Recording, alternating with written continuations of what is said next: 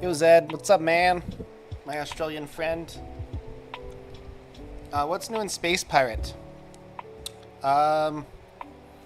Hey, you know what? Maybe I'll update it real quick and you can try it.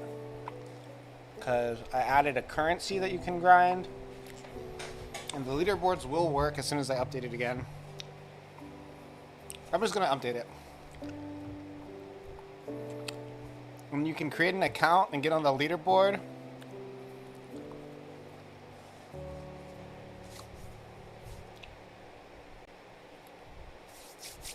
My hands are sticky. I was eating like a cough drop. It's like all over my hands. Okay. So project export. I gotta tell you, like, because we talked a lot about porting and stuff. Putting a game on like multiple platforms on Godot or Unity, it's like a joke compared to RPG Maker. It's so easy.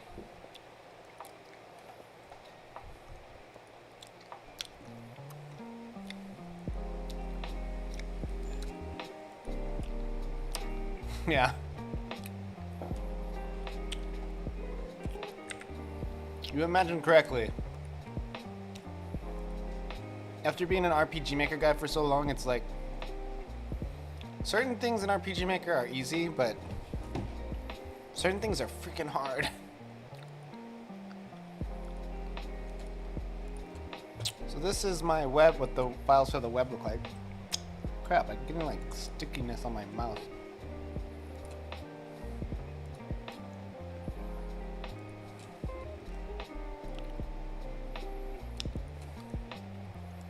I mean, honestly, for that specific aspect of exporting to different platforms,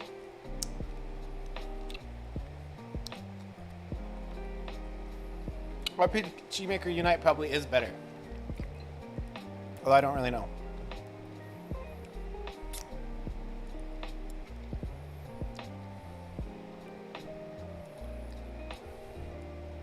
But there's a lot of things that I don't think are better. I'm going to keep using RPG Maker MZ for a long time. Until they make something that's a standalone again.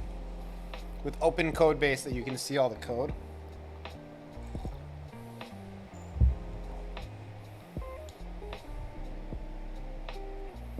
Yeah, from your stream, I didn't have high expectations for it, but watching you stream it for a while, it kind of consolidated a lot of what I expected.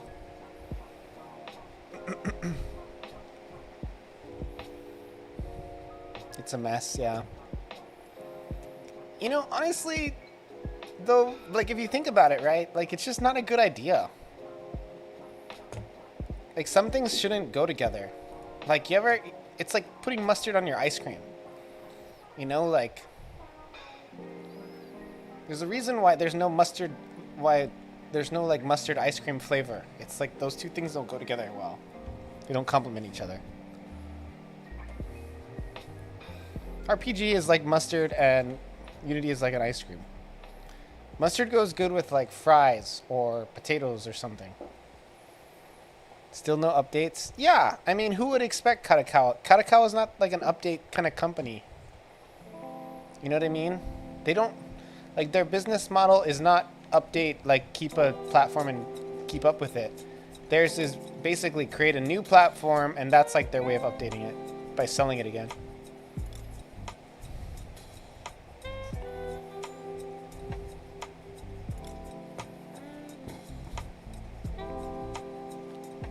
Literally made the base version. Yeah. Check this out. This is pretty cool. Wait, I need this window. Found another window that I'm not using. I just registered Play spacepirate as a URL. So you can go to playspacepirate.com. I did this at work today. And it should bring up, yeah. So it pops up in spacepirate. I'm gonna update this, so go edit game. Now the game is a little funky, but the updating the game, everything works. The cutlass ability is what I'm actually working on right now, and it's a little funky, but it works.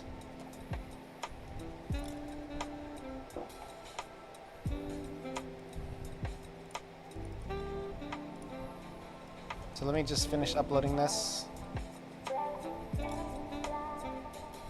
If you got a second, Zed Craze, I would love for you to go see if you can get a score on the leaderboard.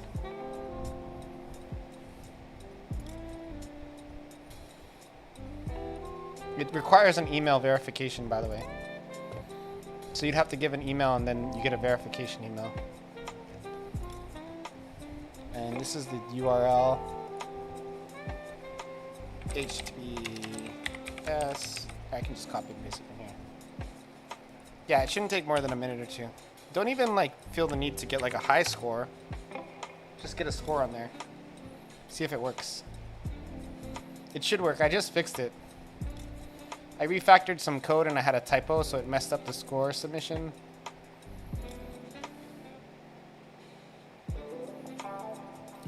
I severely nerfed the cutlass as of right now, just because it's like kind of broken. And I think I'm going to take a break from it and try to add another weapon.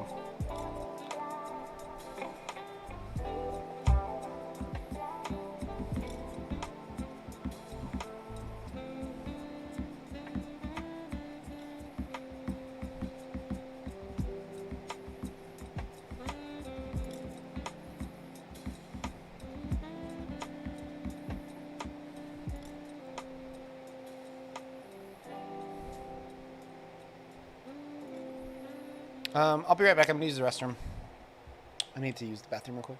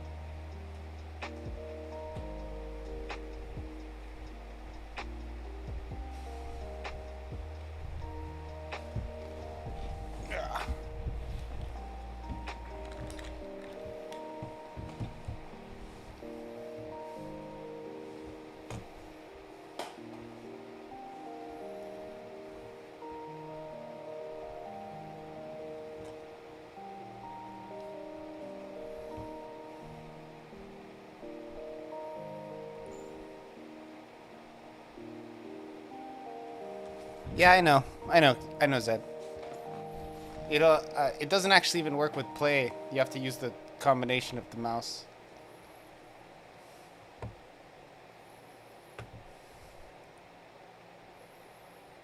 I just didn't get to it, man. It really just works with mouse and touchscreen, but you can play with controller. Like, the controller play is fun, but you have to... There's an upgrade screen that pops up. And for that, you have to use the mouse or touchscreen. But I just have to set that up. I'll get the controller going again eventually. The game is really a mobile game, so that's been somewhat of the focus. But I probably should just... Neck 2. Neck 2, welcome. Shout out. Neck 2. Shout out. Neck 2. I'll follow you, Neck 2. I don't know who you are or what you're doing, but I'll follow you. Passing the Godot torch. Oh, you're a Godot user. Thank you for the raid. If you guys want to try my game, I just set up the forward on this URL. Play spacepirate.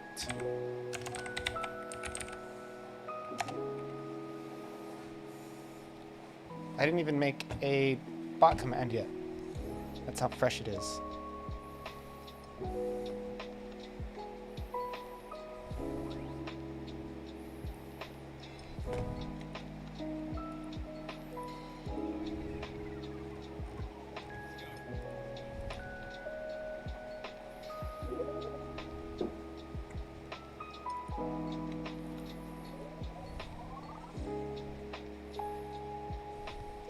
I need to set up a bot for that too.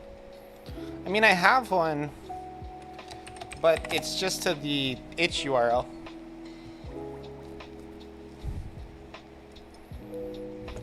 I'll just update it now.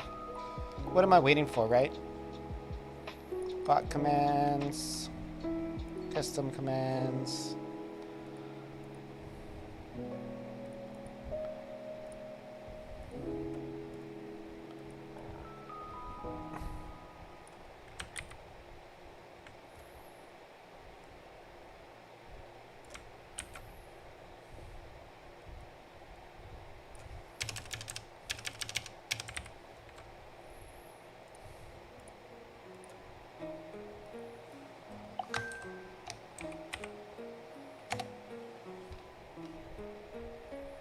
Work. There we go. Updated.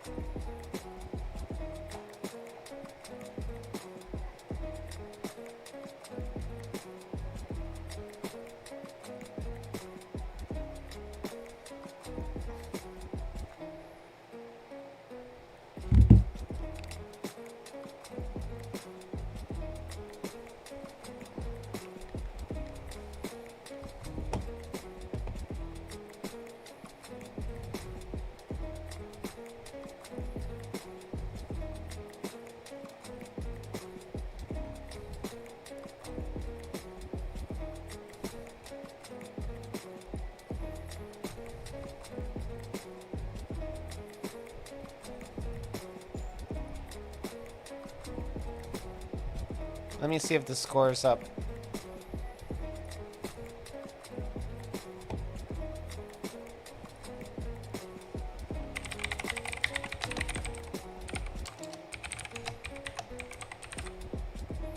I'm not really sure if it works. I just fixed it, so who knows.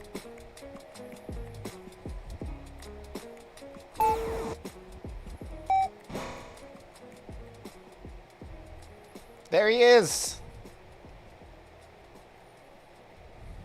Oh.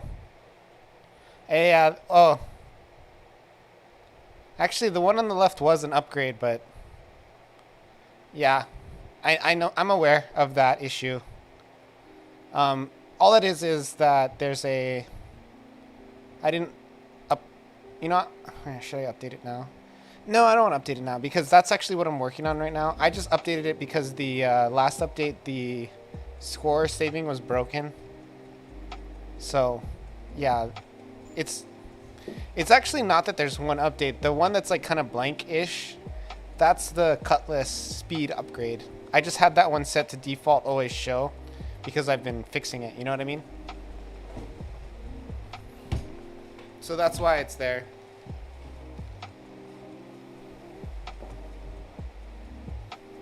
But the storing saves, if you look too on the back end here, which this is cool to look at because this stuff, like this platform would actually integrate pretty well with RPG Maker, in some ways better than Godot.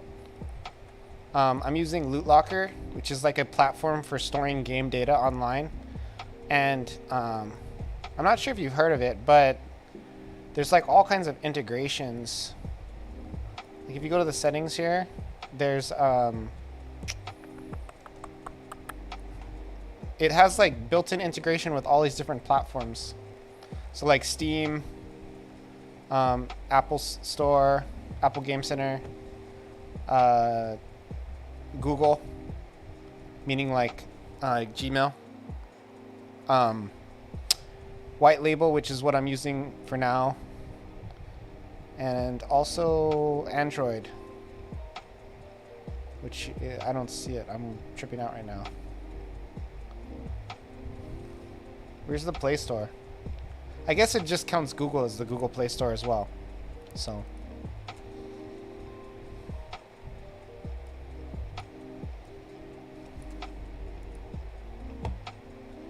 But actually, I don't know if you're going to do achievements for your game, or if you already figured it out. But I would say Loot Locker is a totally viable solution for game achievements on Steam, especially. I thought about maybe making a plugin for Loot Locker. It's still a consideration even now, but started to work on it yet? Yeah. So like, the way I did achievements before, it's kind of a hack.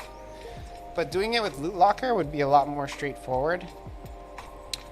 For Steam specifically. And then what's cool about it is, for me, because I have, like, I'm gonna change my stuff so that my Neck 2 gotta run. See you later. I'm gonna make it so that I can do the Android achievements. Oh, thank you for the follow, Neck 2. Really appreciate you, man. Gonna do the Android achievements as well. And also I can do like leaderboards and stuff for my RPG Maker game if I wanted.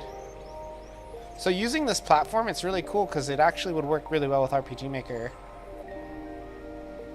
Any plan for iOS release? Yes. I'm probably gonna start messing around with iOS this weekend. I got my Mac ready. Just have to download the project on. I got my Mac and my iPad ready to go.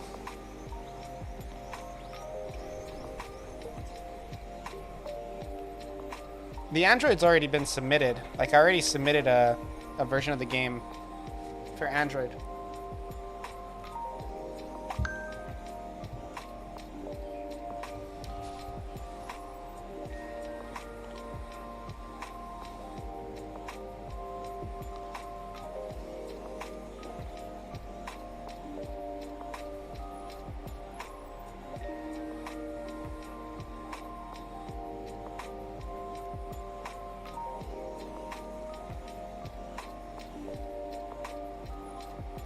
Sorry, it's my boss.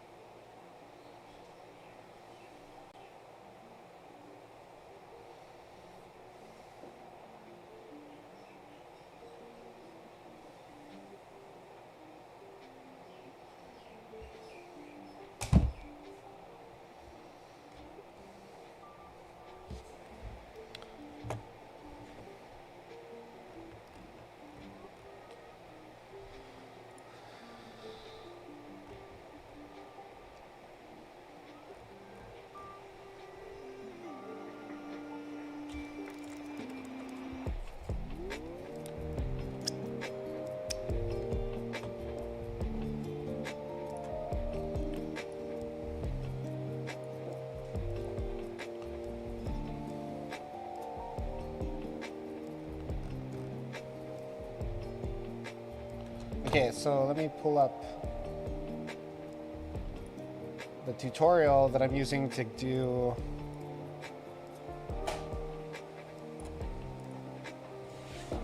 so let me know in chat what you guys think. Anybody, I can either do enemies or a new weapon.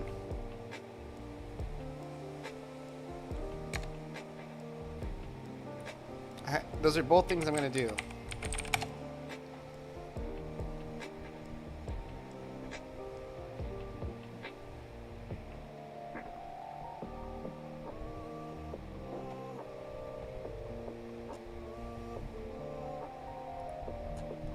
Something I can do for the upgrade manager for now is I can just take out the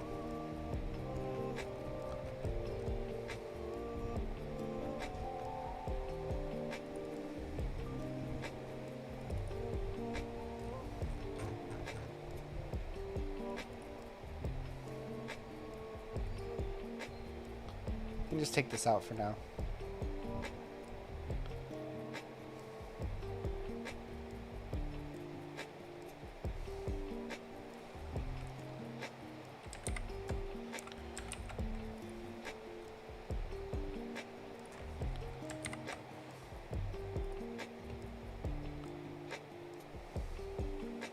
And this will make it so it doesn't have that dumb bug.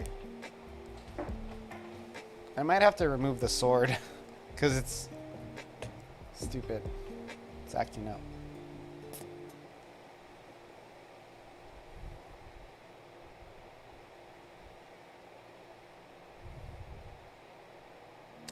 I could pretty easily just make it so that the sword has a slower spawn rate, and that upgrading it just makes it so there's more of them. The thing about it is it doesn't go on a timer, so it would just go whenever something's close, so it'll like all fire at the same time, so it's kind of funky.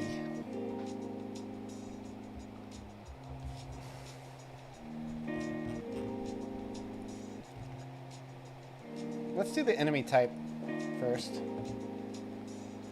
Showing the process of me creating.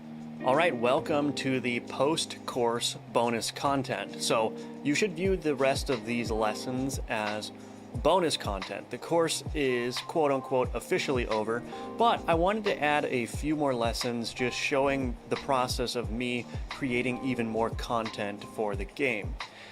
Since these are bonus lessons, I'm going to be going a little bit faster and perhaps not explaining things in as much detail as I was during the duration of the normal course. But I'm hoping that by talking through what I'm doing and showing you my process, I can give you some ideas or guidance on how to go about adding new content. So please feel free to either copy what I'm doing or just use this as inspiration to build your own features on the game. So with all of those disclaimers out of the way, the first thing that I want to do is introduce a flying enemy that flies really fast but has a really slow turn acceleration. So the idea is that it will fly at the player faster than the player can move, but will not turn so quickly, so the player will be able to easily move out of the way and not take damage. So I've dragged over this tile 0120, which is a bat from the Kenny Tiny Dungeon pack, and I'll just rename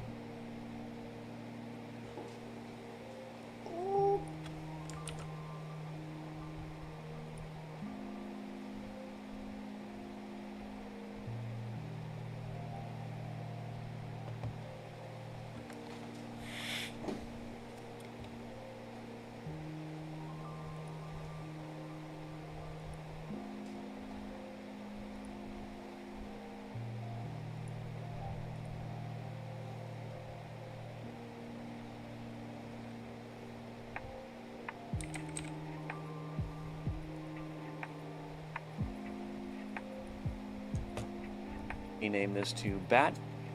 And again, I'm going to go a little bit faster this time. I'm going to create a new folder in game object, and I'm going to call it bat enemy.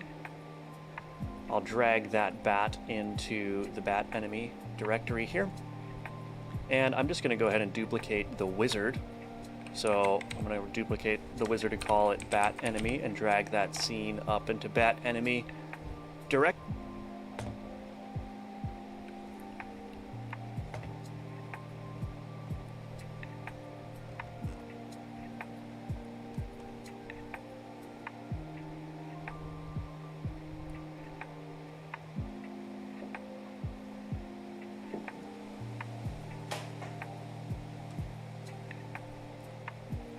Here, and I'm just going to go ahead and duplicate the wizard.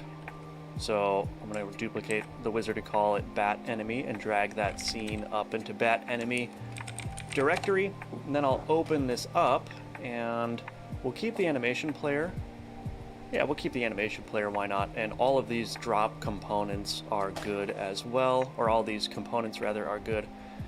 Drop percent is very high for the bat. So I'm going to turn this down to maybe 0.4. That sounds good to me. And I'm going to rename the root node to bat enemy. Health, we'll turn down the health to something like 20. Actually, I'm thinking about this. I think maybe the bat should have a health of 30, so it's like a tanky bat that is going to be annoying to kill. And I'm actually going to turn down the health of my wizard to 20. Okay. So back to the bat enemy. Let's go ahead and right off the bat, we'll change the sprite here, and we've got a hurtbox component. What does that look like? That's actually good. Now, since I've duplicated this, I believe this is using the same resource under the hood. I could be wrong, but I'm just going to make that collision shape unique and this collision shape unique as well, just in case. All right, my velocity component, I'm going to put the max speed up to 90, but the acceleration up to 0.75.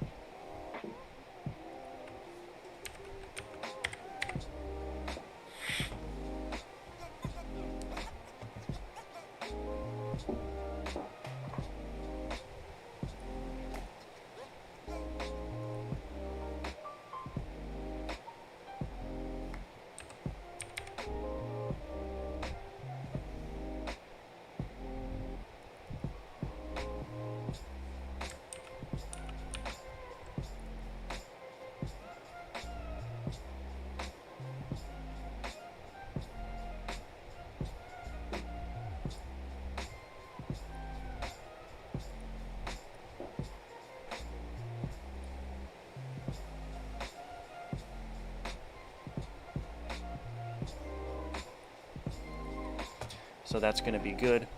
And then I think all the rest of these are actually fine. Yeah, I think just duplicating the scene works well. Alright, so the only thing left to do then is to change this animation here. So it's called the walk animation, which is fine. The name doesn't really matter. And we don't want that to happen. We do want a rotation. I don't think I want a scale though. So I'm going to get rid of the scale and I'm going to delete that from, oh, there is no reset track for the scale. Okay. We don't need this set is moving. And I also need to open up this script because it's still referencing the wizard script, I believe. So I'm going to copy the script content, remove the script from the enemy, from the bat enemy, and then add a new script and paste everything in here. I don't need this is moving, so I'll get rid of all that. Everything else, though, is fine, I think. Yeah, we don't need any of this. Well, we do need to do... Yeah, we do need the velocity component accelerate to player, so I'm going to keep that. And... yeah, I think that's fine. The name doesn't really matter. And we don't want that to happen. We do want a rotation. I don't think I want a scale though. So I'm going to get rid of the scale and I'm going to delete that from, oh, there is no reset track for the scale. Okay. We don't need this set is moving. And I also need to open up this script because it's still referencing the wizard script, I believe. So I'm going to copy the script content, remove the script from the enemy, from the bat enemy, and then add a new script and paste everything in here. I don't need the node to bat enemy. Health, we'll turn down the health to something like 20. Actually, I'm thinking about this. I think maybe the bat should have a health of 30, so it's like a tanky bat that is going to be annoying to kill. And I'm actually going to turn down the health of my wizard to 20. Okay, so back to the bat enemy. Let's go ahead and right off the bat, we'll change the sprite here. And we've got a hurtbox component. What does that look like? That's actually good. Now, since I've duplicated this, I believe this is using the same resource under the hood. I could be wrong, but I'm just going to make that collision shape unique and this collision shape unique as well, just in case. All right, my velocity component, I'm going to put the max speed up to 90, but the acceleration up to 0.75. So that's going to be good. And then collision shape unique and this collision shape.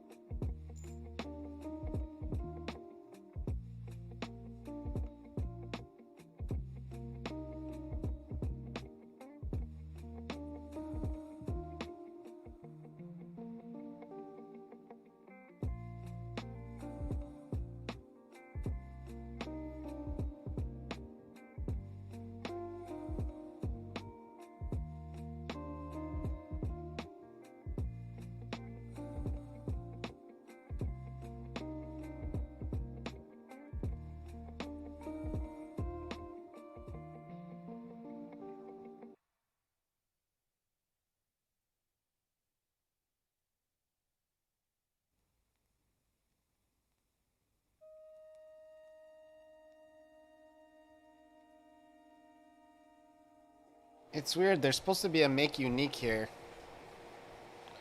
Hope that doesn't come and bite me in the butt later.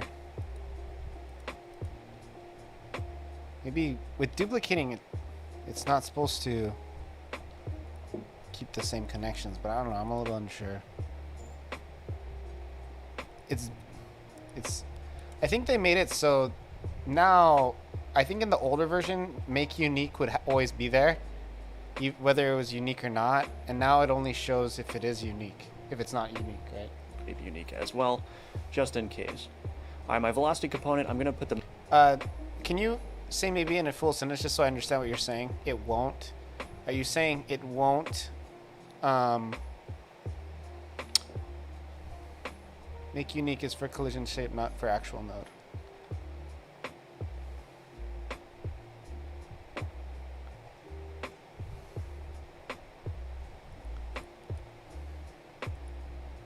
So by saying that, you're saying that if, because I duplicated this whole enemy from a previous enemy.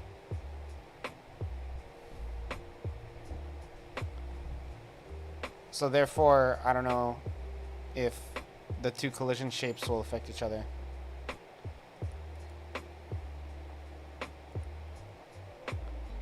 Where's the inspector?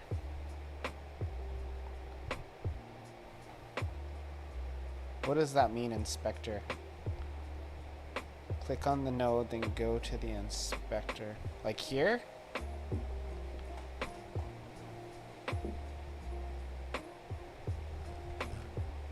The bottom?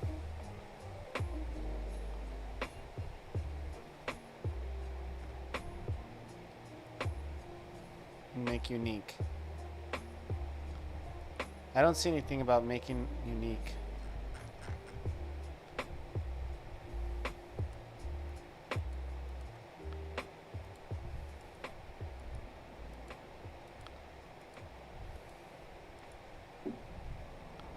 Right click the shape. Oh, this is where it is. Okay.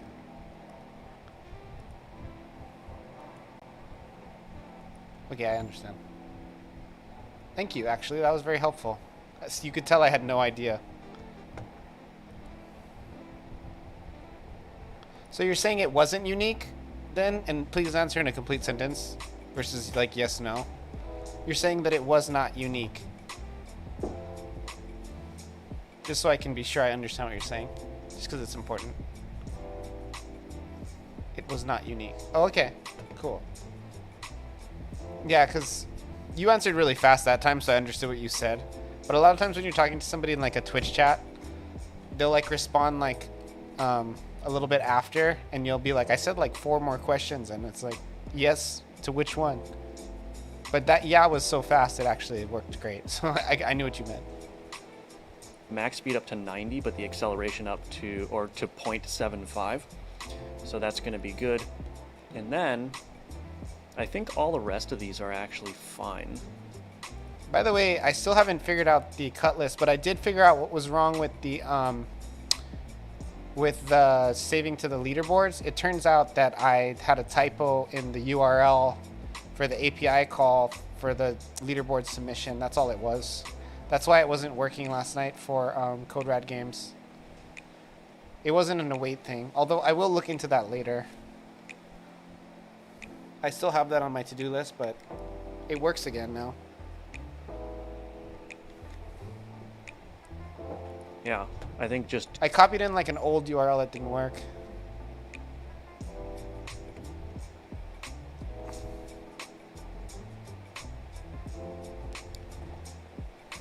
Yeah, I'm not going to change the collision shape at all. I'm going to leave it, even though these wing things come outside of it.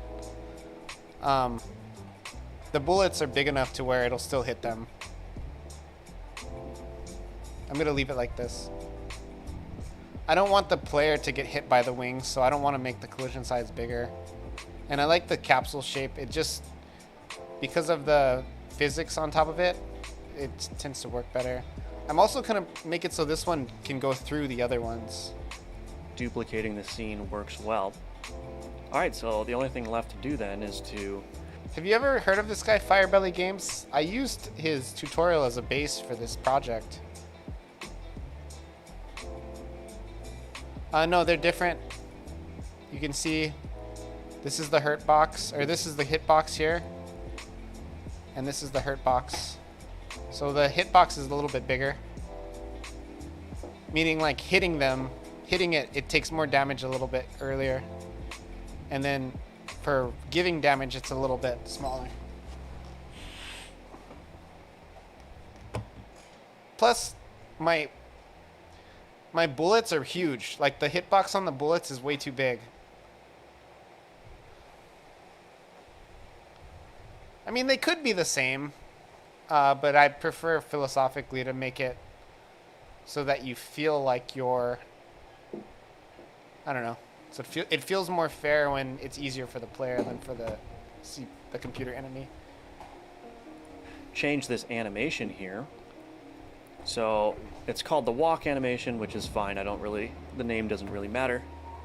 And we don't want that to happen. We do want a rotation. I'm not going to use his animation. Scale though, so I'm going to skip this. Open up this script content, remove the script from the enemy, from the bat enemy, and then add a new script and paste everything in here. Oh yes. I don't need this is moving, so I'll get rid of all. I added a bow. Wow, you're really going hard. So we're gonna disconnect this. We're gonna create a new one.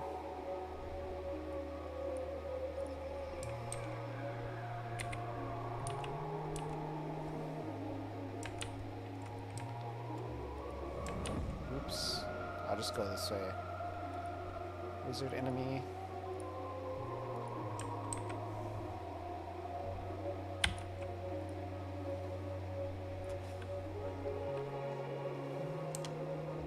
Oh, mine's a little different than the tutorial because mine chases you. It turns towards you.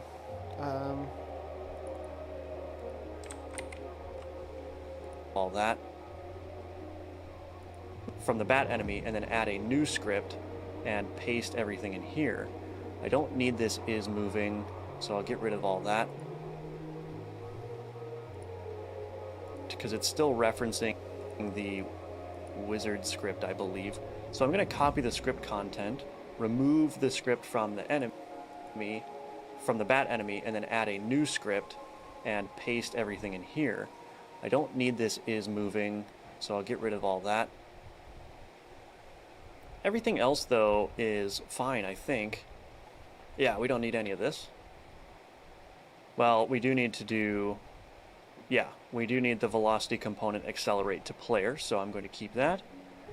And... yeah, I think that's fine.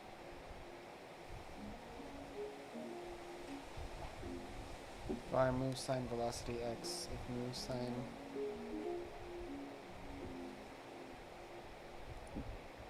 Yep. So with all of that out of the way, now back to the walk animation. So it's rotating back and forth. I don't want that to happen.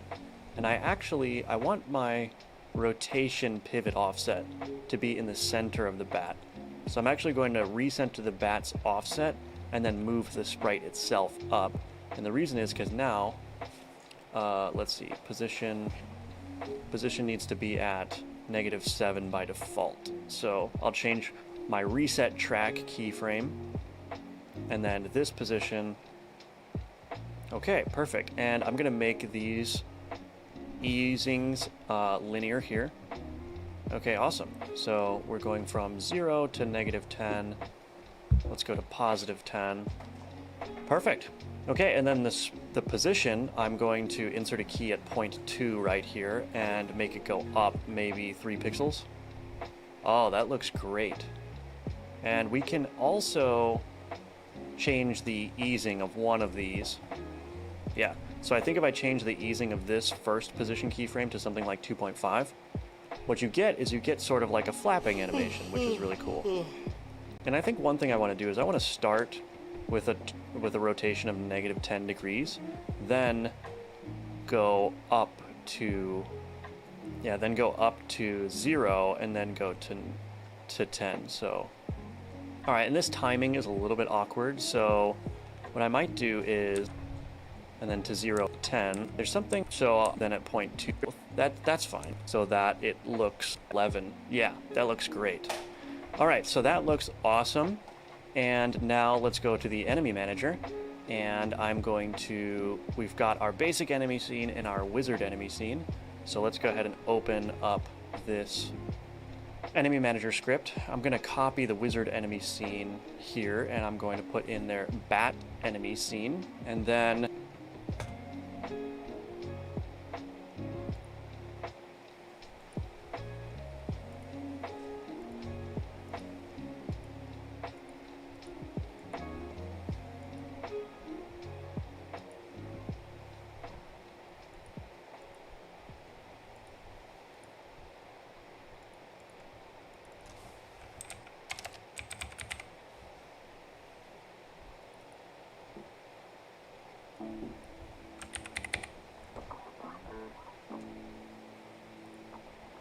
so let's go ahead and open up this enemy manager script. I'm going to copy the wizard enemy scene here, and I'm going to put in their bat enemy scene, and then I'm just going to go ahead and add that to our table here. So enemy table dot add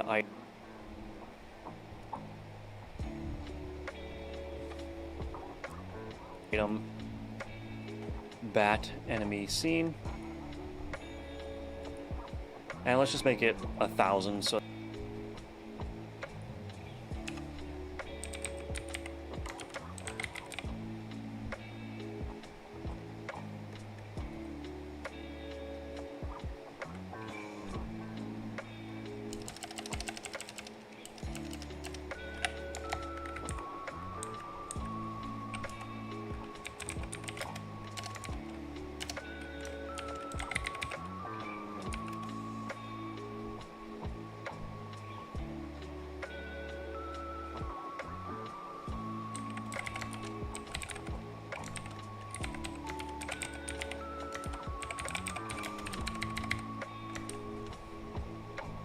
So that basically that's the only one that's chosen, and I need to set that export variable by dragging over the bat enemy scene.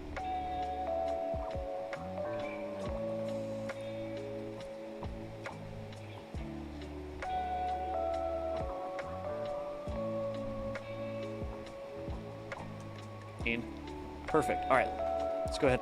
Let's see if it works.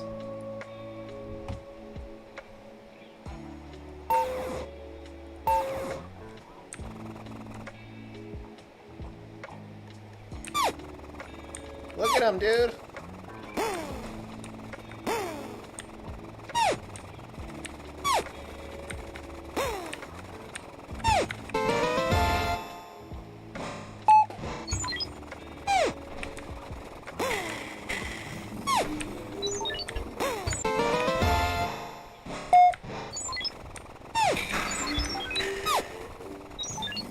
Look at them. They're freaky.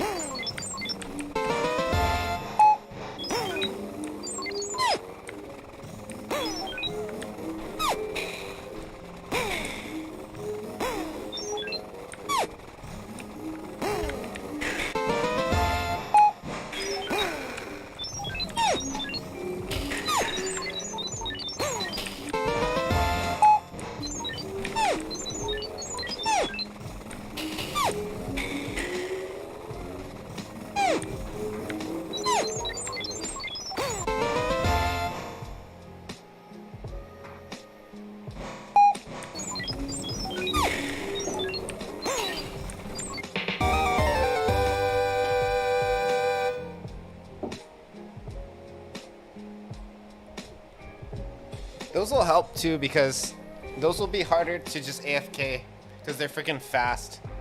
So they'll just fly right at you, you know, once you get past a certain point. Because I just want it to be where you can't AFK. Like, I'm okay if... I don't want people to AFK overnight. And these things have a ton of health. They have like double anything else and then some. And they fly like 3 times as fast as everything else. They have a very slow turnaround to compensate, which I think works good.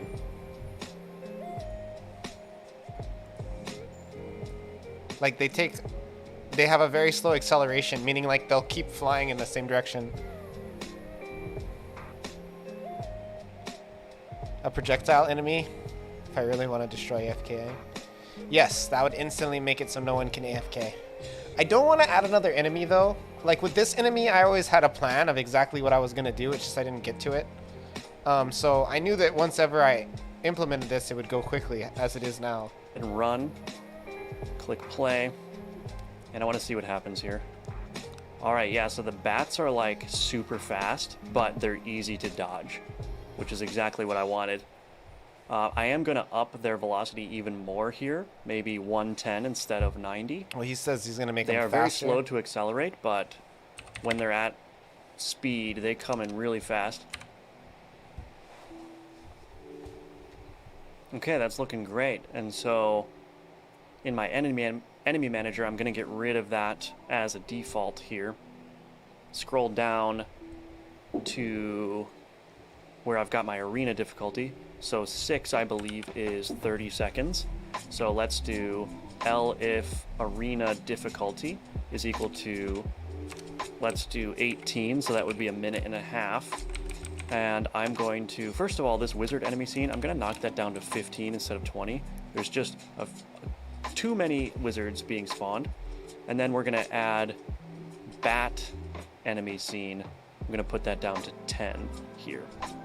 All right, so let's give that a shot here, and I have to make it to a minute. Knock that down to 15 instead of 20. There's just too many wizards being spawned.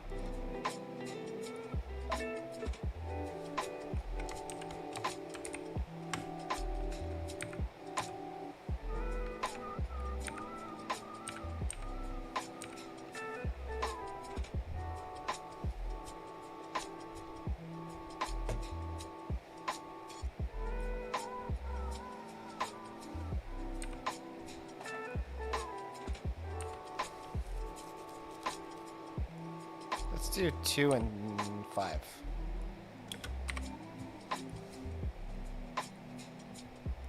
And then we're going to add bat enemy scene. I'm going to put that down to 10 here.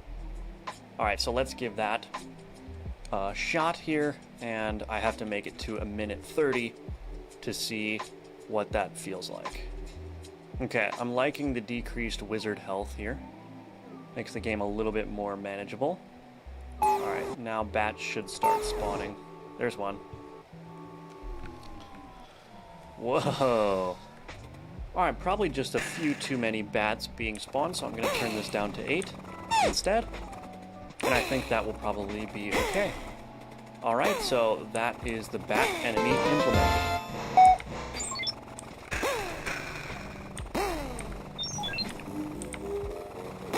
Let's create another ability for the player, and what I want...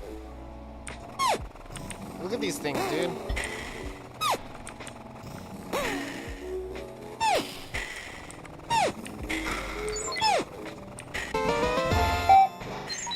There's too many of them, though. And they come up really fast. I don't want them to pop out that fast.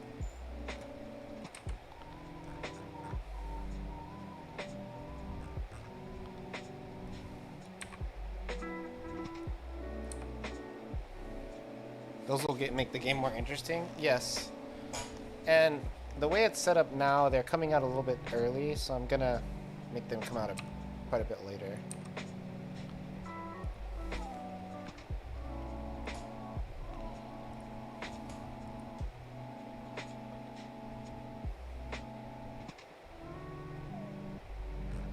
What did I do?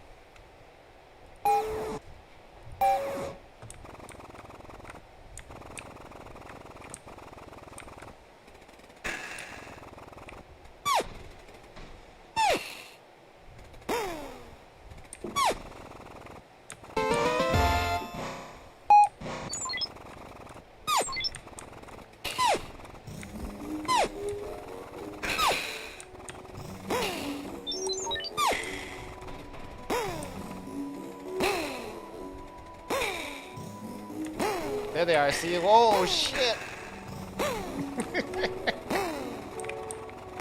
Oh yeah, this is way more fun.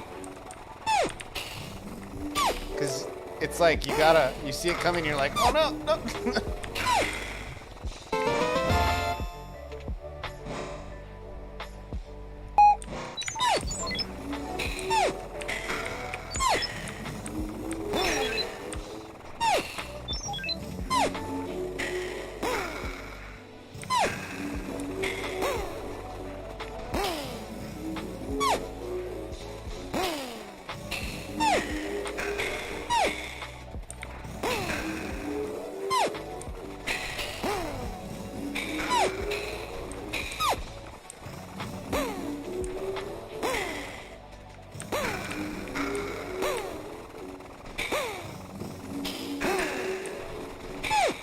Bro, this is so much better.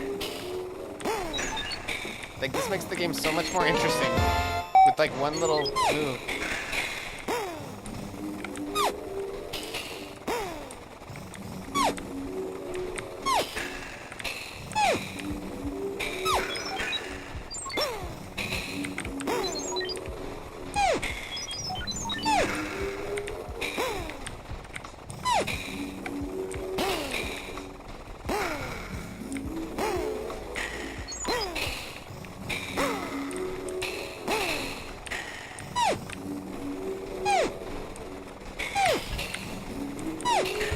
Bro, this is so much harder.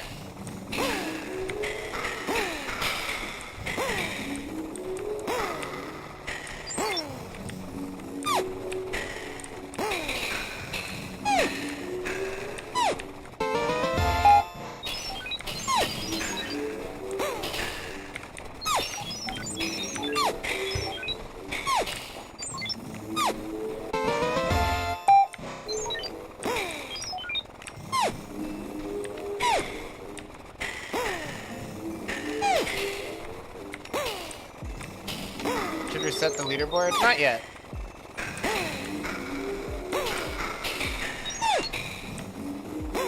If I did reset anything, I would just reset Goth and Blue Opal scores.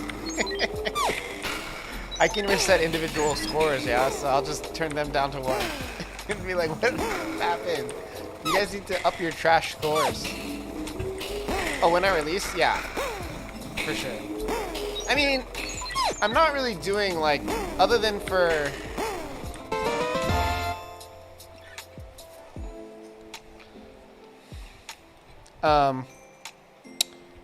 I'm not really gonna probably have a very, like, eventful release for both iOS and Android.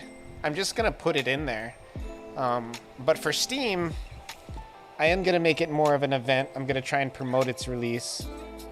But the way it's gonna work is it's gonna have been out on both mobile and browser for like a long time before it hits Steam. Hey, Corpse Jack. So, I mean, because of that, it'll be like, you know, yeah, I'm probably going to try to do the August Next Fest. And I'm also going to be doing some conventions. So, Steam, the thing about Steam that I've learned is it has to be like a big launch for Steam.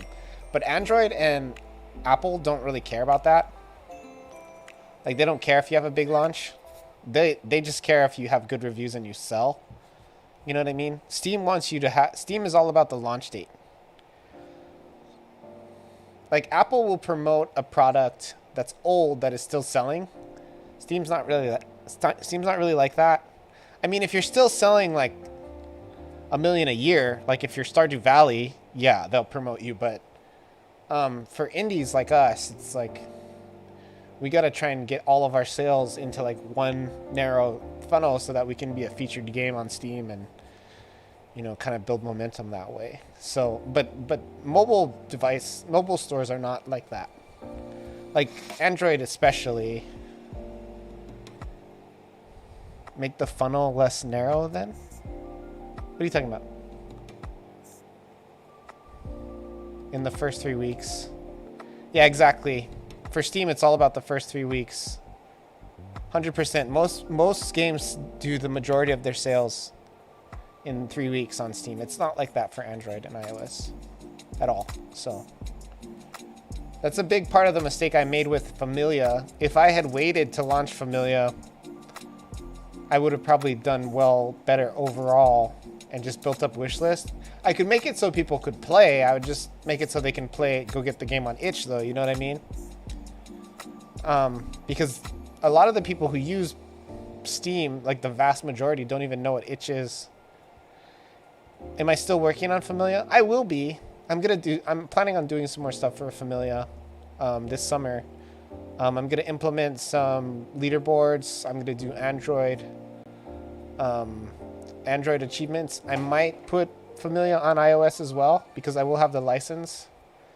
So I might do that. So I'll have this game and Familia on iOS. I'm also gonna do. I might do cloud saves for Familia as well. I don't know. Another thing I'm gonna do for Familia for sure. Oh, you like my shirt? Yeah, I teach in the morning, so I have like Aloha shirts for work. But the one thing I'm gonna do probably for most shores, I'm gonna redo some of the AI art I made and put into Familia. I'm gonna just kind of paint over it. Like I'm gonna use the outlines and stuff and the structure and just kind of paint onto it with similar colors from my other palette and stuff.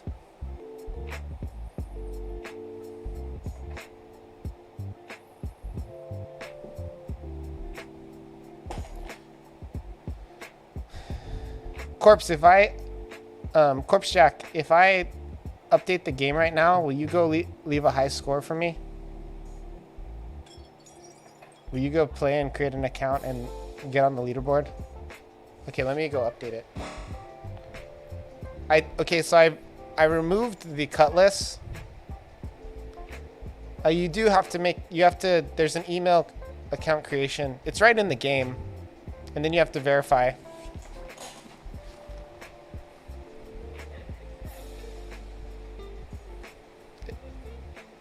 Here, I'll do it. I'll upload it so you can play it with the new weapons.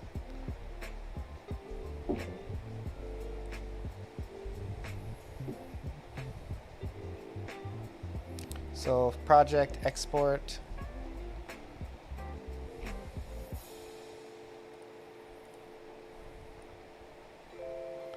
Delete this.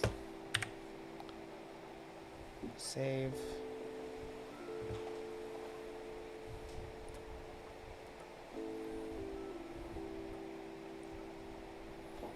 Send to.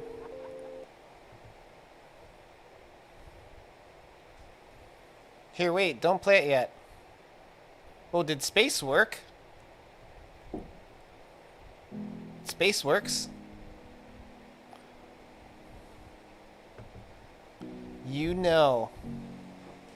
How do you like that? I also made a new URL, playspacepirate.com. It just leads to itch, but it's pretty cool. Like you have your own site. Yeah, so it looks a little bit more legit. But it's not. It's just a forward. I bought it today for like 12 bucks. It's the first thing I bought for Space Pirate. The first thing I've spent money on marketing wise. You know it's really serious now. I've spent 12 bucks. Does the link work for me? Yeah, it doesn't work for you? It might not work, because I just bought it, so it takes a while for it to propagate. I don't know if you know much about how websites work.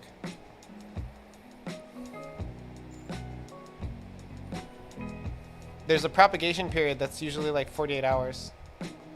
The itch one? So it doesn't work for you? What did it say? Did it give you like a...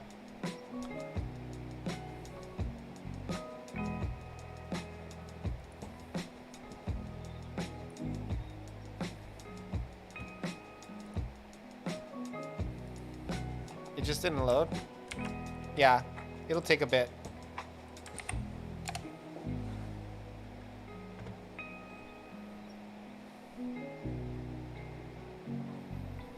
You're gonna be the first person on Earth to play with it with the new enemy.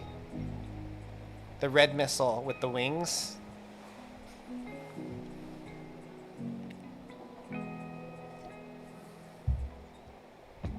You're scared? You should be. You should be terrified. No, you're not going to be the first person on the leaderboard. That's not true. That's not accurate. There already are like 12 people on there. So because I just updated the enemies. I didn't erase the leaderboard, man. I'm not going to erase the leaderboard until I like do a bigger release. I might just erase a few of the top scores though. Just to troll.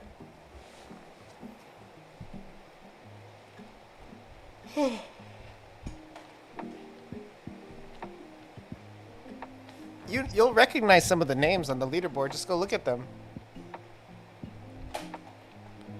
Why do I need you to play it? I need you to test it.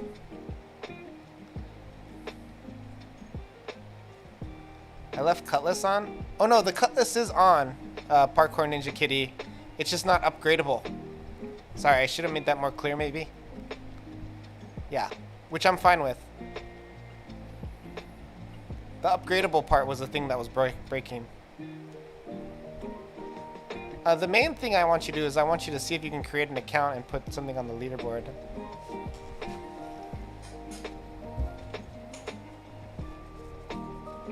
Parkour Ninja Kitty, is the game that you're making going to work in web? I have to say, having it on web is pretty awesome for a streamer. Because it's like you can get people just to go play without too much hassle, you know? Initially, I had experimented with doing some stuff like particles that don't work on web, and I've since then just decided not to use them. Make it pure web, pure web compatible. Eventually, I can bake it in so that the desktop version kind of works, has like cooler graphic stuff.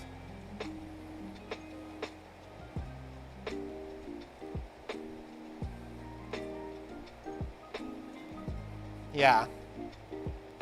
I mean, for like an RPG, like the API call stuff I'm doing, like they work pretty good. But when we're talking like an RPG, like I don't know if the API calls would cut it, you know what I mean? For saves, like for Familia, for my RPG, I'm gonna use API calls, but it's just gonna be for like high scores and stuff like that, you know? It's not gonna be like,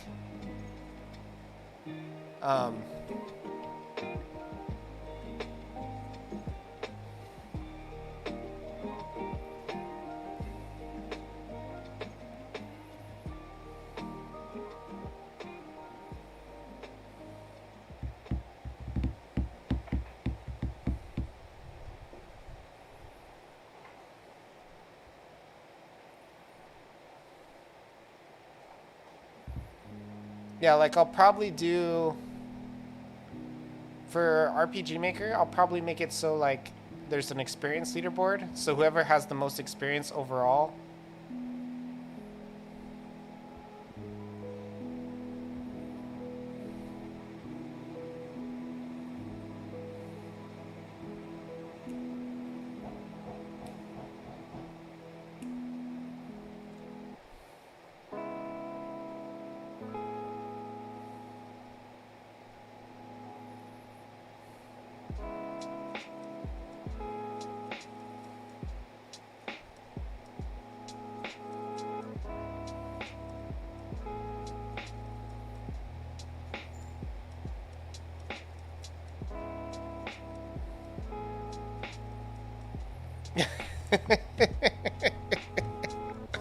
I'm on board with your idea. Plan to remove the top 2 scores.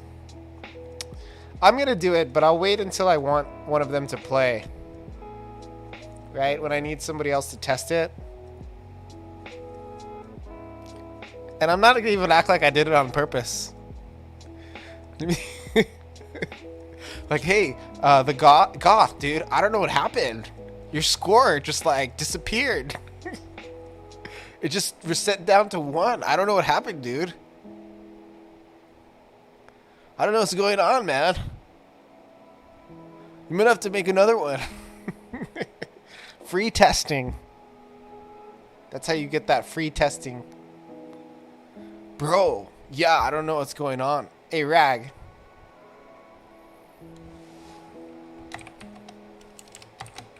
What's up, Ragnarok? Here, let me give you a shout out.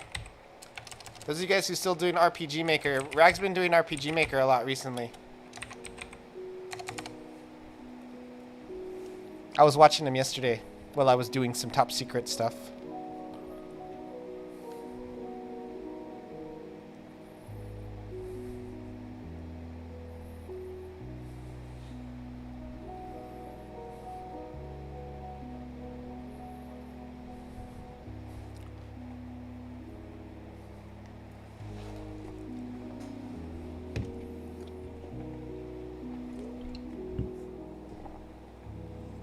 Rag, I registered the spacepirate.com domain.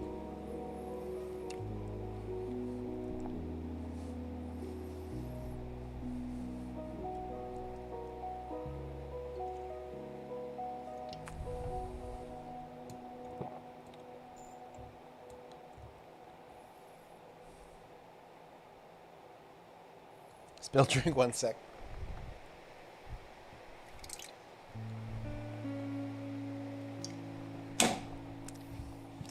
Guaranteed Rag is getting himself inebriated. That's why he's spilling his drinks all over the place. He's dealing with the challenges of being millennial in 2023. You're just trapped, and there's nothing you can do, and everybody says it's because you're lazy, when it's not. Life just sucks.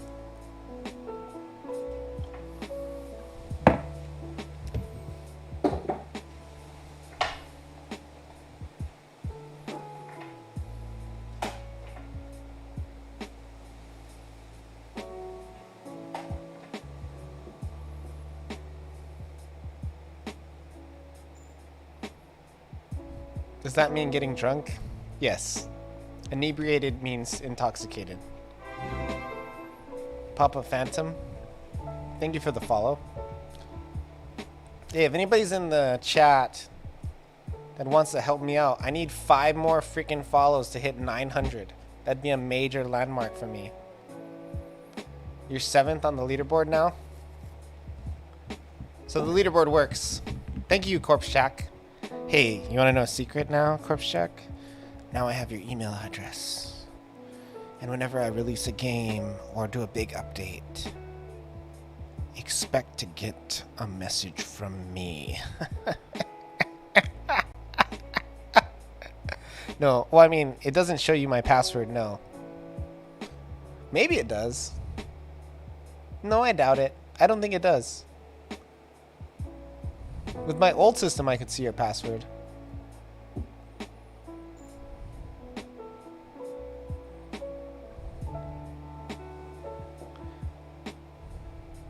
It's interesting. Loot Locker doesn't allow me to see passwords. I can just...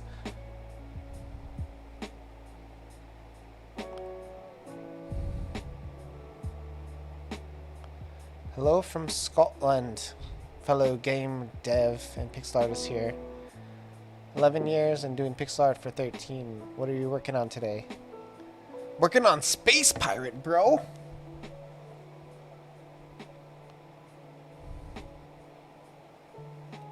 I could definitely intercept your password too if I wanted to, but I don't really want to.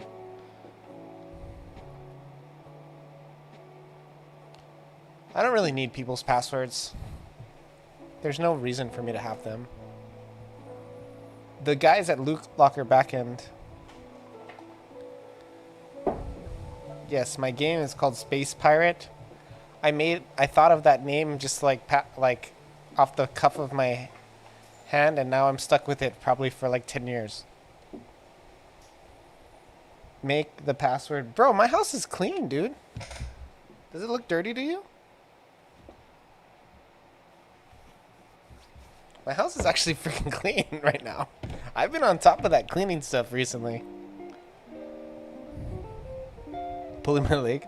Usually you'd be accurate, but this last like month or so, I've been really on top of cleaning. I take breaks when I'm streaming and I get mad. I'll go like either do pull-ups and push-ups or I'll go clean my house to take a break, you know? I bought a Swiffer, a reusable one, not the one where you have to buy those like $50 per use disposable cloths. I don't know, it's not $50, but they're like ridiculous. But I got the reusable one and I Swift twice a week. Is that hat off a rack, sir? The hat off a rack. There is a hat back there somewhere.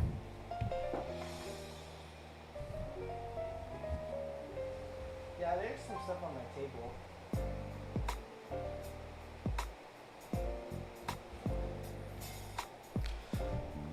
I'm not really like so clean like not keeping clutter around, but I'm clean like there's no dirt. Like I'm very anti-dirt and dust. I've been very on top of keeping those guys away. Absolutely filthy. I live by myself too. If I had somebody living with me, I would be cleaner. Like when I live with other people, like the girlfriend or roommate or whatever, I'm much cleaner because I don't want them to think they can be dirty, you know? But if it's me by myself, I just clean up when somebody's gonna come over. Wish you could live alone? You can, and you will eventually. I pretty much had roommates up until I was like maybe 35, 36. I'm 40 now, so you'll get there. You're like 30 something, right? Rag? Like early 30s? 33, yeah. 40, yeah, I'm a freaking fossil, dude. 40 years old. I just turned 40 this week, like a week ago. Old man. How long have I been doing game dev? Oh, 4 or 5 years now. But I was a web developer before I started doing game dev, so I had a little bit of a head start. I don't, LOL, don't know how I would do it without my wife now. Yeah. I had a girlfriend and she was like messier than me, and I would like always find myself cleaning up after her. Which I think actually happens more than a lot of people think. Like I think a lot of men actually clean these days, especially with women starting to make more money and stuff.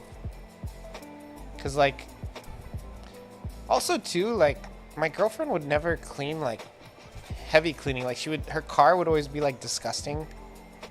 So I would like clean it for her. If we were gonna go on a drive, like sometimes we do like road trips and stuff, I'd be like, okay, well I'm cleaning your car first. Yeah, in this age we gotta be single. Well, it is true, I think, if you're talking about like the necessity of like marriage and a partner, it's decreased substantially these days. Like it's not as much of a necessity as it used to be. For both parties, for men and women. You can get just about all the advantages of a marriage without being in one. It's not good for the kids though. Hey yo, daytime programmers rep. Still do the grind, haven't had a successful project yet, but hoping that will change with my current project. Very cool. You know, you gotta just ship it, bro. Any ship is a successful 9.5 out of 10. Corp Shack, are you talking about Space Pirate?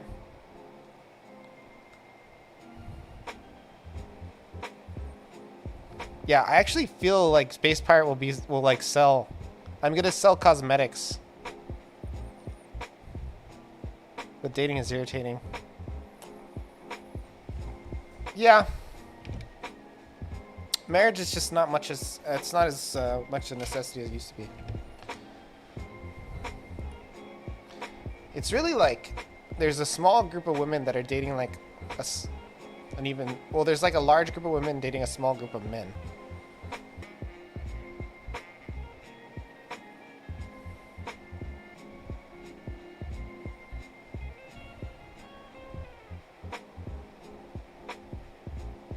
Dude, 2 ships, 7 games. None of it got more than a handful of hits on itch. The first one doing. This is the first one that I'm doing art, music, and programming for. Yeah.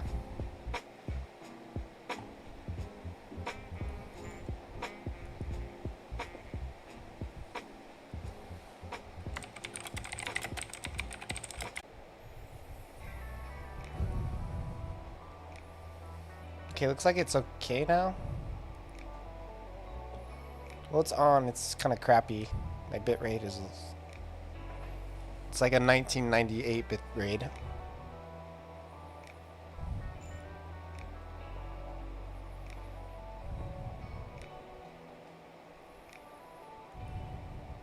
Yeah, it works. It's slow, though. So it's probably low resolution.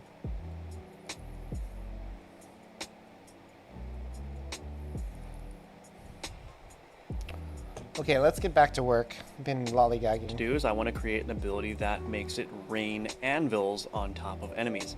I think that that's going to be really fun, so we're going to use this anvil sprite to do that. So I'm going to go ahead and go into my tiles and find that anvil. So I'm not going to use an anvil. I'm going to use this thing.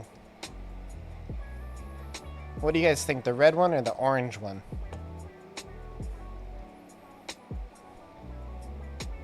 This is going to be like a bomb you drop on the enemy. Orange? Like, I don't... Looks like orange is coming in strong.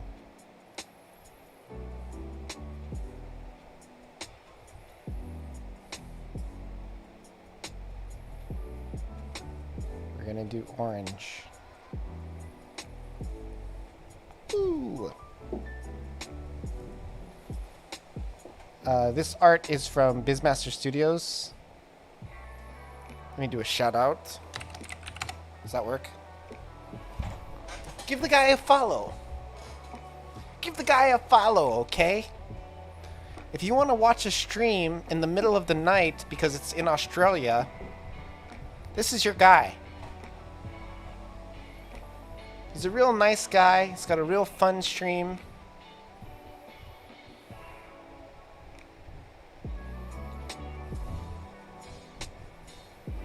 Going into lurker mode a bit if you don't mind, working on my own stuff.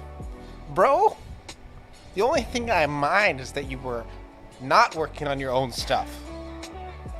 That's what I mind.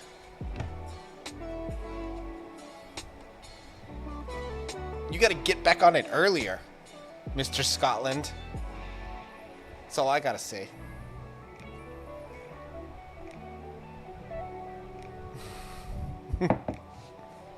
But thank you for lurking, I appreciate that. And it looks like that's tile 0074.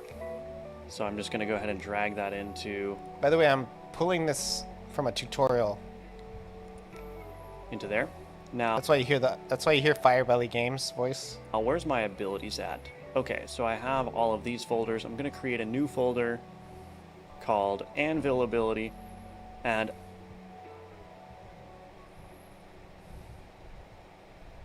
I'm just going to save it in the top directory. And I'll move it later.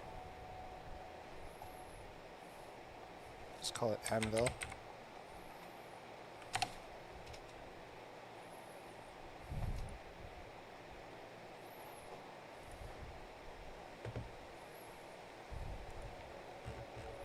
Hey, look at the anvil. Again, just to reiterate, I am going to be going quickly through these sort of post-course lessons.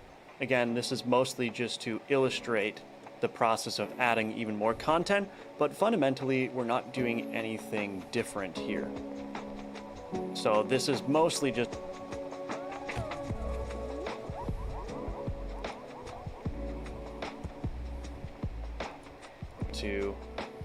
into there. Now, where's my abilities at? Okay, so I have all of these folders. I'm going to create a new folder called Anvil Ability. And again, just to reiterate, I am going to be going quickly through these sort of post-course lessons. Again, this is mostly just to illustrate the process of adding even more content, but fundamentally, we're not doing anything different here. So this is mostly just extra reinforcement. All right, so I'm going to create a new scene within that folder after moving my image. I'm going to call this Anvil Ability. Oh, nope, I want to create a new scene. Anvil Ability. Okay, that'll work fine. We're probably going to use a tween for this. Let's go ahead and add a sprite. Basically, they're going to rain down out of the sky. Yeah, perfect. I'm going to do an offset, though, like so. Yeah, that's fine. Okay. And we're going to need a hitbox component.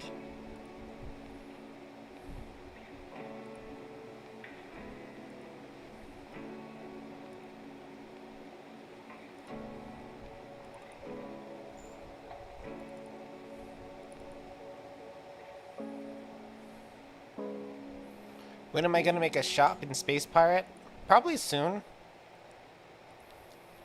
You know, as soon as I can.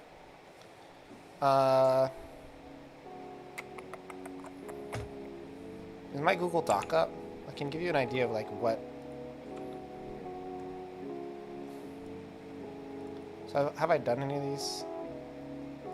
It's a bunch of crap I gotta do.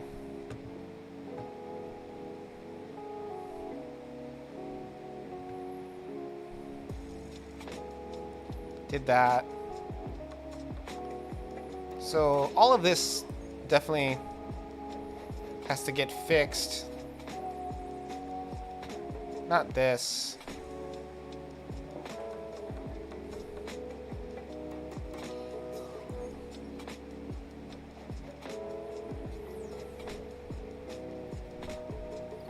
So all of this will have to get done first.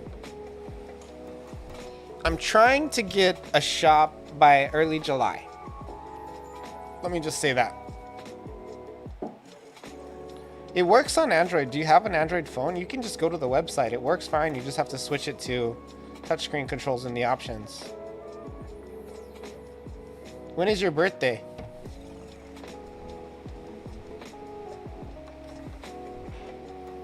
Oh no, I'm not gonna wait that long.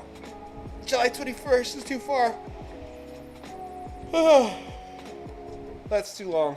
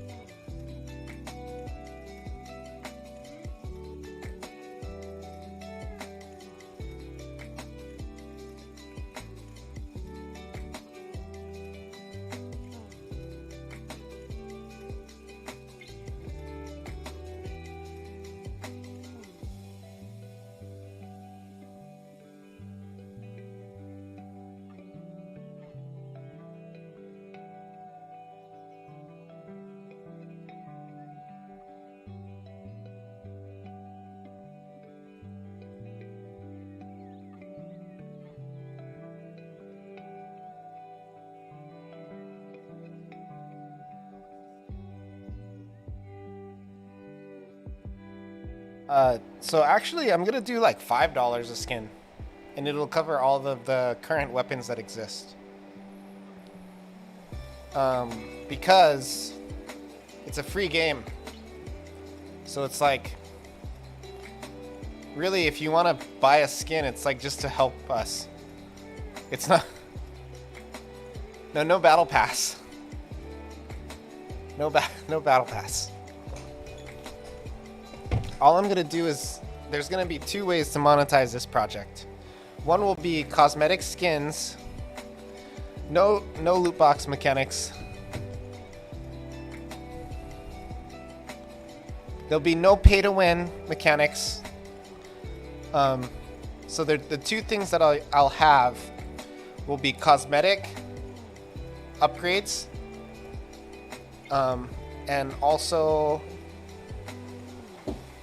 I will create like more gameplay modes, and those will cost like additional money to access. What upgrades will be? No gacha mechanics, no. No random gambling mechanics. There'll be no randomization. No like pay more to get a drop. I'm not gonna have any of that shit. It'll be, you can buy weapon upgrades, but I wouldn't call them upgrades. I would call them modifications. And none of the so basically every month I'm gonna release a new weapon and a new skin, right? The skin will cost $5, and the weapon will be based on, you'll have to grind the in-game currency to get it. So they're not gonna be upgrades, they'll be modifications, because there's not gonna be any power creep. Like the new weapons will just offer additional variety. They're not going to be like necessarily designed to be stronger than the previous weapons. So if you buy like say for example, I end up making this anvil like the weapon of the month that you grind for. It doesn't necessarily make you stronger so that you can get a high score. It just changes the different varieties of ways you can play the game.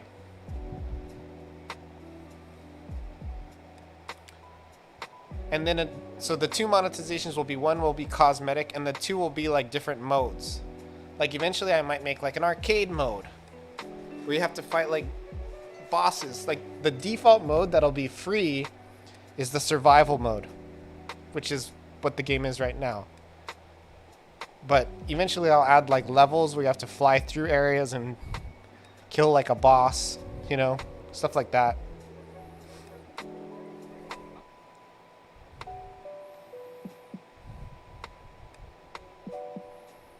And then that will cost money.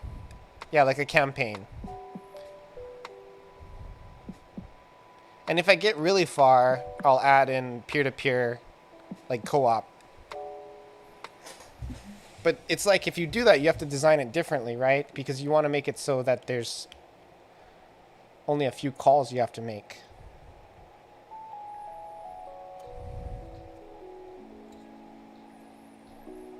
So yeah, maybe I'll have like a campaign that costs, you know, like $10. And then I'll have like a peer-to-peer mode that will like work with the campaign but also cost $10. But also has like maybe like an arena mode, you know, like a 1v1 mode. I can do any of that stuff. Because the way I would do peer-to-peer, I'd do it totally different than the way I do saving game data. I would just make them have a host, like a host type of setup where one person hosts the game and the other person joins the game type of thing, which is not too crazy, you know? I mean, it's crazy, but it's not too crazy.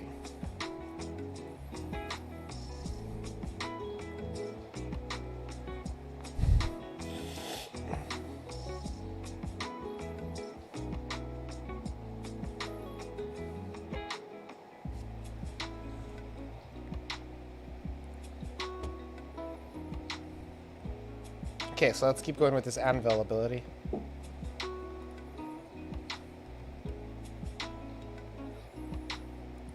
Like so. I'll add a child node of collision shape 2D, and this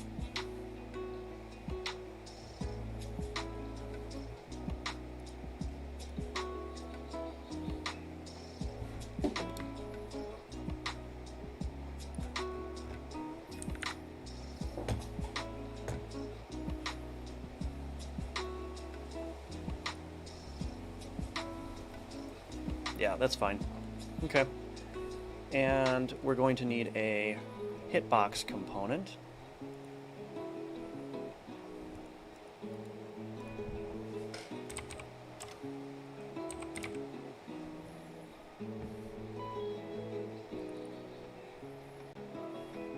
Like so. I'll add a child node of collision shape 2D, and this is going to need to be a circle shape, like so, and centered around, I guess, the bottom here. And I'm going to make this circle shape probably maybe 24, so that it does damage in quite a large radius. All right then.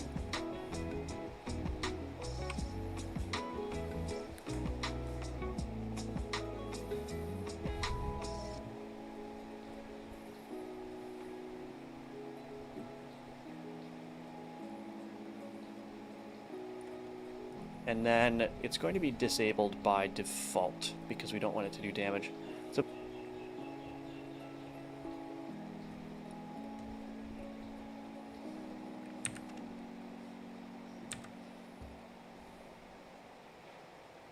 basically what's going to happen is this is going to be disabled by default because we don't want it to do damage. So basically what's going to happen is the sprite is going to start up here and slam down like so. And actually, maybe I'll just do this with an animation player. It'll be easier. So I'm going to add an animation player.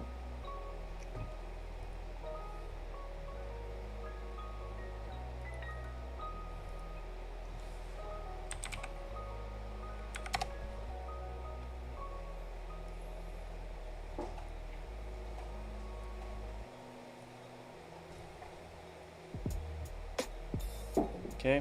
And I'm going to create new default. We're going to select autoplay. Whoops. And then I'm going to do the golden 0.4 seconds.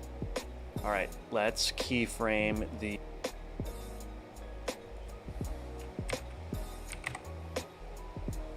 sprite position like so. And then we're going to set the initial position up something like maybe 96.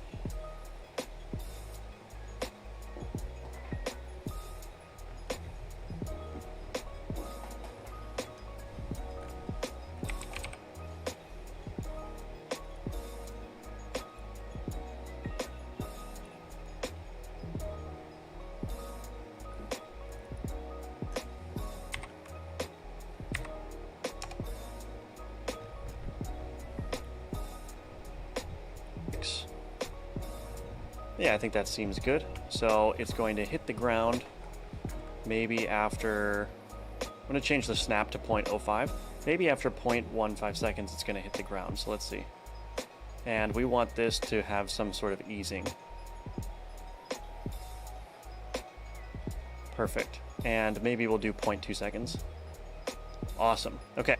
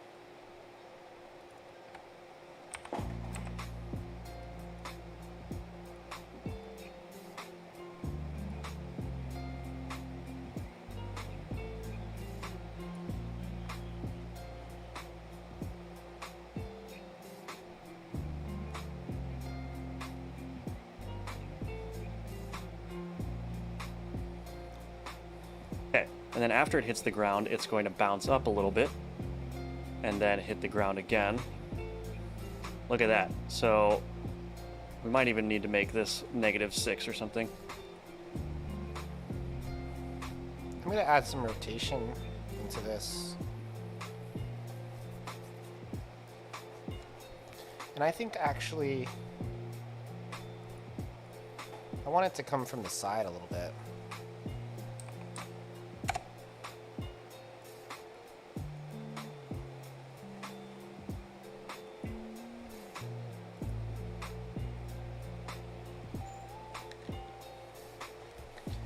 These are not mines. They're actually going to be bombs. Bombs that kind of like fly into the screen and hit a random player.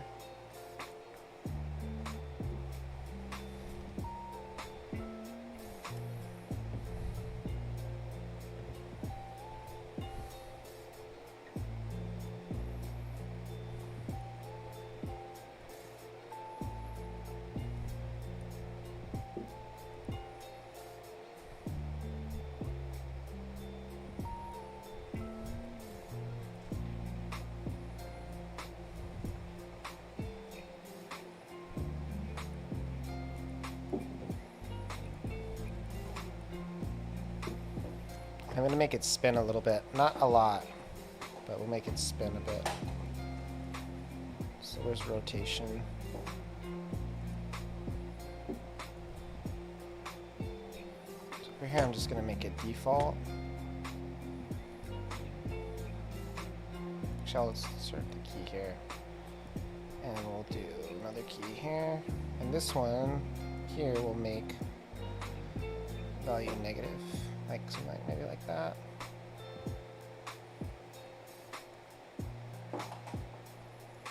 Boom. Boom.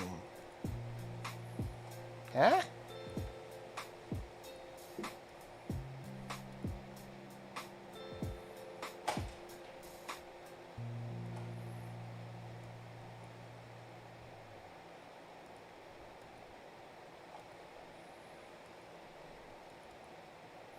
Kind of want to make it have like an arc. Like make it go kind of like...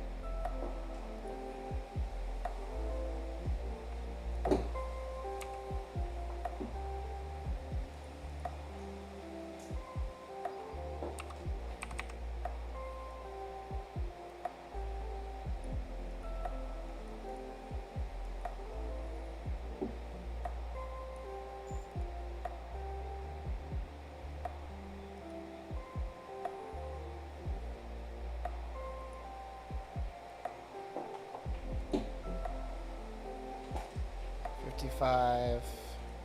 We'll do 44.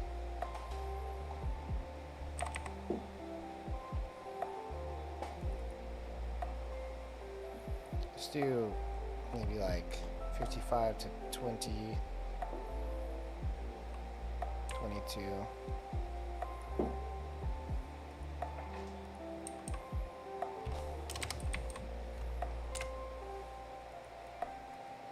That's not right.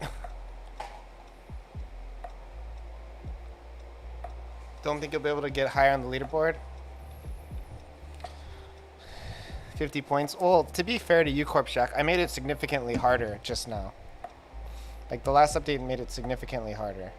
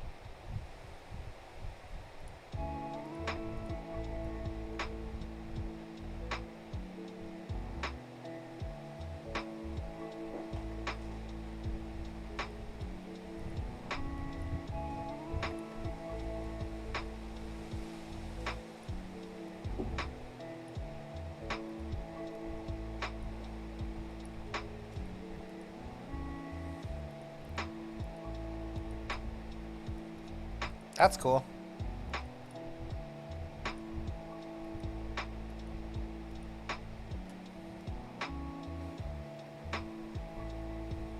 All right, so that gives it a lot of impact there by just bouncing a little bit.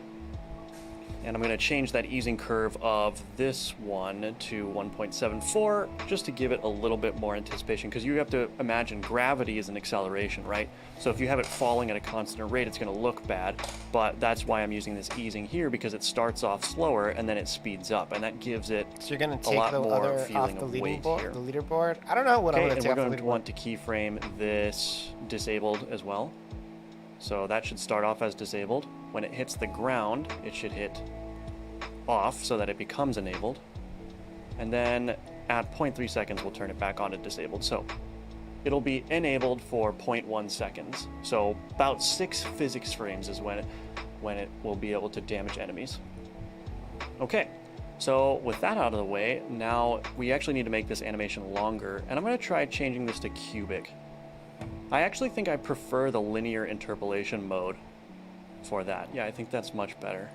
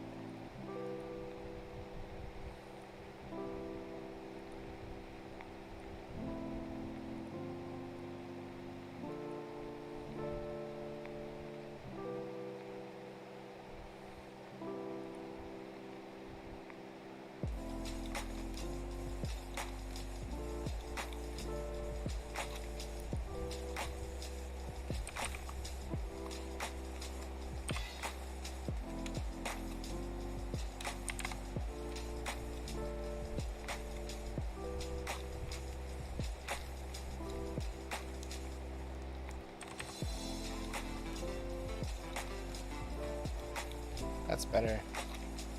Like kind of. Hey, what's up, Moonsoft official? Welcome.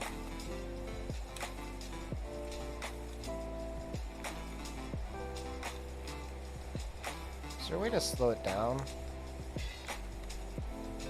I don't even know. I'm doing all right, man. Thanks for asking.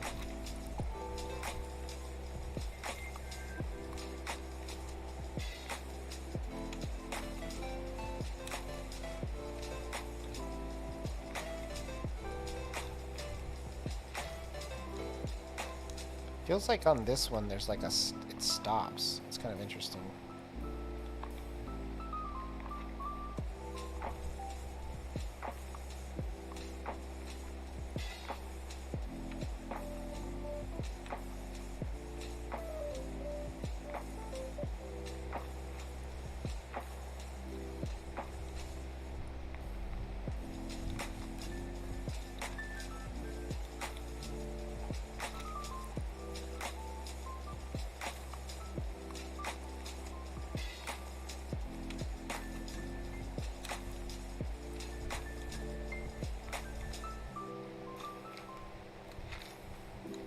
I think this has to be higher.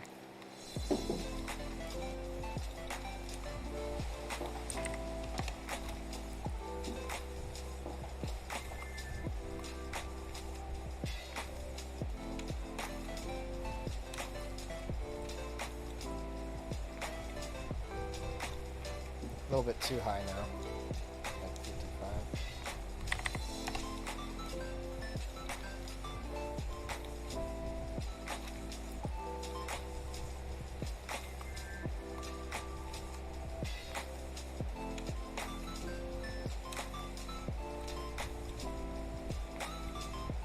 Let's make this go down just a bit more.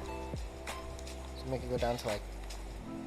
Let's duplicate this.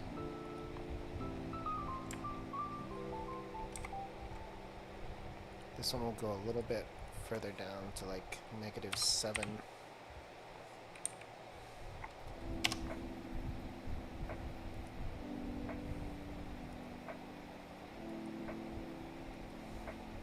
Why is it like popping up like that?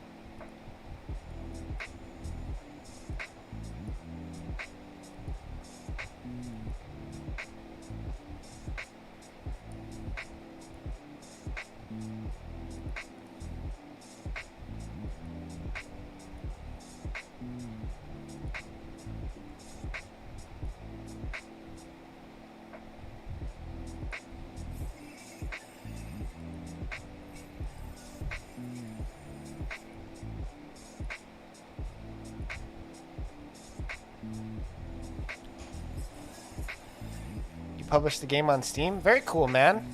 That's great to hear. We'll hang out.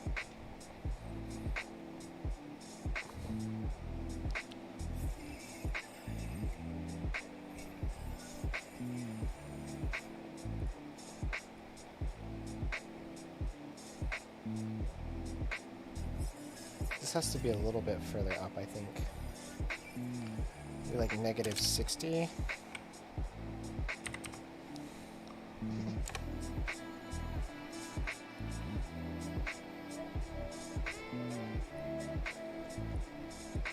Yeah, that looks good.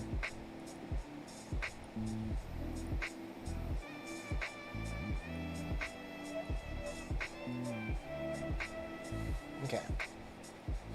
And then it doesn't matter for this, for Booleans, it doesn't really matter what the interpolation is. Okay, now I do want to change the scale of the sprite 2D as well.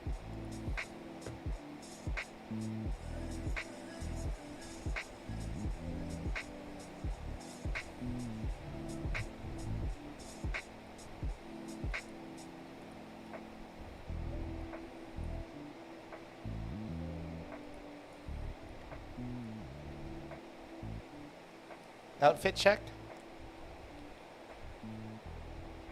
Boom. You see how it flashes when it's hitting? That's like the impact time.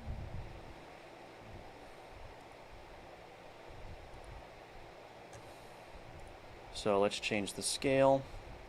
And it's going to start at 0 and then fade into 1. So that it's not just appearing out of nowhere. It actually has some sort of fade in. And actually what I'm... I don't know about doing it that way. As an alternative, I could probably do a mod, like a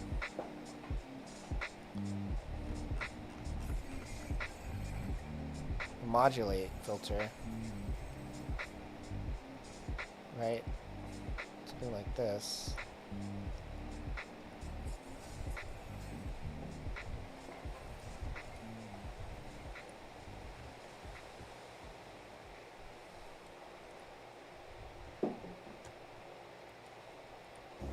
So let me insert a key.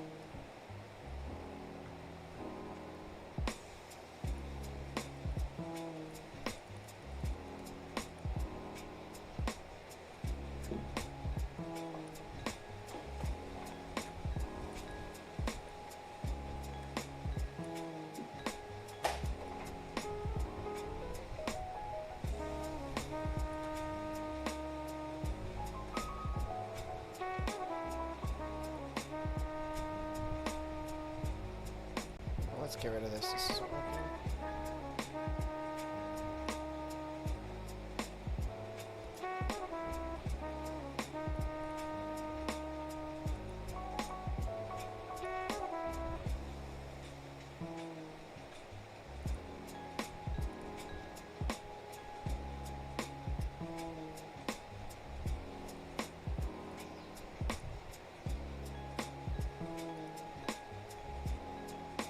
Huh.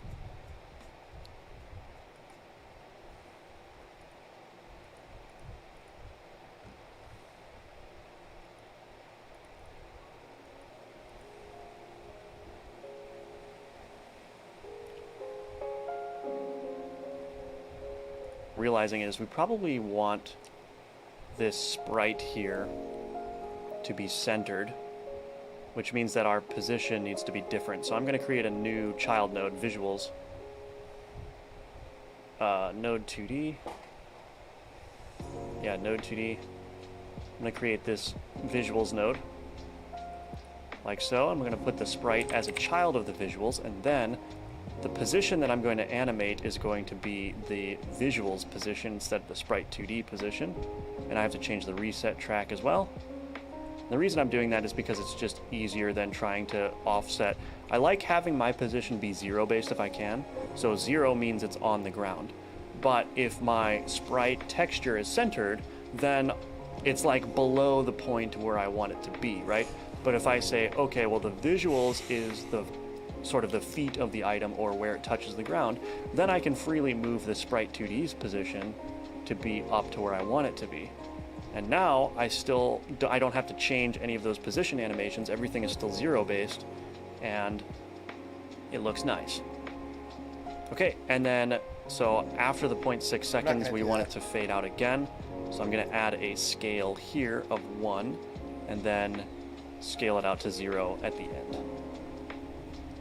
Perfect.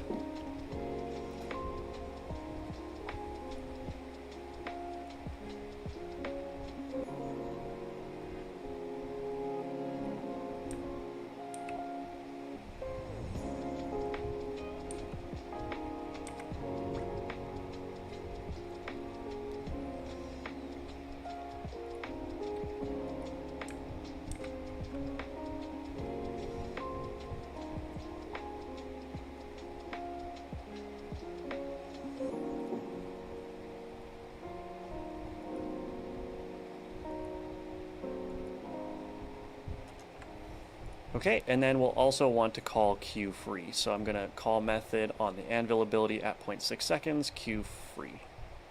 I love freeing things at the end of their animations because then I don't have to worry about waiting for it in code. All right.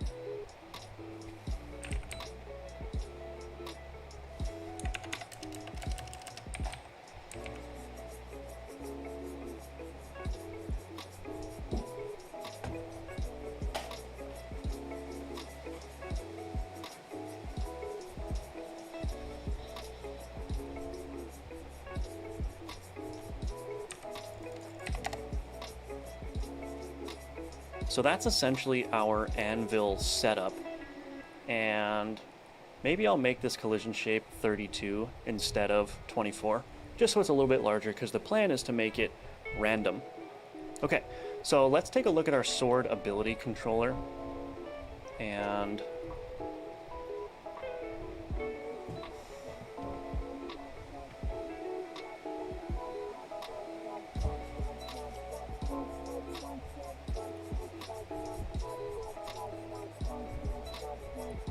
let's see here. So it looks like, yeah, the sword ability controller is basically just responsible for spawning it on an interval. So let's just create a new scene in the anvil ability. So new scene, anvil ability. Oh, do I have a different? Yeah, okay. So I have a different folder for the controllers. So anvil ability controller.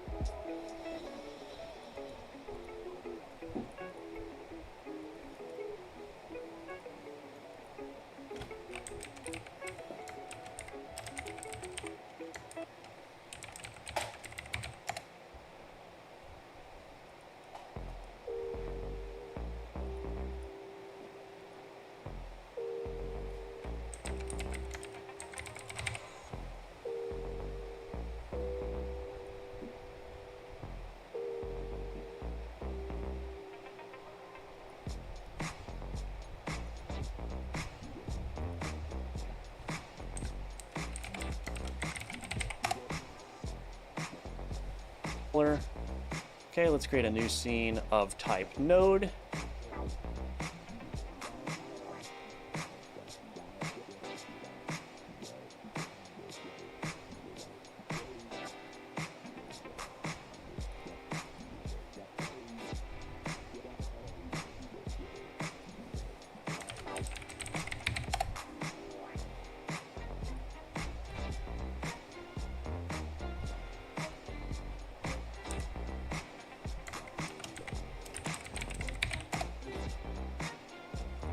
And then I'm going to call this anvil ability controller. I'll go ahead and save that.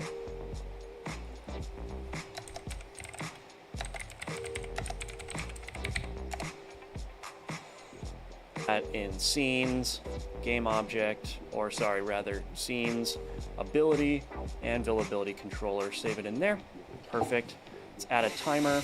Let's give it a timer of 2 seconds. Auto start. Do we want to do one shot? We'll leave it at auto start for now. Let's create a script for it. All right. And then in here, what we're going to do is we need export variable anvil ability scene is equal to, well, it's just a type of packed scene like so. And then in the ready method, we want to take the timer and wait for the timeout, and then dot connect on timer timeout. Okay, and then func on timer timeout. What we're gonna do is now we have to think about the edge cases. What happens? So we're going to choose a random position in the radius to drop the anvil, but what happens if the player is up against a wall? See, these are the things you have to think about, right? So we probably need to do some sort of raycast. But let's go ahead and say, let's create a constant variable here and call base range, and then we'll set it to 100 maybe. We'll see how that feels, but we'll say base range is 100. Let's say direction is equal to vector2.right.rotated, and then we're going to do randf range 0 to tau. Okay, let's say var position is equal to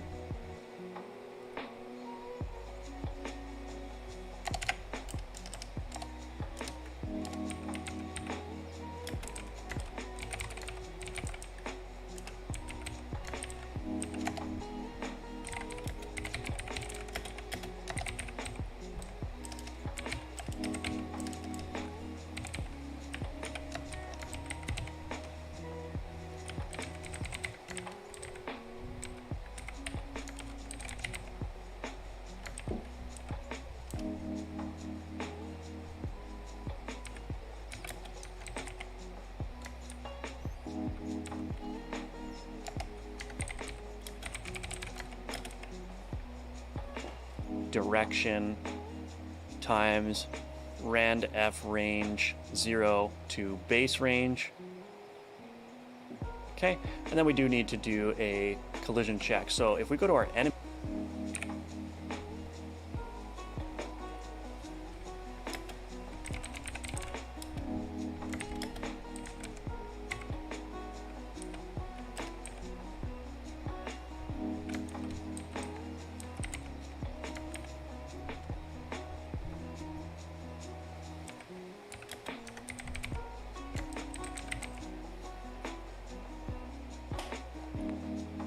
okay, and then we do need to do a collision check. So if we go to our enemy manager, we have this basically already done for us. So I'm just going to copy these two lines, the query parameters line and the result line.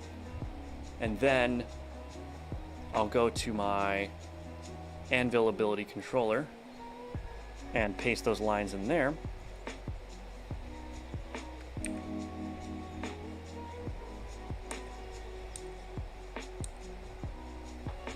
Go to our enemy manager.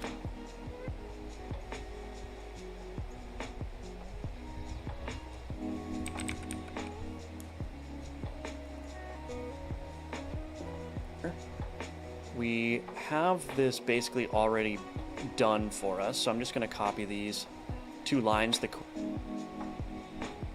query parameters line and the result line, and then I'll go to my anvil ability controller and paste those lines in there, and this could be extracted into like an auto load singleton maybe, but okay, so we do need to get the player. So let's say var player is equal to get tree dot get first node in group player, and then if player is equal to null, then we're going to return out of that.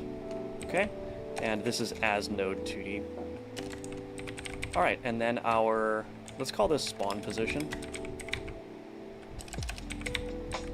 Okay, so that will give us our result here. It will say if not result dot is empty, then let's see what this returns. It returns a position, which is the intersection point. So what we can do is we can go back to our anvil ability. We can say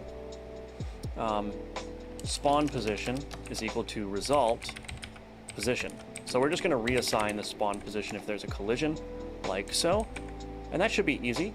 And then we can simply do var anvil ability is equal to anvil ability scene dot instantiate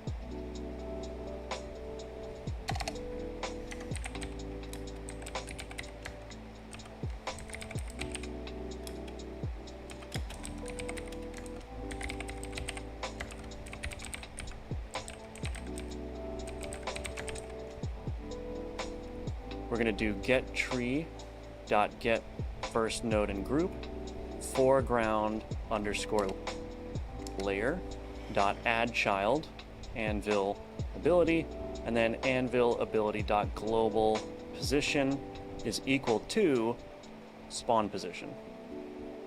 All right.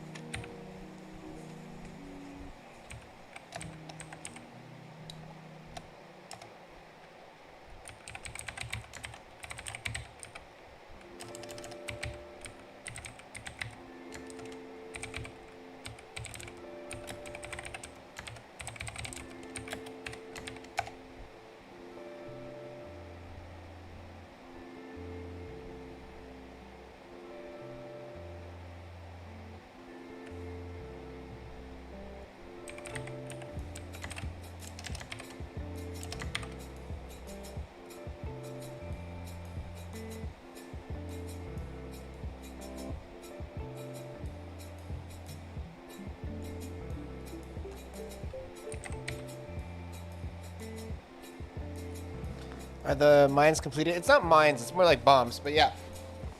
I'm not there yet, no. I'm still working on it. These are going faster because I'm pulling them from a tutorial, you know, I don't have to come up with them myself, so it's a little easier.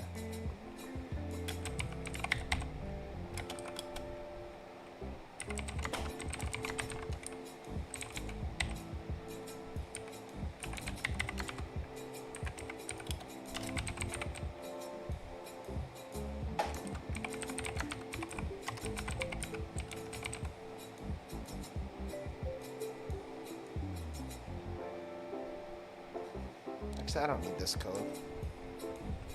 Comment it out. So the tutorial has you make this code where it's like if your if the bomb is landing in an area it's not supposed to, then you can stop it and it'll reload and load somewhere else. I don't want that. So that should be all that we need to do. Now, just to test it really quick, I'm going to go to my player and instantiate the anvil ability controller in my ability.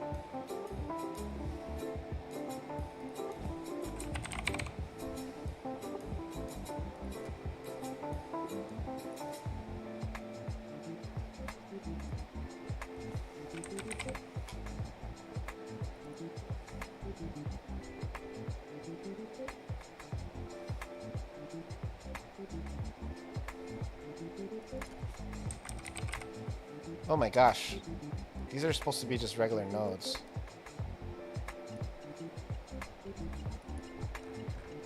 Oops.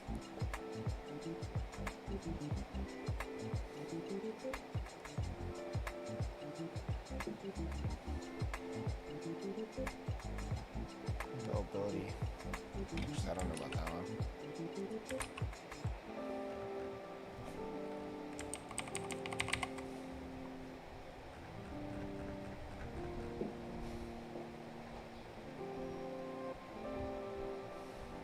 This one is supposed to be just a node. Yeah. But I don't know about the anvil ability. The other ability is just a node like that. No, they were node 2Ds. Okay, so I'll switch this back.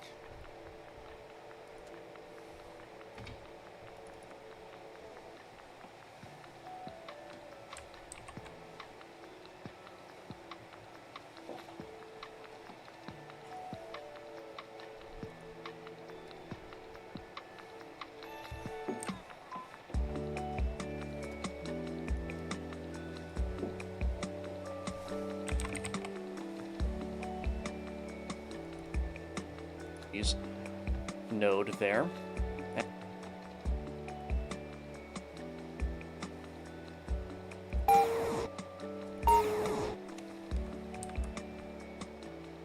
I misspelled instantiate.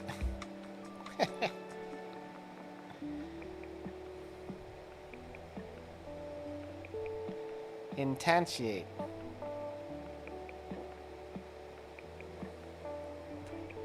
Wait, no, I didn't. Null value. Anvil ability C.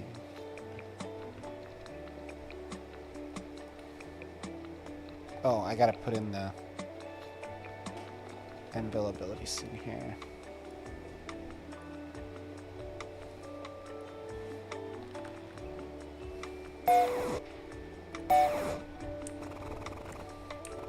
There they are.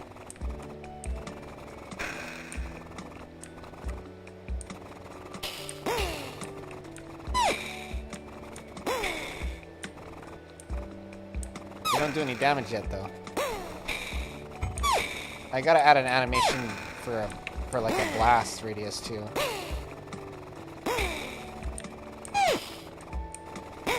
I'm gonna just make like a circle that goes like shh, shh, and then fades out.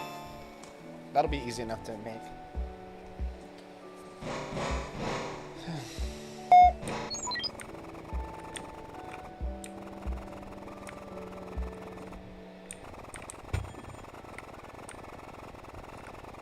Broke all my weapons.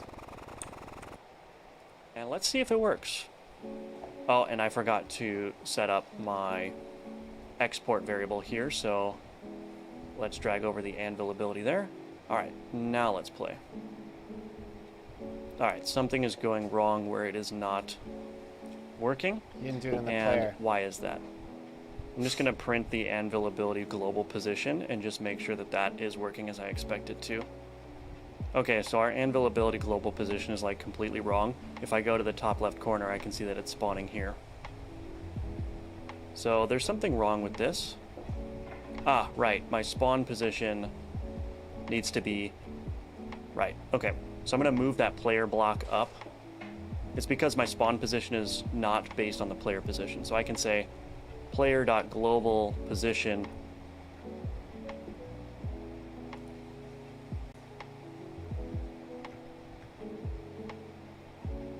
Oh, yeah. So that's why it was showing in the beginning, because it just loads around where you spawn. Okay. Plus direction times randef range. Okay, so now we should be good to go. And it's actually not doing any damage, so let's go ahead and make it do damage.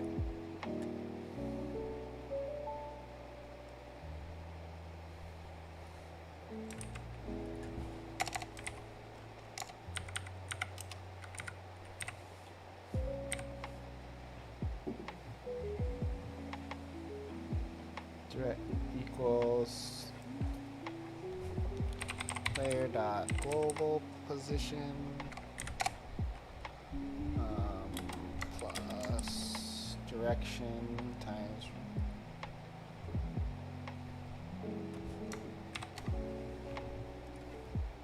So I'm going to create a variable base damage, and I'm using constants now. I think I used variables before. It doesn't really matter, but we'll say base damage is equal to 15. We'll give it a high damage because it's random.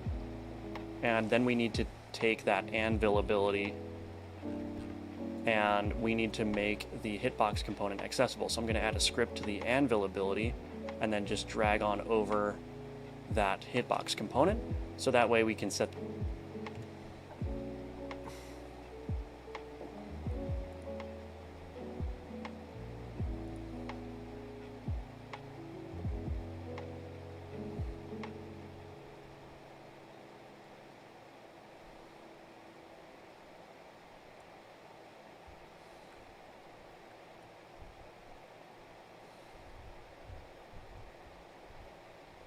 What did you just do? I don't even understand.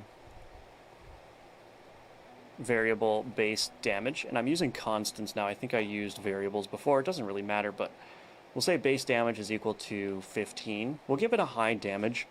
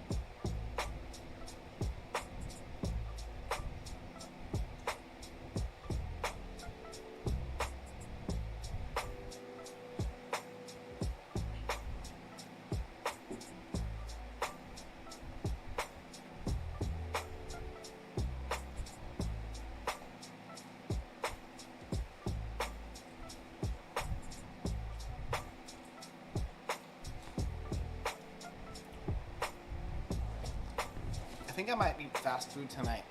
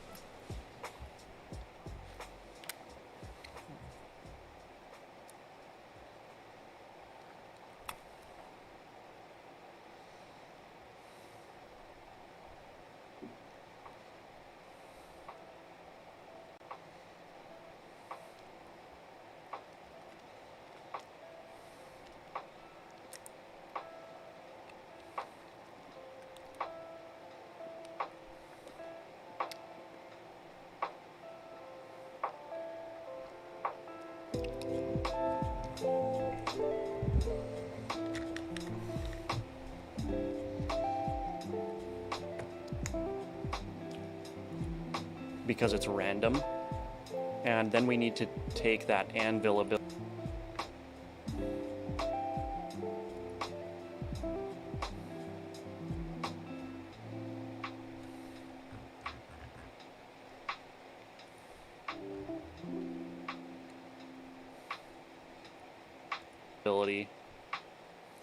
and we need to make the hitbox component accessible. So I'm going to add a script to the anvil ability and then just drag on over that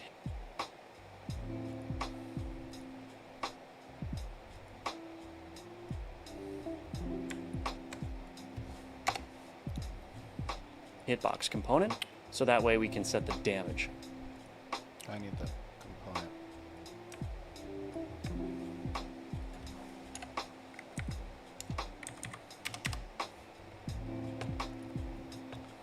So anvil ability dot hitbox component dot damage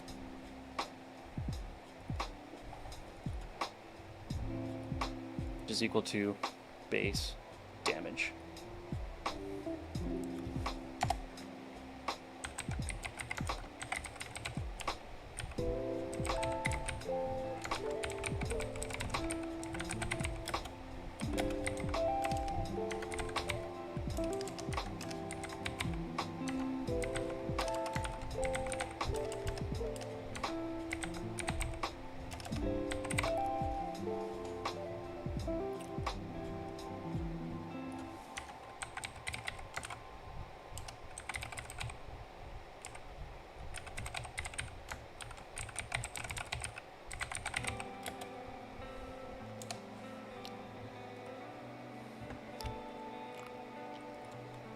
Alright, so let's see if that works now. Okay, still no damage happening. Why is that? Oh, because my hitbox component does not have the proper layers set. Ah, I did not instantiate a hitbox component. So I did the wrong thing. So if you have a custom class name and I search hitbox component here, that's not actually instantiating the scene. That is just creating a node of Area 2D with this script attached to it, which is not what we want. We want to instantiate the scene, hitbox component, like so. Make sure you have this open an editor icon, because that comes with all of the settings that we've set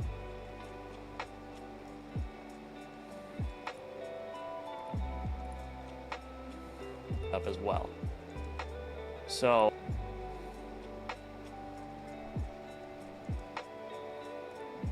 make the hitbox component accessible. So I'm going to add a script to the anvil ability and then just drag on over that hitbox component, so that way we can set the damage. So anvil ability dot hitbox component dot damage is equal to base damage. Alright, so let's see if that works now. Okay, still no damage happening. Why is that? Oh, because my hitbox component does not have the proper layers set. Ah, I did not instantiate a hitbox component. So I did the wrong thing. So if you have a custom class name and I search hitbox component here, that's not actually instantiating the scene. That is just creating a node of Area 2D with this script attached to it, which is not what we want. We want to instantiate the scene, hitbox component like so. Make sure you have this open in editor icon because that comes with all of the settings that we've set up as well. So now with all of those issues resolved, now it should work.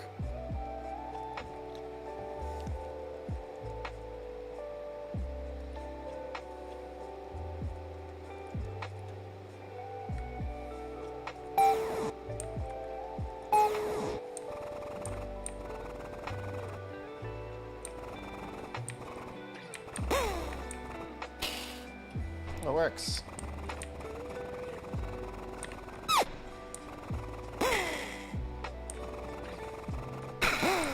Oh, that's cool.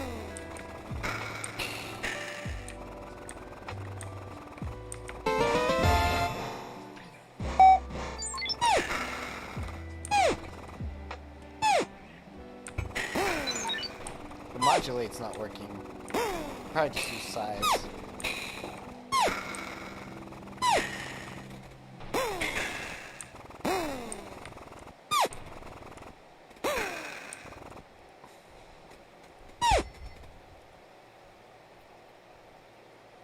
So that appears to be working just fine. Okay, and so now that that's working, I'm going to remove that anvil ability controller from the player, and then it needs to become an upgrade. So let's go to resources, upgrades. I'm going to duplicate the axe.tres, so duplicate, call it anvil.tres, and this ID is going to be anvil. Max quantity is going to be 1, anvil, drops anvils randomly on enemies. That's going to be our description. And then we need to link the ability controller scene. So anvil ability controller, drop it right in there. Perfect. And then let's go open our upgrade manager. Go ahead and open it up, and we need to preload that resource. So var upgrade anvil is equal to preload anvil.tres. And let's see.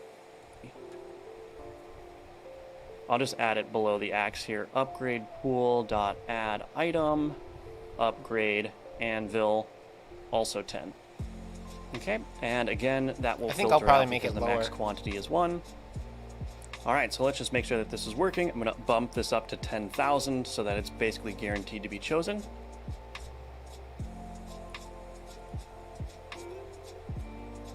And now we've got our anvil dropping on enemies. All right, so that's it for the ability. I'm going to set this back to 10, and I'll see you in the next lesson.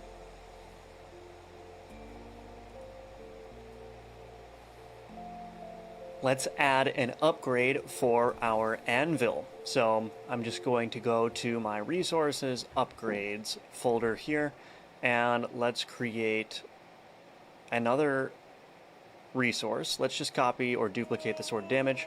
And you can also, if I just right click in here and say new resource, I should be able to choose ability upgrade right here, just like so. And then I'm going to call this new resource, let's call it anvil amount. Save. All right, so we've got our anvil amount. Let's change the max quantity to, let's do 2, yeah. And I'm going to give it an ID of anvil amount. Perfect.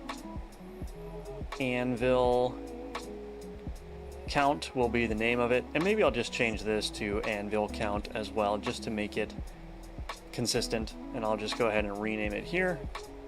So rename anvil count. Perfect.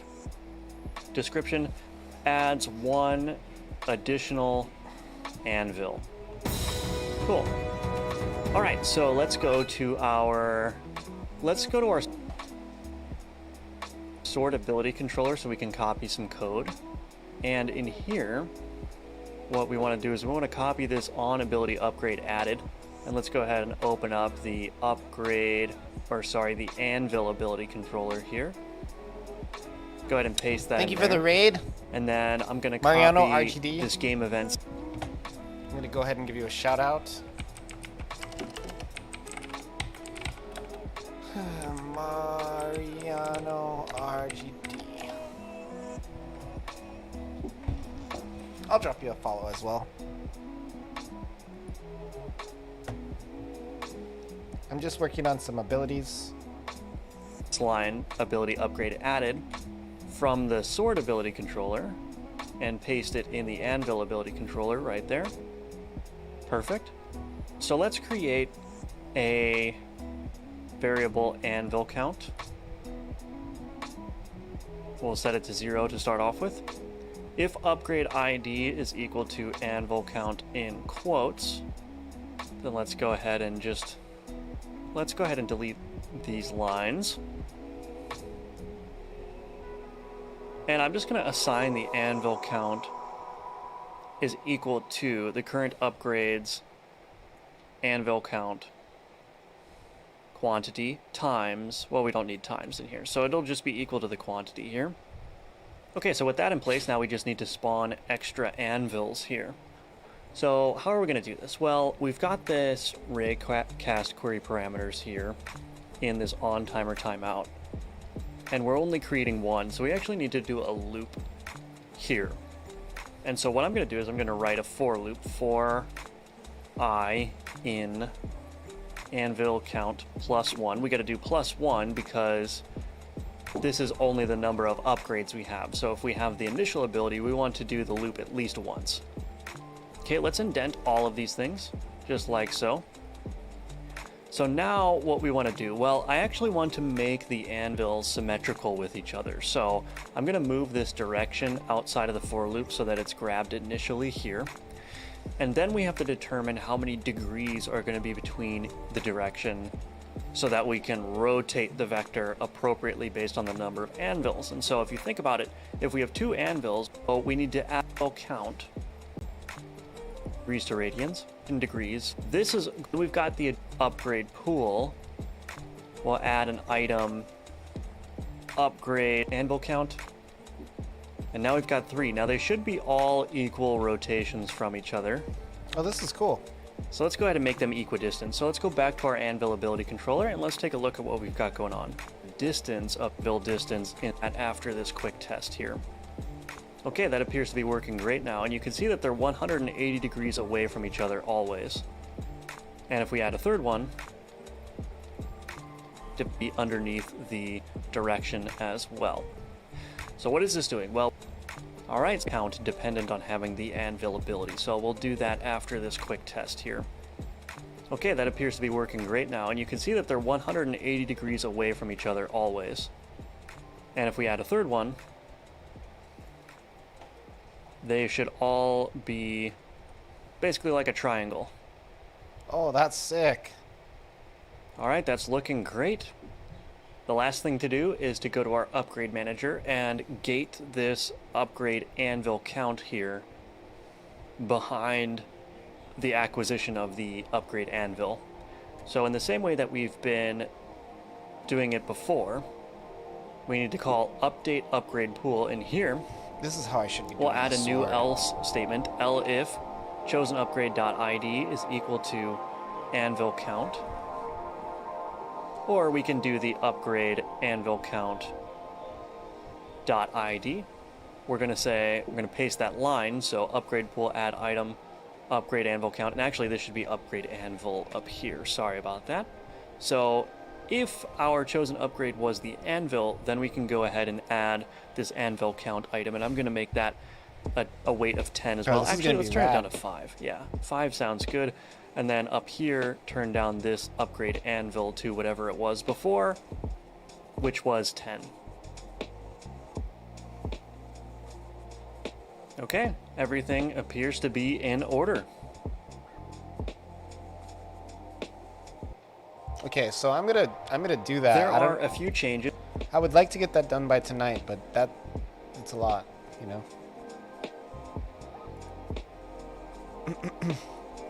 But that whole like triangle square thing is freaking sick. It's like so rad.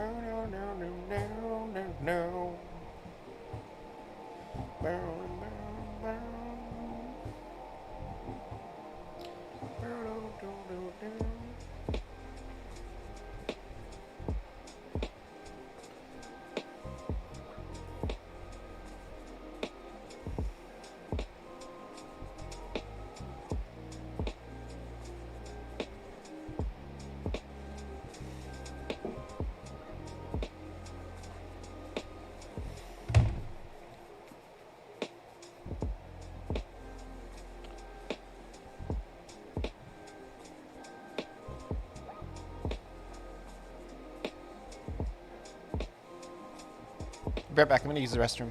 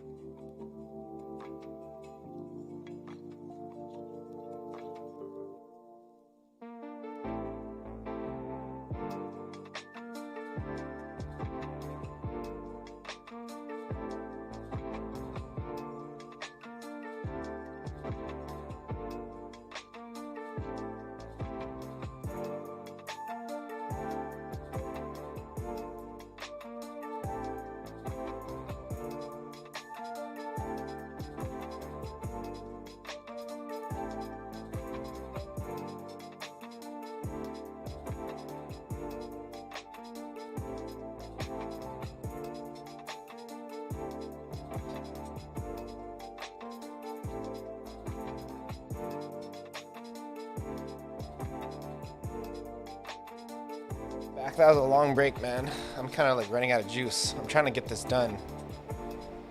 But yeah. So what I'm gonna do now is I'm gonna do the animation for the anvil ability.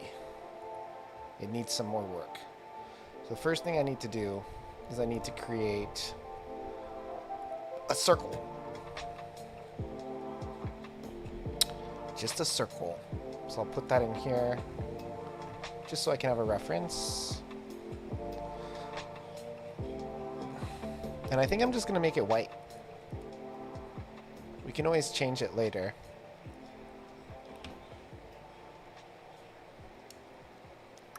About maybe this big. So I'll do it right here, maybe about that big. And then I'm going to grab it. Like this. Copy. File, new project, create.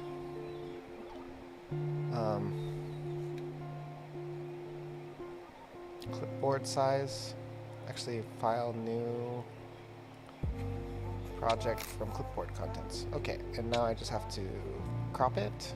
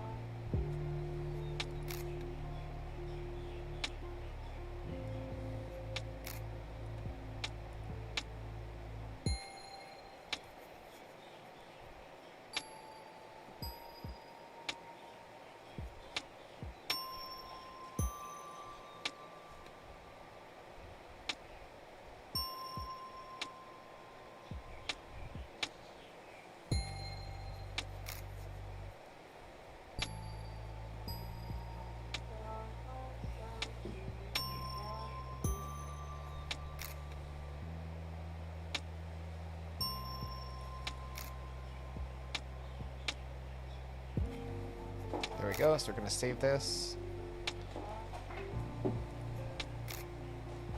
PNG, we're going to put it in scene, game objects,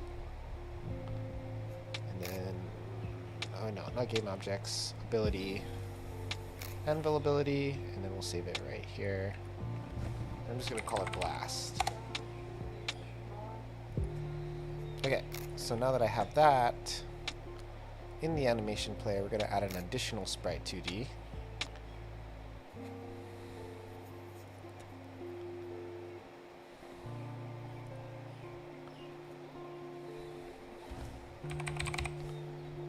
Bam! We'll call this one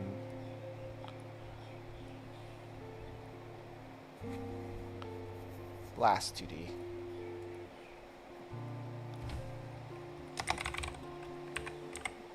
And I'll put this above the sprite because I want it to go below in the animation. So back to 2D view. So this self-modulate doesn't work. So I'll keep that for a second, but we're just gonna do size.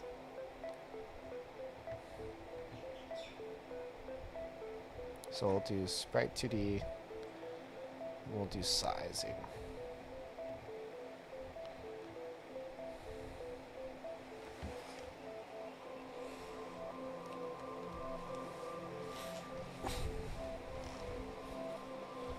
And I'm gonna just come from an angle. I don't want to do this like spinny thing that I'm trying to do. So we're just gonna go like this. There you go, bam, just right there.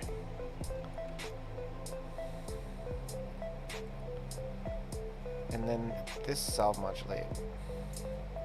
Okay, so anvil ability functions, and then I want to add.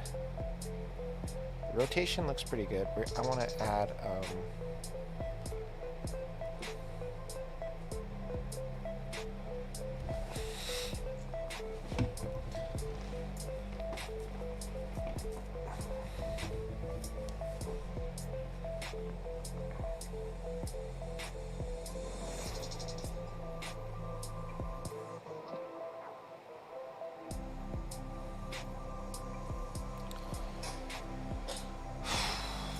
how am I gonna make it fade in? Let's do scale. So we'll just put a scale in here. Wait, no, not here. Sprite. Do scale. Scale. Create. And then I'll just put the scale in the same place as the self-modulating stuff. Insert key. Insert key. Insert key. Insert key. And here we'll go scale to 0. 0. And then here we'll go scale to 0, 0. Play it.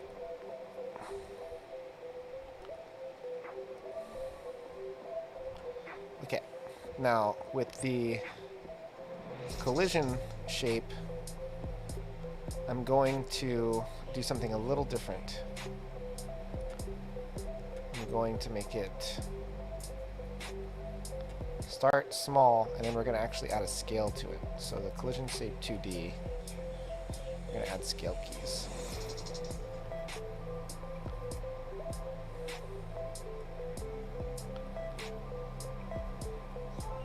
So here we'll start here. And this will be at like 0. Right? And then we're also going to add the sprite 2D here. We're going to make this becoming a very complicated animation. It's okay. Blast 2D. I have to choose the object. Load. Scene, ability, availability, blast. Cool. So I'm going to make this so, I've decided I'm going to make it so the position goes straight to the center.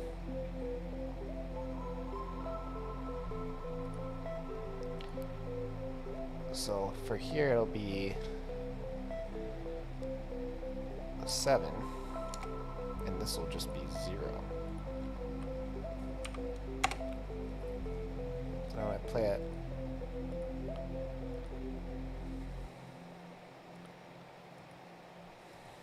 that's very cool.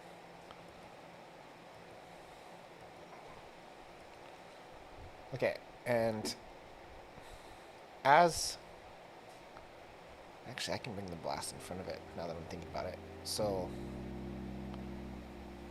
I have this blast now.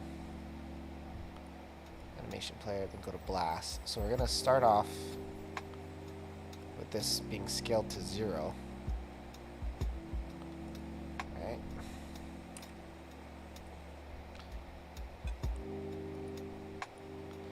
Then around right when it hits, we'll start it scaling up.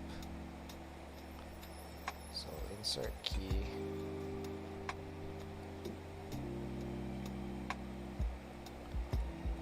Insert key. Then we're going to start just at 0 here as well. And then we're going to make it expand all the way up until like here. So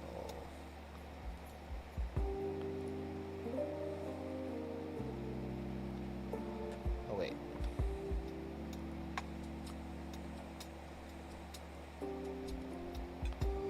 So here, same thing. Here.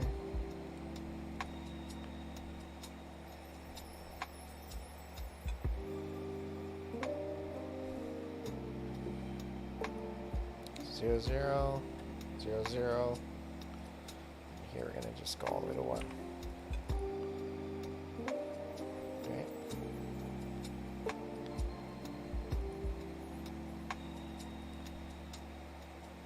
And here,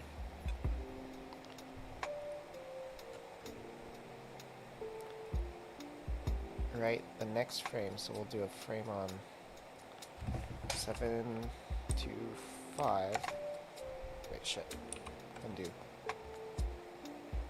So let's just put it here. Move this to 0.65. Where'd it go?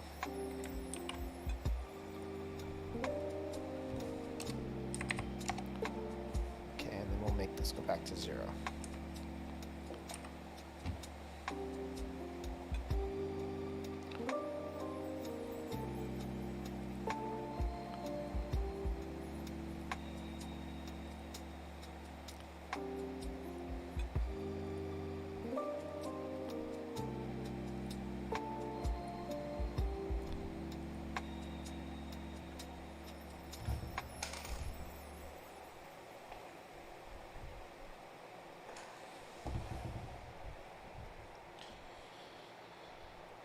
Okay. So, we're gonna do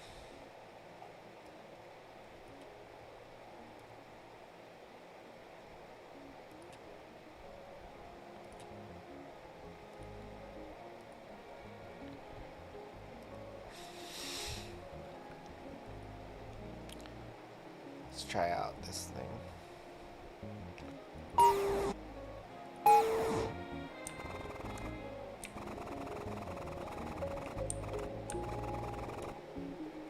Seems a little jagged.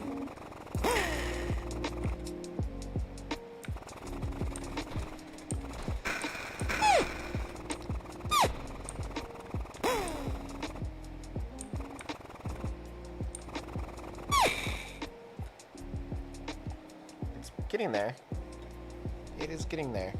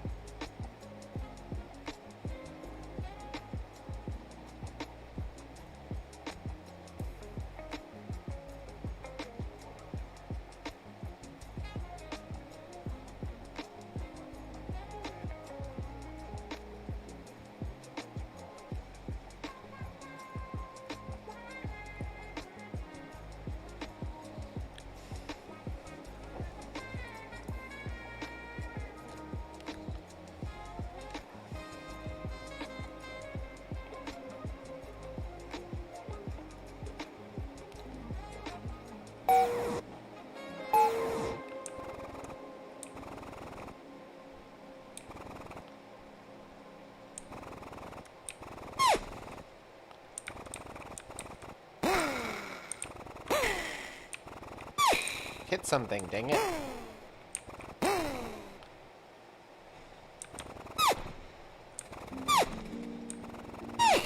It's not doing any damage for some reason.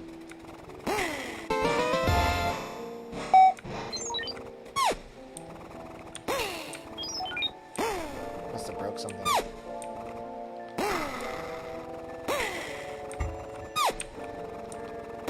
It looks cool though, doesn't it?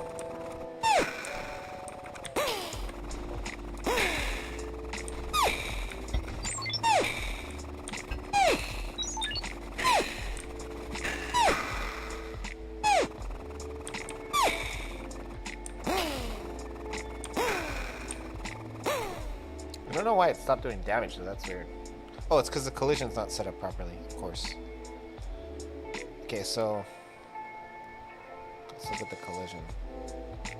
Yes, the collision is way too small. So what the collision has to do is it has to just line up exactly with the Blast 2D.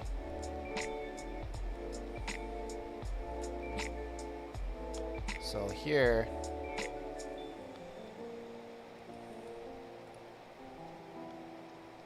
move this down to here, and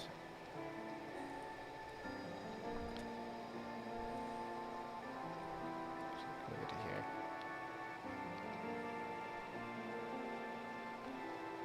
And then we'll resize it.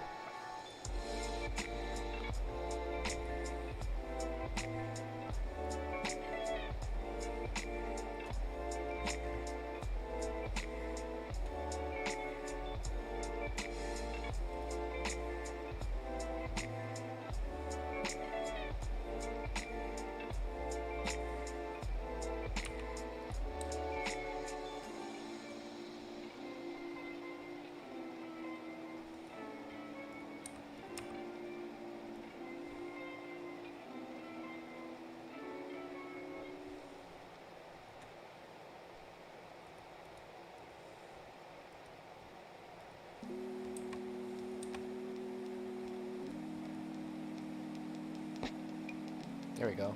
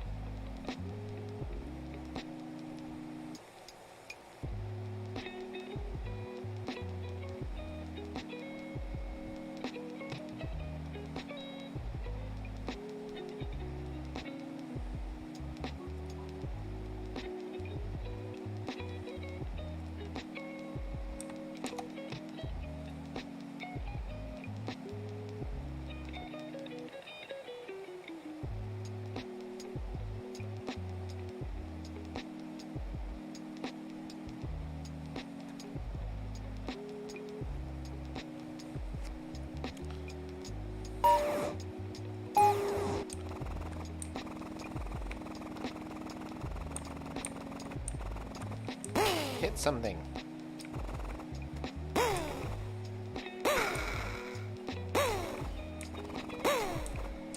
Hit something. It works. I want it to be bigger.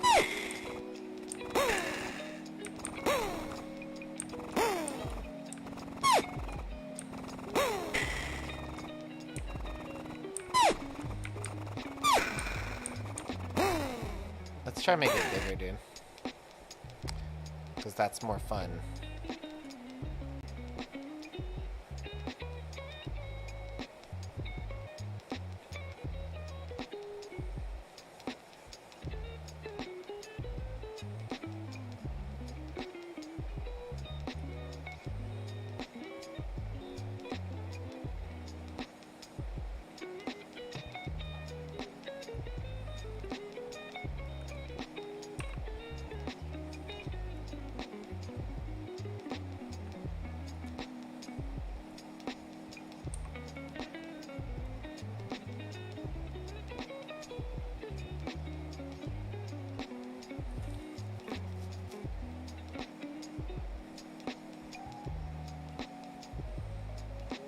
Let's make it bigger. Bigger, bigger, bigger.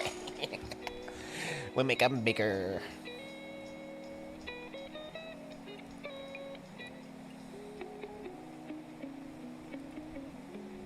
We'll make it like 300, bro.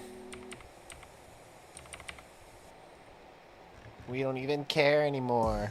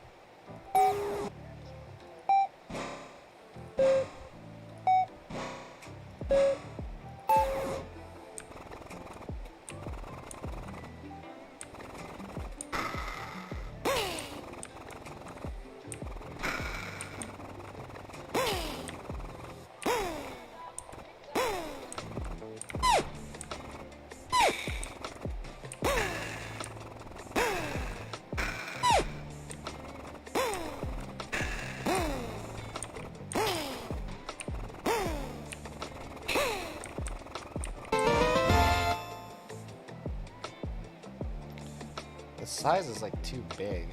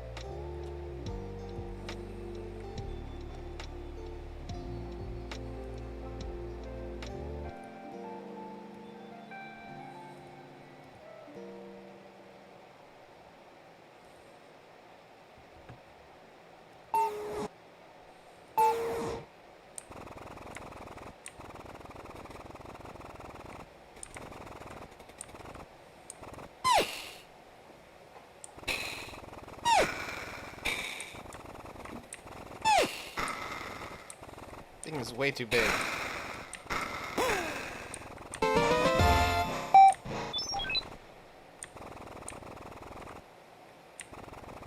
It broke because it's not in the upgrades.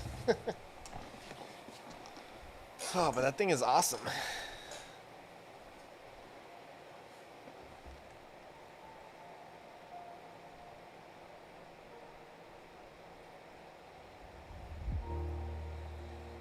It looks kind of weird. I don't know what to do.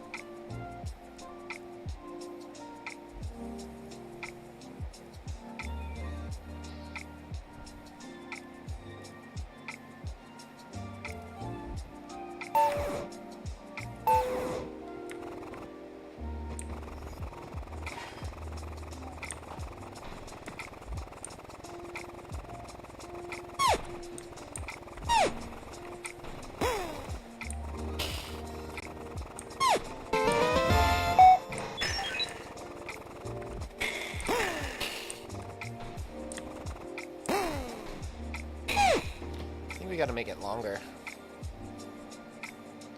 I think that's the key. Make it like a whole second. And then what we'll do is we'll just move all of this stuff down. Everything? Yeah, we'll just move it all down to the end.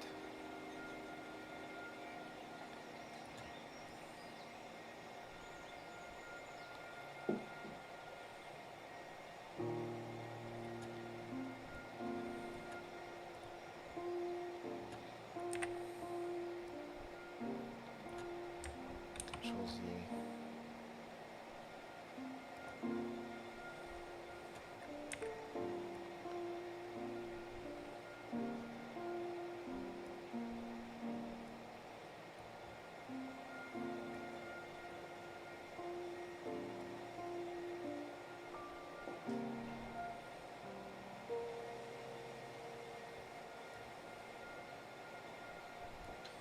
So I'm gonna move back.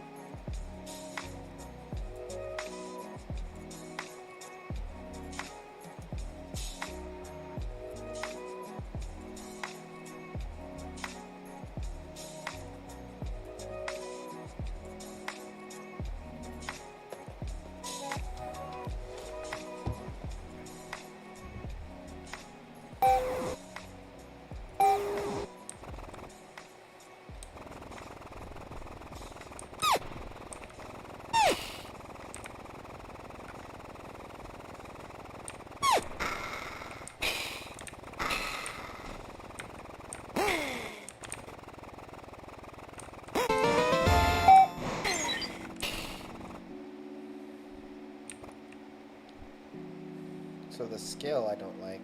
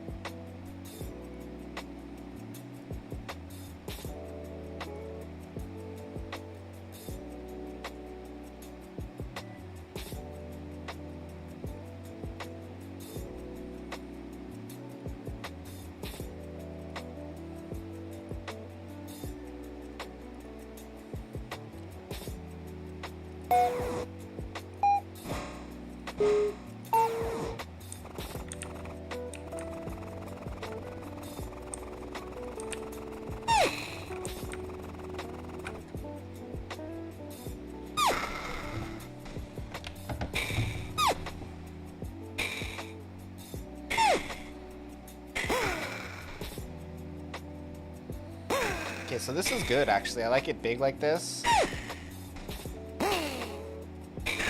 I just would turn down the frequency a ton.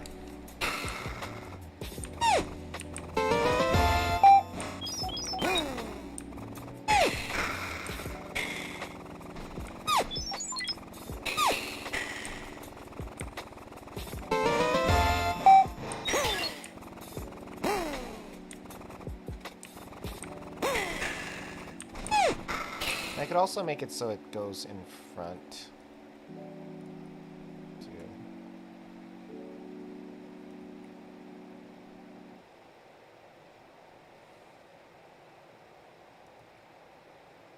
Yeah, that might be cooler.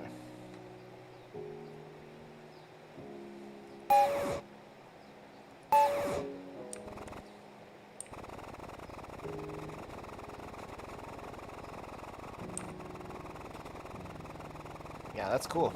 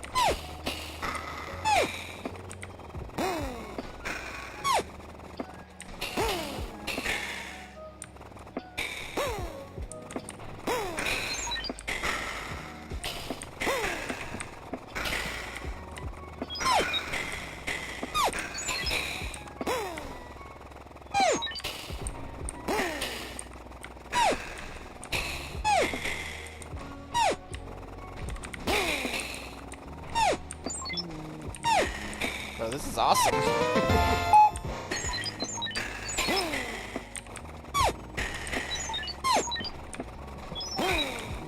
I need better sound. I need sound effects though for it.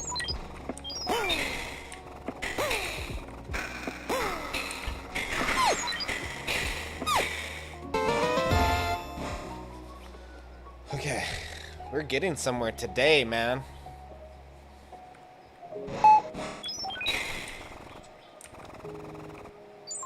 So the sound effects, I don't have it worked into the actual game so to where it's working. Let me check what sound effects I have, then I'm probably going to take another break. My brain is kind of breaking trying to figure all this out, because I still got to figure out the cutlass and a bunch of other crap, so I don't know how exactly I'm going to do everything.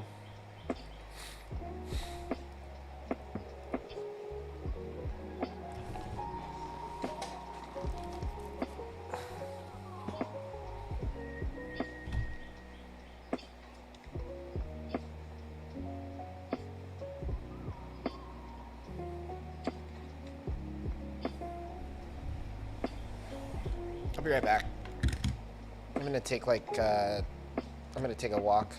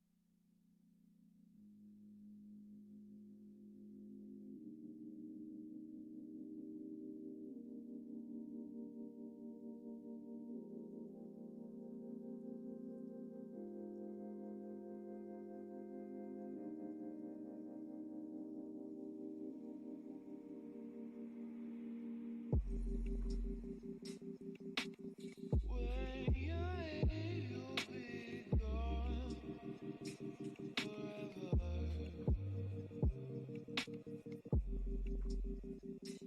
Heaven seems so far. Spinning. Here I am. Here I am.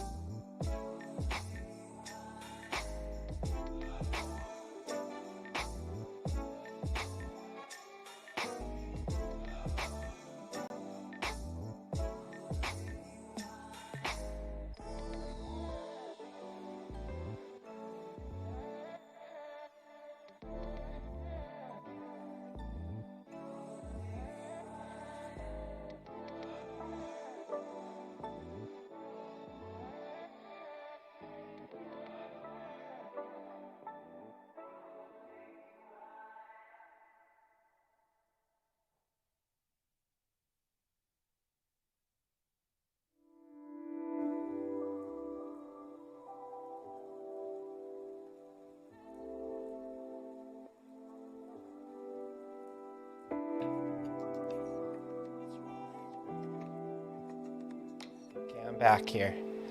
Went for a little run. It was more of a jog or a walk, but you know, I got some stuff done. Let me turn my light on.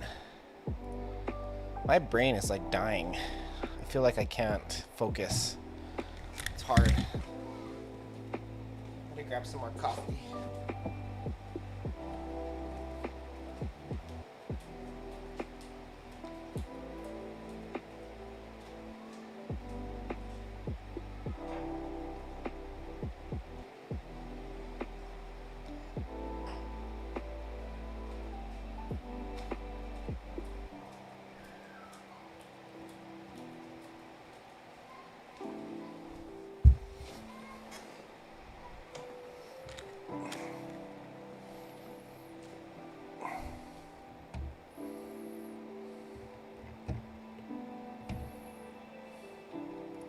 So maybe, should I add some sound effects to this?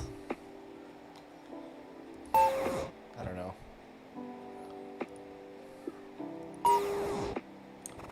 This boom thing, like.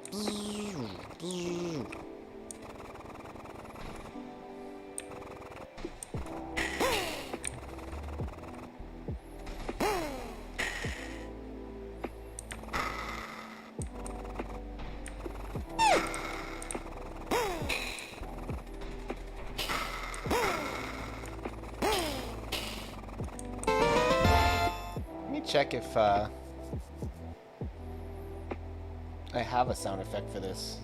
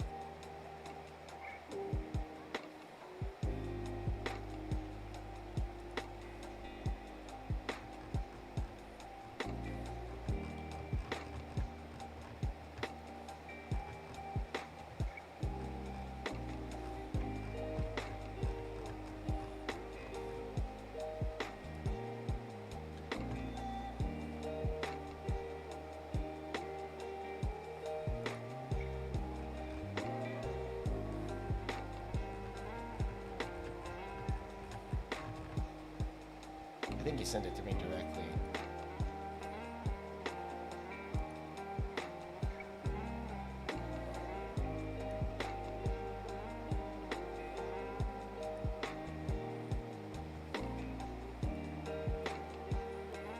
I should turn on the light, huh?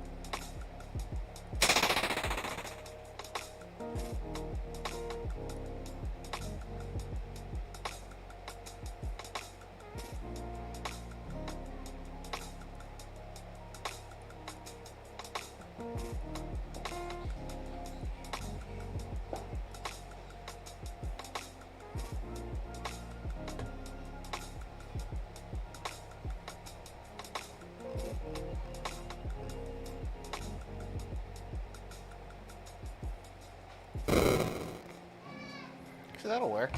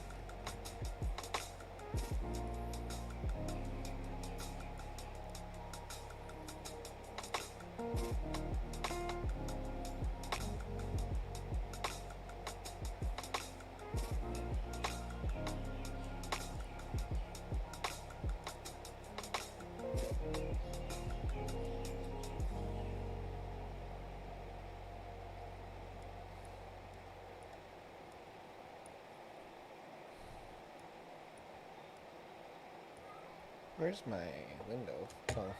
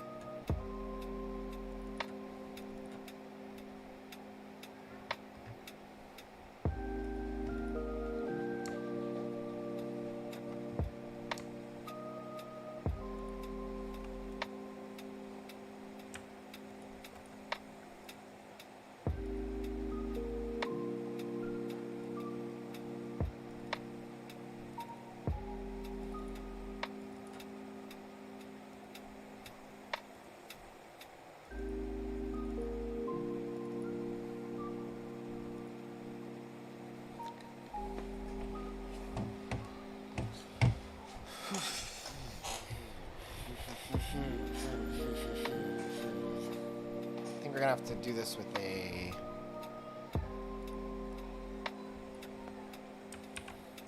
animation function.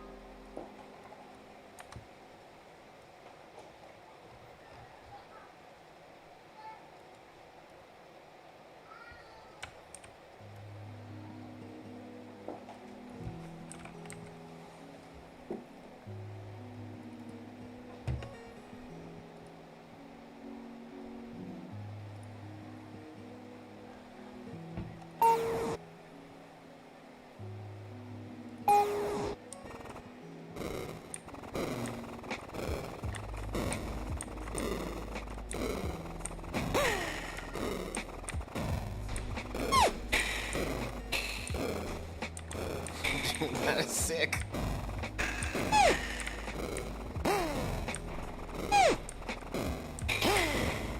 The sound makes it so much better.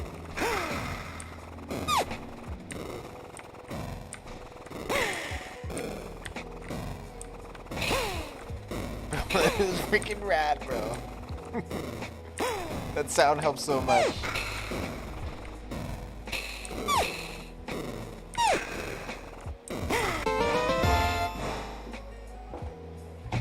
Okay. I really like it. I really like it. I really like it. Okay.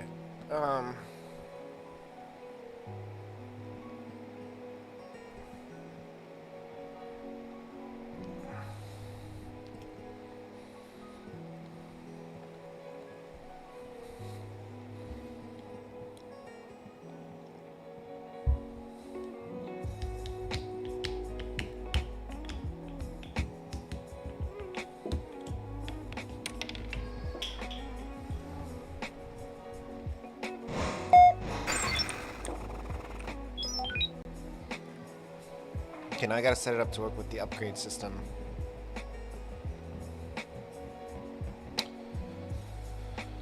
Whew.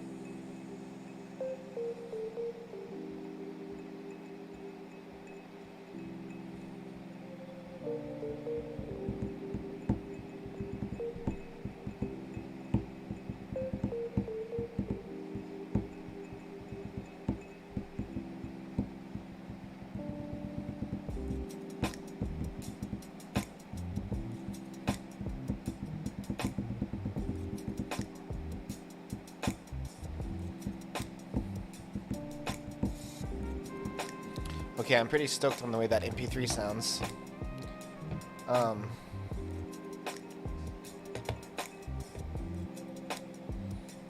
Let's finish up the video, the tutorial content. So we're gonna go back to this one. What versus upgrades? I'm going to duplicate the axe.tre, drag on over that hitbox component, so that way we can set the damage. So anvil ability dot hitbox component dot damage is equal to base damage.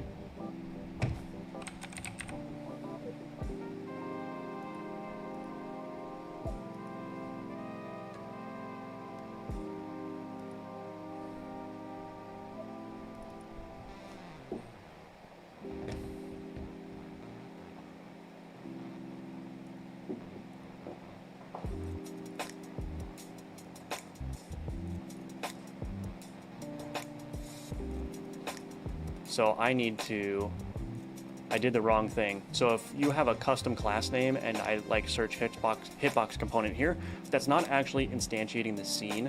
That is just creating a node of Area 2D with this script attached to it, which is not what we want. We want to instantiate the scene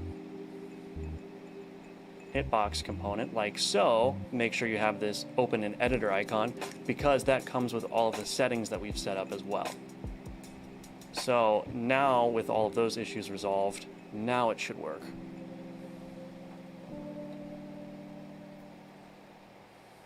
So that appears to be working just fine. Okay, and so now that that's working, I'm going to remove that anvil ability controller from the player, and then it needs to become an upgrade. So let's go to resources, upgrades. I'm going to duplicate the axe.tres, so duplicate, call it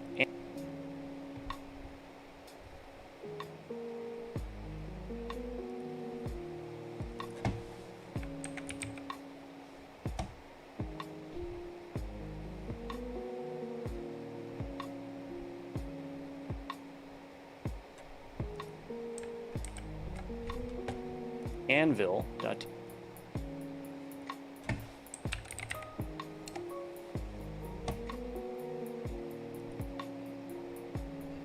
TRES, and this ID is going to be anvil. Max quantity is going to be 1. Anvil drops anvils randomly on enemies. That's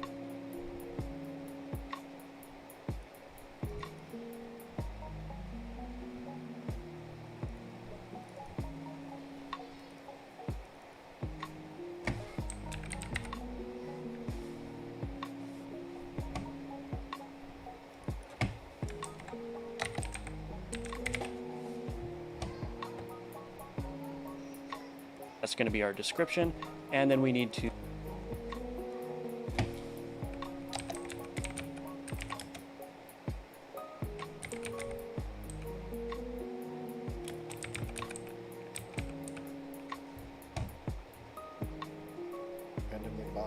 link the ability controller scene. So anvil ability controller, drop it right in there.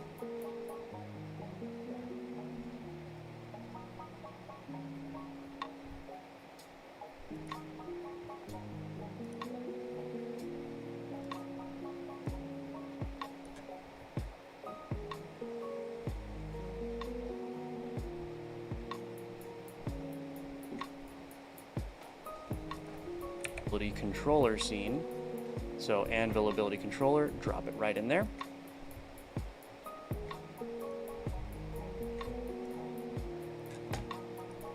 Perfect.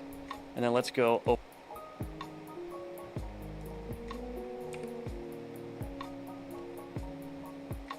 open our upgrade manager. Go ahead and open it up, and we need to preload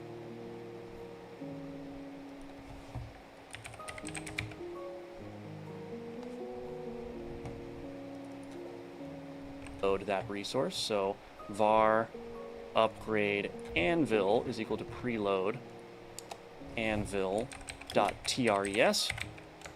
and let's see, I'll just add it below the axe here. Upgrade pool.add item upgrade anvil also 10. Okay, and again that will filter it out because the max quantity is 1, also 10. Item upgrade anvil also 10.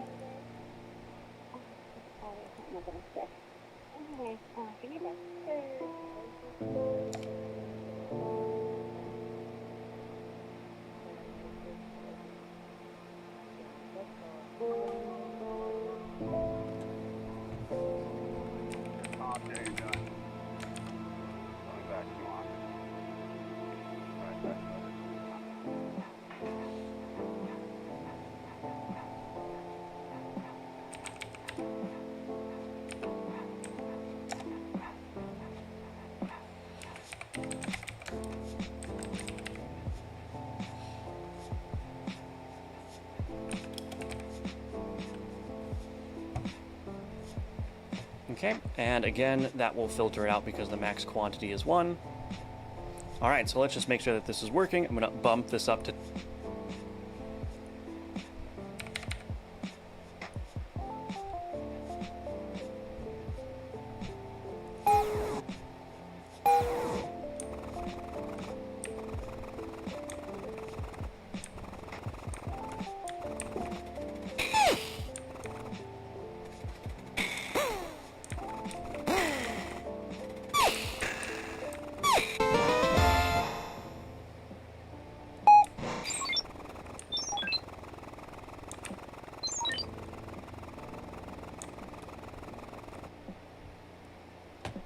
to 10,000 so that it's basically guaranteed to be chosen.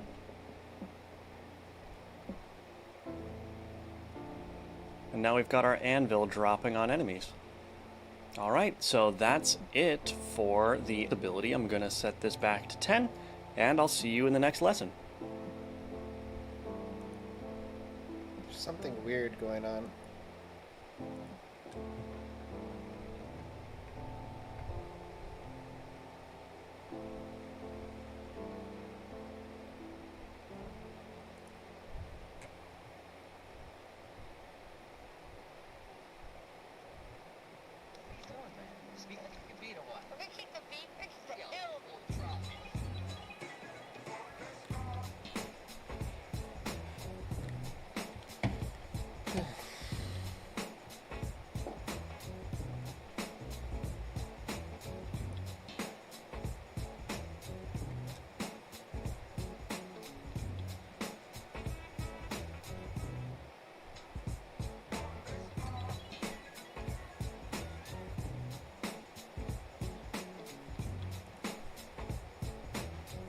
Let's create another ability for the player, and what I want to do is I want to create an ability that makes it rain anvils on top of enemies.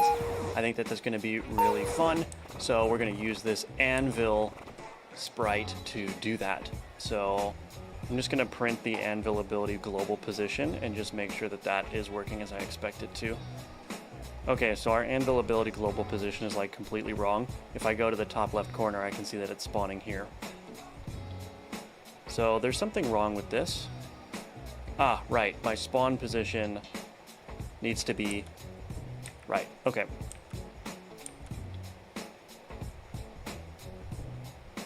Oh. Some whacked out code I left in here.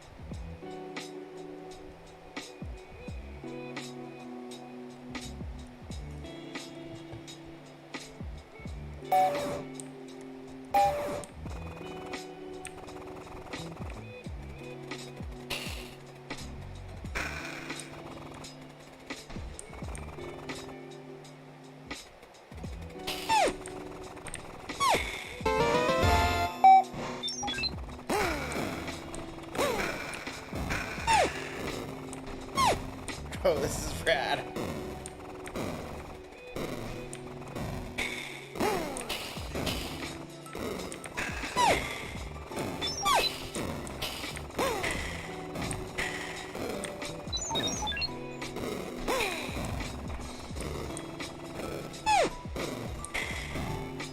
Uh, I'm gonna make them less frequent, but right now it's their frequency is pretty high. Yeah, it's a randomly dropping weapon.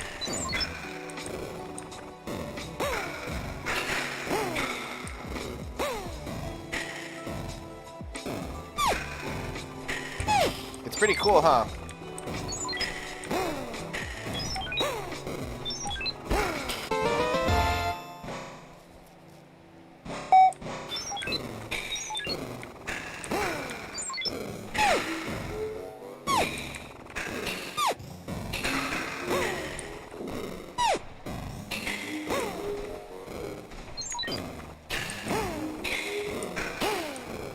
A little strong. No, yeah, I'm gonna make it really strong, but like infrequent. You know what I mean? It also doesn't, you can't control where it goes. It just goes a certain distance from the player.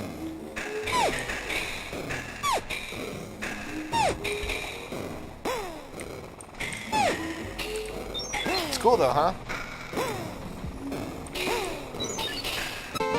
Man, I've added so much content today, even though I've been taking like these long breaks. Like I added a new weapon and a new enemy. So the way this will work is they'll be like, you can have up to 5, and they'll go in like an equal pattern around you. So it'll be a triangle around you, like 3 points around you. If there's 3, if there's 2, it'll be like both sides of you. If there's 4, it'll be like a square around you, and if there's 5, it'll be like a pentagon around you. And there'll be random distance and random, a random distance from you and a random position. So, but it'll be like, I'm probably gonna make it like a 10-second thing or something like super long. You know, it just drops really random, like really. And I'll probably make it so it's like a variation somewhere between like 7 to 10 seconds. So you can't really time it to land on the guy at the right time, you know? You just have to kind of...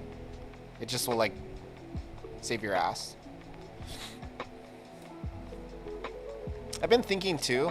I think I'm going to... When I go to, like, a real release, I'm going to make all the weapons other than the frontal gun so that you have to grind for them. Like, I think that's what I want to do.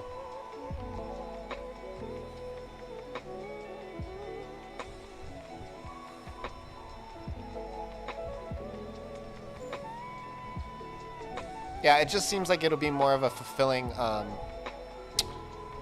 like a fulfilling progression system.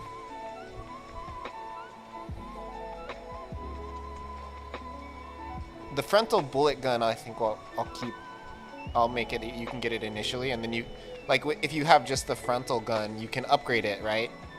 So it'll still be like a viable way to play, because it'll be freaking strong if you upgrade that thing like 20 times, right? Because it hits on every frame. So I mean, that's like nuts. Or not every frame, I think it's every 4 frames. So 15 times a second, right? Which is a lot. So it does 15 damage per second wherever you aim it, if you have it at the lowest level. And then that's exponential, right? You can get that gun to do like 30 damage. So I mean, like, it's insane after a while, you know?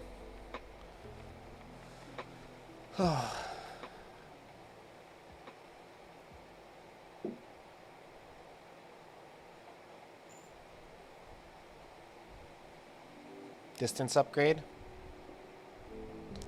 Not for the main one. Eventually I'm gonna make it so there's other frontal weapons. So, like, you'll be able to not have a frontal weapon, but later on I'll do other frontals. Like the blunderbuss is like a very focused frontal gun that shoots like directly in front of you. That's really good for doing like a lot of damage on a very specific area. But I'll make like spread and multi-direction weapons, heat seeker, shit like that. You know what I mean?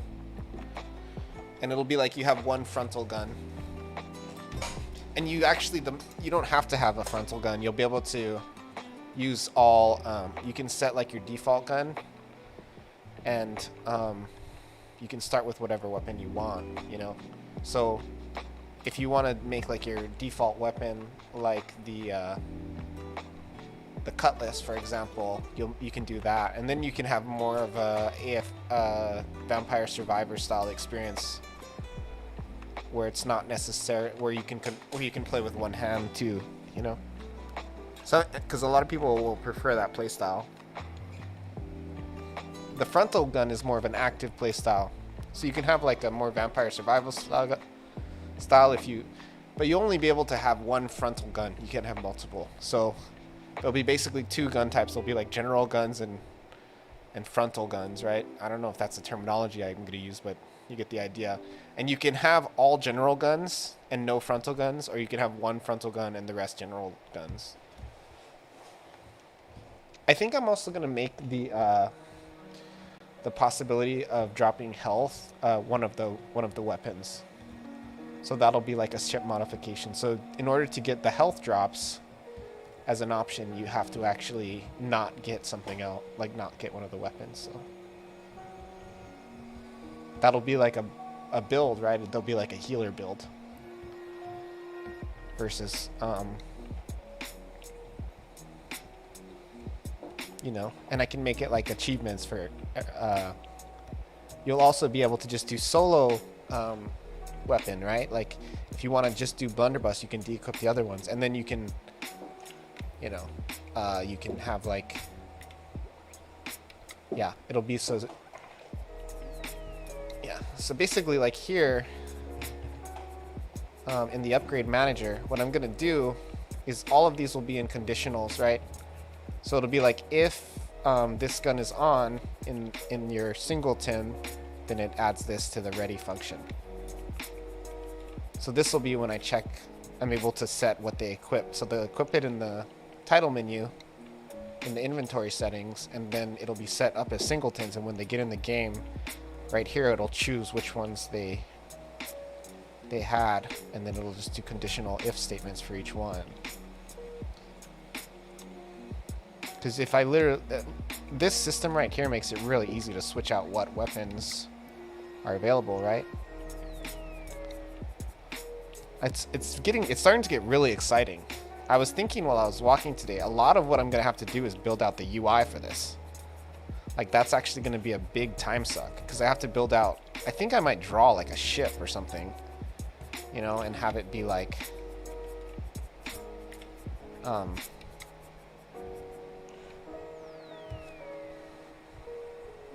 lots of UI. Yeah, because you have to control all of the weapons you can get. So it'll be like, because I'm building that inventory menu, and in the inventory menu there'll be two selections. There'll be, could fly to a mechanic shop in space. Maybe in like the, if you do like a story mode, right? Like as the lore. Yeah. Like I could see that in like a story mode. You go into the place and you upgrade.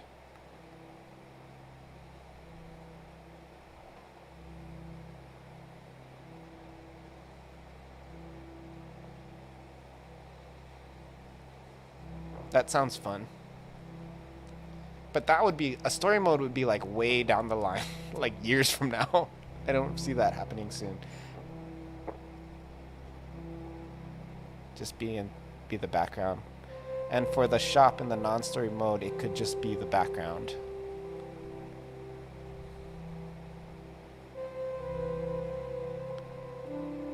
Yeah. That does sound cool. I'm probably gonna do something more like just another menu for now, just because that sounds like a lot. I'm more concerned about the functionality of being able to control everything at this stage of development. So I'm gonna make it so it's just like another menu, and you like click on it, and then it'll bring up a drop-down list of all of the weapons. And then you just click on what weapon you want.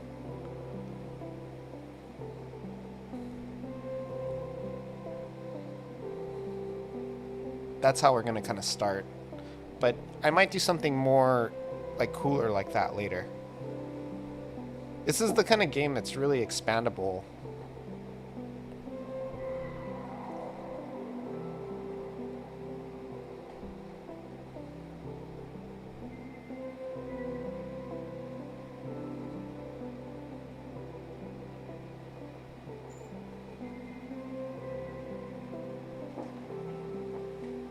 Yeah, that was kind of the idea.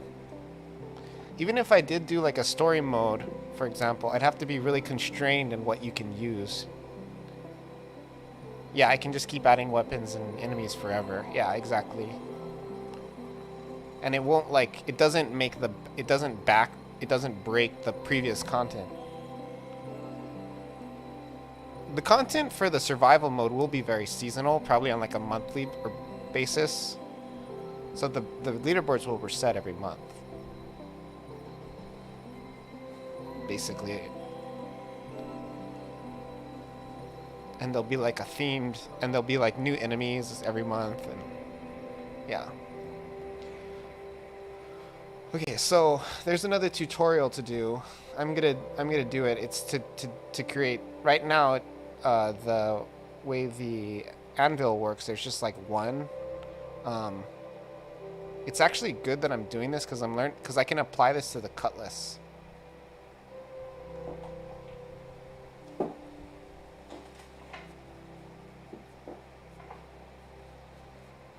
It's been really cool having you in the chat, Parkour Ninja Kitty. I really appreciate you. You've been hanging out pretty steadily. Hopefully, seeing somebody else work on their project is helping to motivate you with yours. That's basically the idea. That's really the heart of why I stream.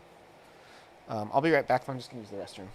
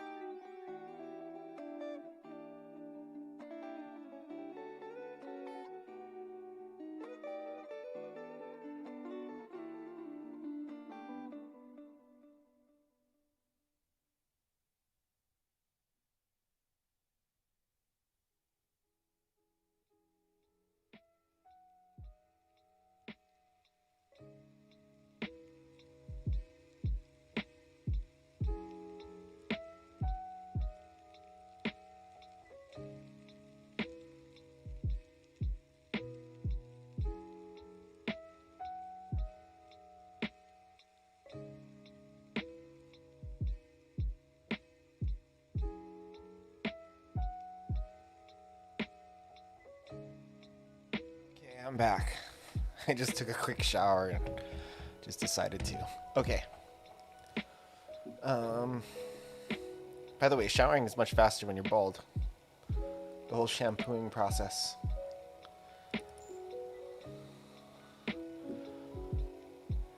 From directional sprites from your friend who's doing art. Looks so much better now. Shoot some screenshots. Did you change rooms where you stream? No. I only have one room. My place is like a loft. It's like a... You don't need shampoo anymore. I actually do for my beard. Just not a lot. There's just not a lot. Hey Roku, look what I added. I added a new enemy and I added a new weapon. Let me show you. Also, Roku, go play my game. Actually, you know what? Let me update it. And then you can play it. The under the face hairstyle. Yes. Or on the face. However you want to think about it.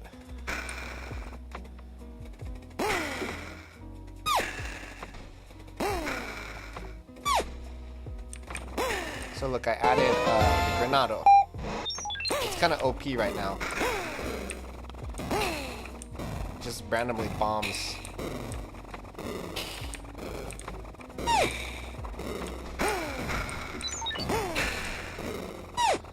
Oh, and I added a new enemy. See this red guy?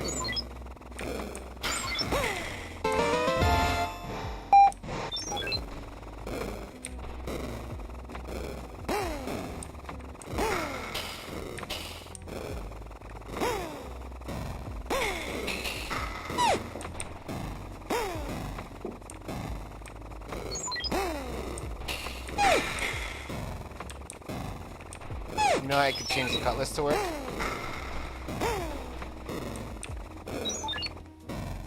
Well, the issue is the cutlass is not working with my upgrade system. It's not that it doesn't work.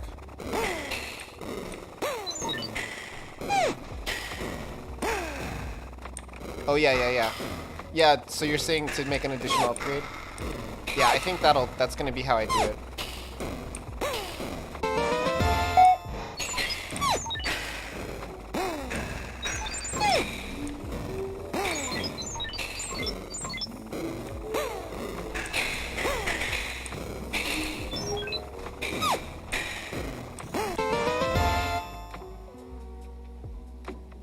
Yeah, it'll be clearer too.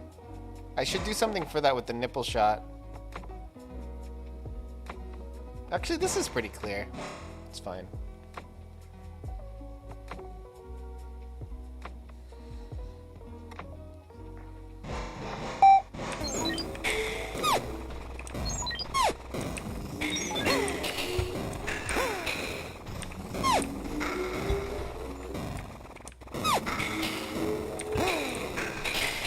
Because it's saying, like, if you upgrade it, each additional upgrade is an additional nipple shot. Which makes sense.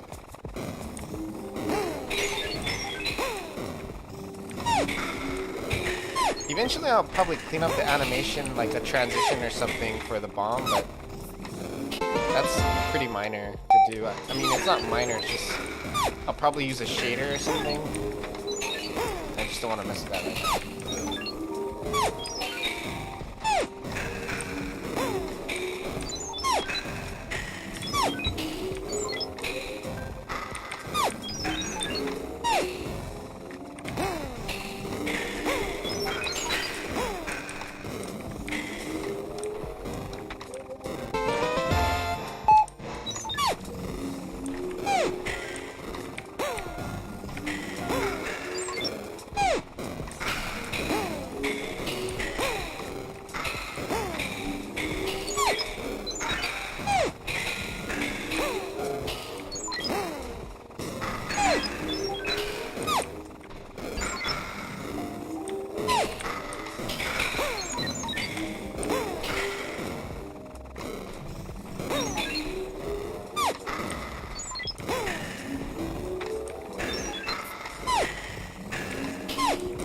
now I can't really hold still.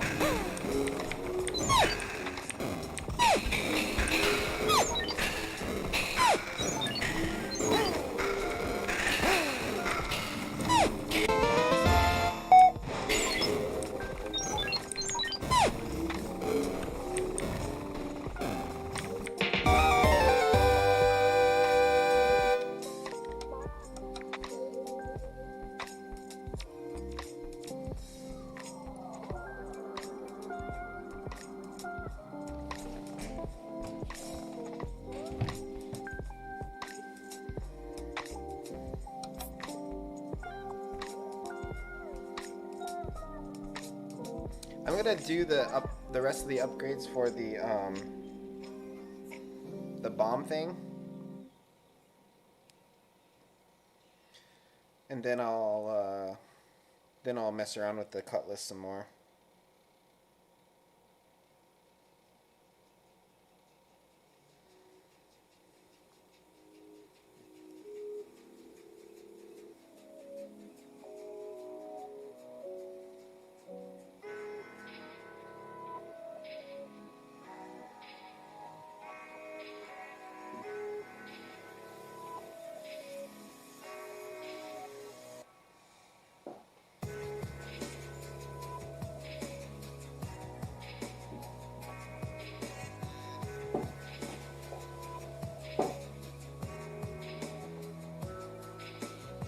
Yeah, it's really coming along. If you want to go play, the leaderboards work.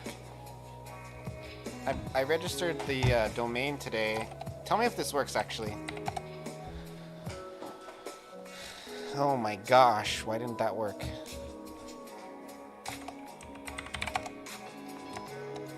Why doesn't SP work? What the frick, man?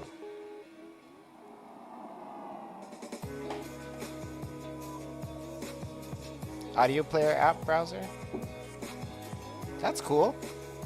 That sounds like something that's more something people will want to pay to do.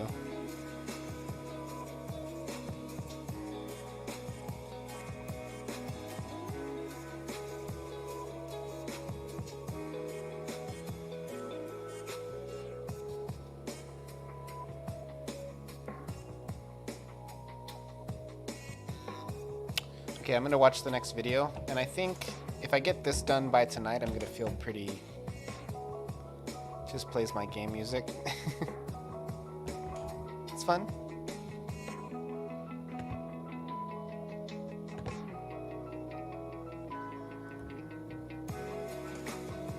Copy or duplicate the stored damage. And you can also, if I just right click in here and say new resource, I wanna see it. I should be able I have to a link choose too. I'll look at the ability link. I don't know upgrade how right I don't know how far in I'll go. here, just like so. And then I'm gonna call this new resource, let's call it anvil amount. Roiku, if Biz doesn't want to do pixel art for me, you should help me with art for the Save. GMY2K or whatever. That one jam I was Discord messaging you about before.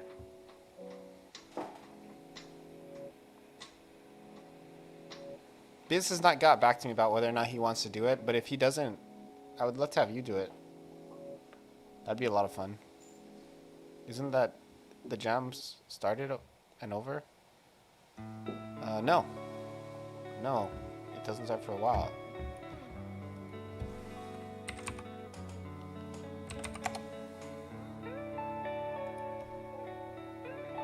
Starts in 22 days.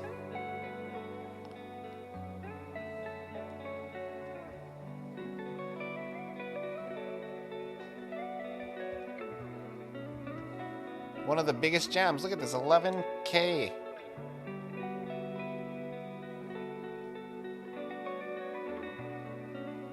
"22 days is far away."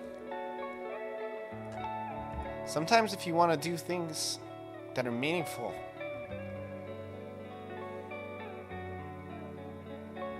if you wanted to, I don't really need any developer stuff, but have you ever done a jam where you just do pixel art? I think that might be fun for you.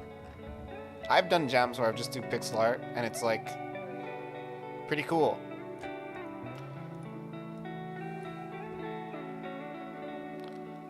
I've done the past 2 of those, I think.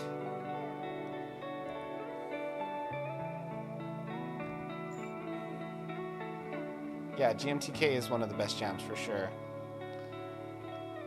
You haven't practiced pixel art for months? I wouldn't care, dude.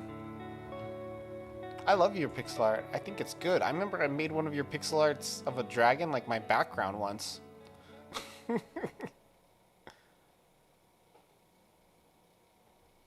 Like I had it on my computer for like 8 months as the background. It's one of your game jam games that you drew a dragon or something.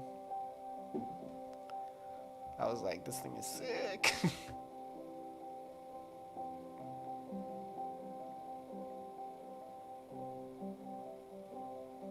Wasn't really pixel art. It was though. It was pixel art. You could do art like that too. I don't care.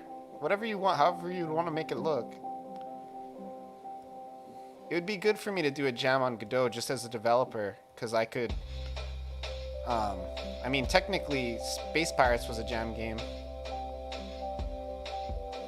Lasso Tool and probably 1280 by 720 res. Yeah, I don't know, man. I don't need to get technical, but if you wanted to do art for GM TK Jam 2023, are you following it? Make it so that they notify you right now. Can you imagine? And even if Biz is doing it with me, I'm sure he wouldn't mind some help. You guys could just like, he could do like icons and UI or something, and then you could do like characters or something, you know? That'd be an epic team. And I wouldn't go soft. Like whatever we did, I would make it like get to a certain point to where it was like pretty awesome. You know how I roll. And I'm just starting to get good at Godot. Like I made Space Pirate for like a Godot jam. And like I feel like if I made Space Pirate again right now, it would take me like a week.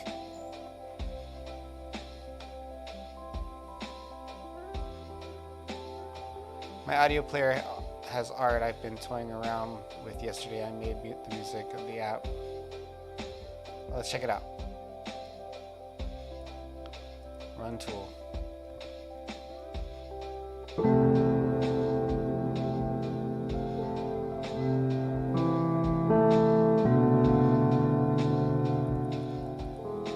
Oh, bro, I'm gonna use this. This is my stream music for the night.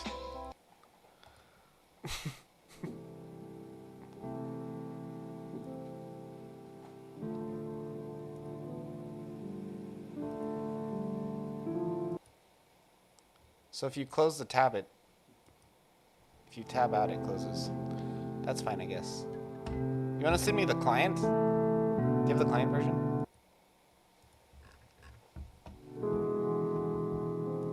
I guess if I just put on a different window. No, it doesn't work. I'd have to open it in a different browser, I think.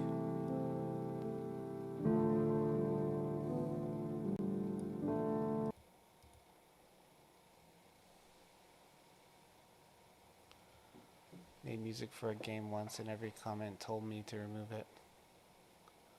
So it's way better than mine.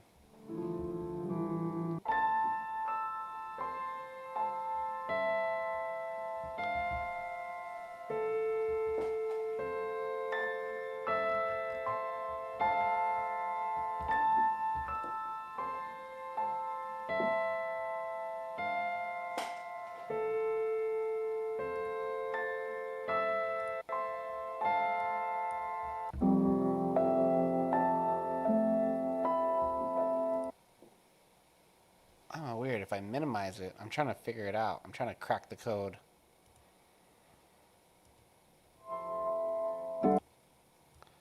Huh. Interesting. So, if it's on its own window, and then I open up a browser, it's fine.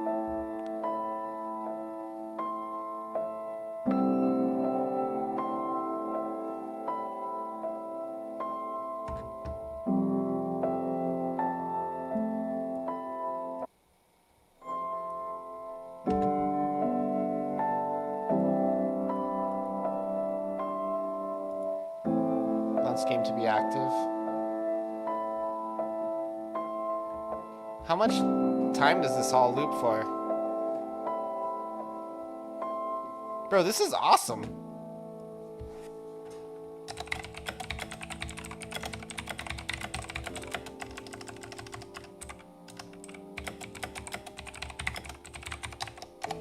I'm actually, like, this is cooler than I expected.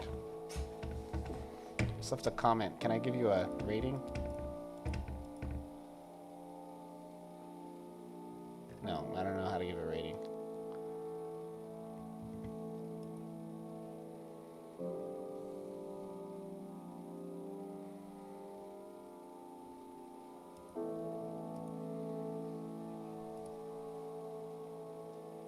I like the art too. Look at the art, guys. What did you make this in Unity?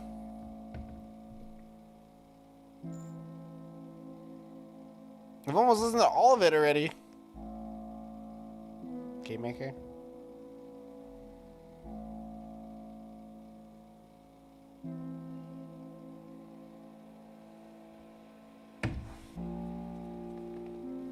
Should put this on YouTube.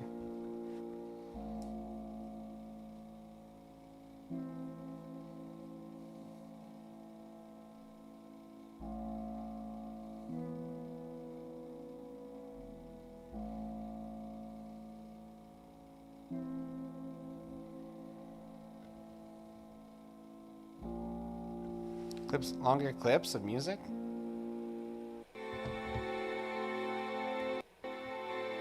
Yeah, Parkour, you should follow Roiku. He's really done some really excellent like game jam games. I kind of met him because we did we both did a couple of the same Ludum Dares and played each other's game, and he would come and hang out while we were making the games, kind of like you are. And it's like, most people who come and hang out, like, how do I say this? A lot of people who hang out and they want to talk about game dev, like, most of them, that's about as far as they get. Like, they don't ever really make anything, you know? And, it's kind of like, it's just cool when there's somebody who actually does some really cool stuff.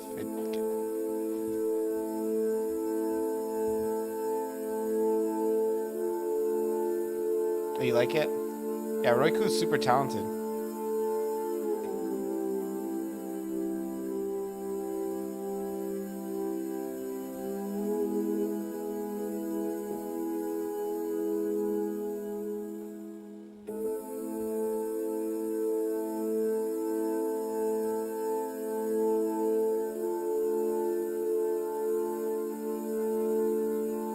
Even this art is cool.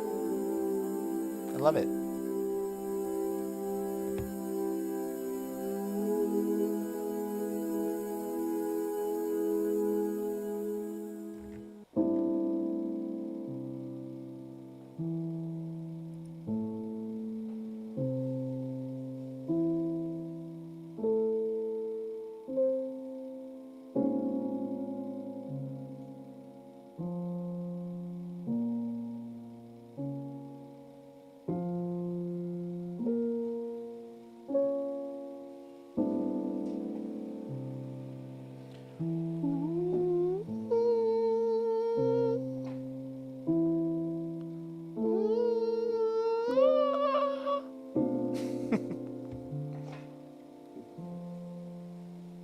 Did a game jam this weekend? Very cool.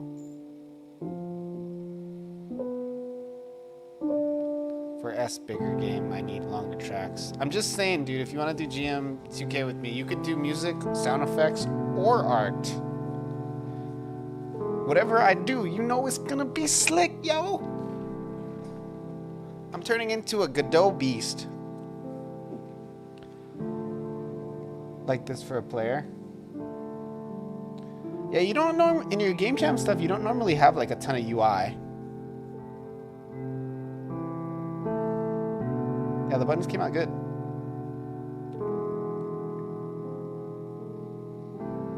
Okay, I'm gonna turn it down a bit.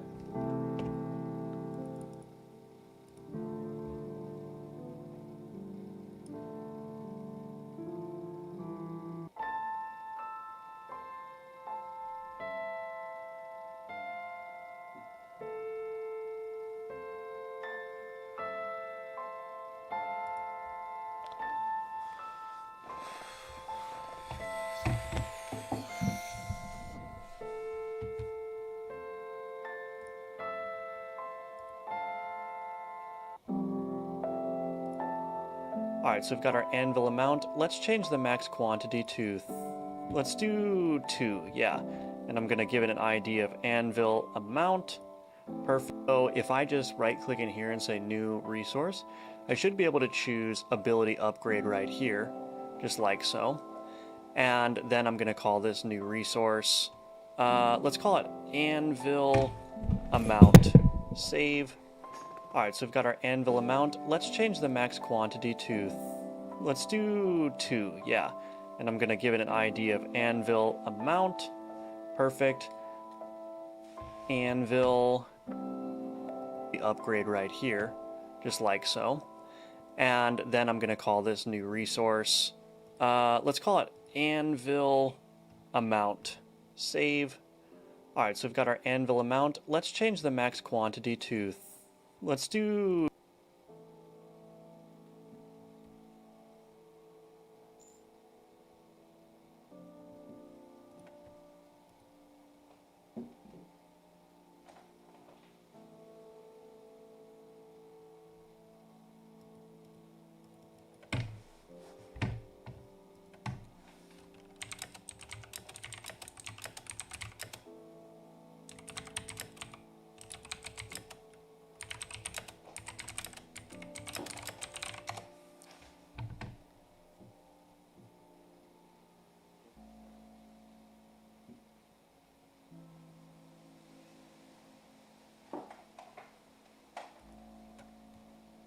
So if I just right click in here and say new resource, I should be able to choose ability upgrade right here.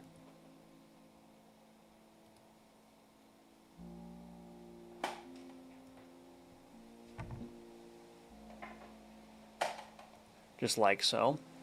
And then I'm able to choose ability upgrade right here, just like so.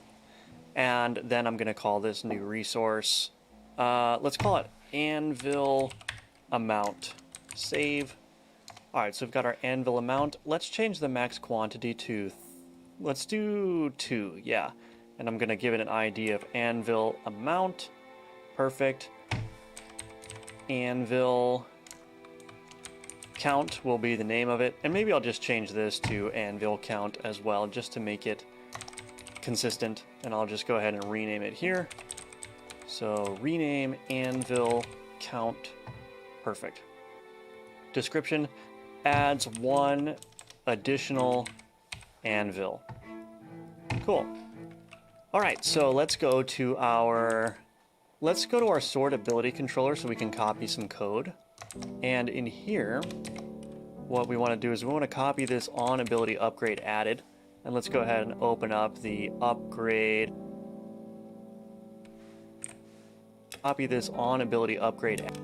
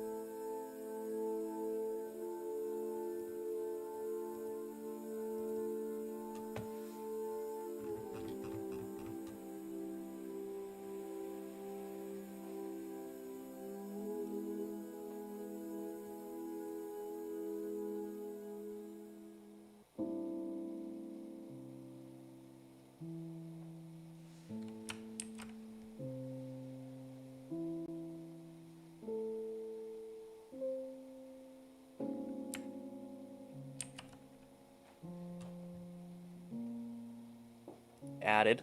And let's go ahead and open up the upgrade, or sorry, the anvil ability controller here.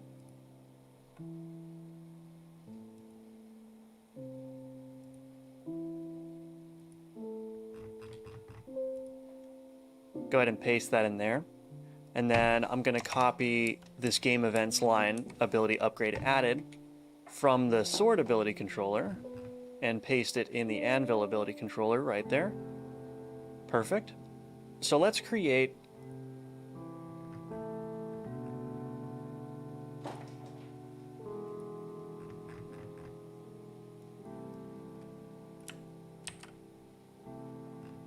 a variable and perfect, and paste it in the anvil ability controller.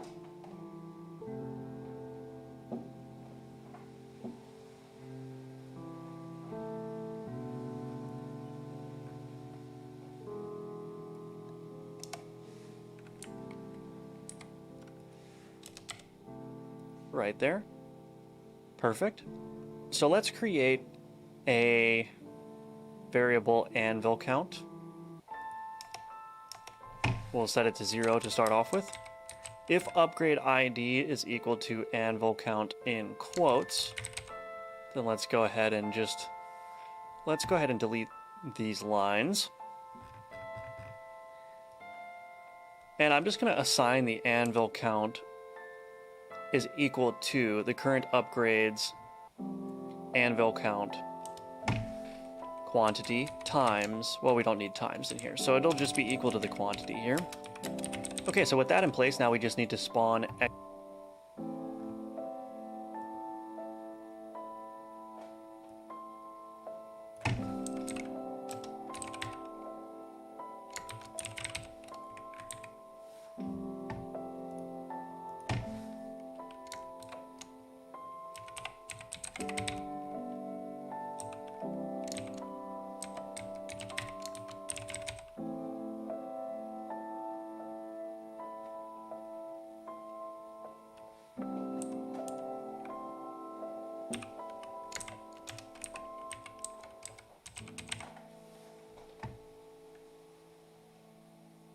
extra anvils here. So how are we going to do this? Well, we've got this raycast query parameters here in this on timer timeout, and we're only creating one, so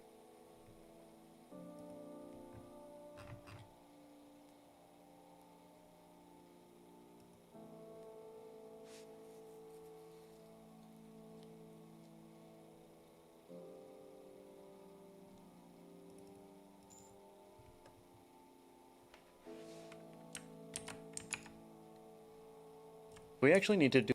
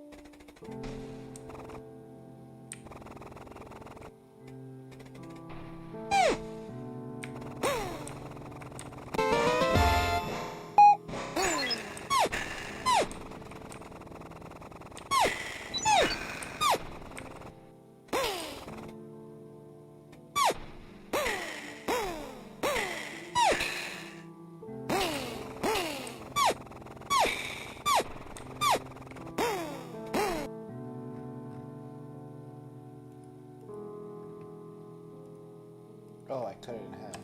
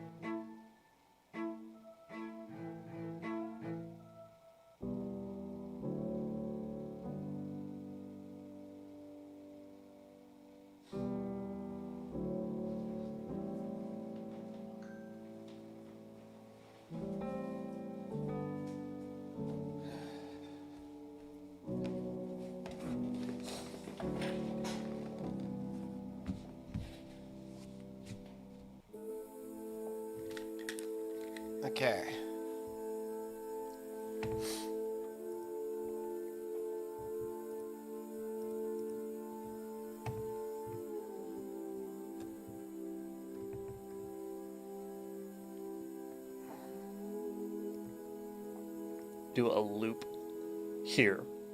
And so what I'm going to do is I'm going to write a cast query parameters here.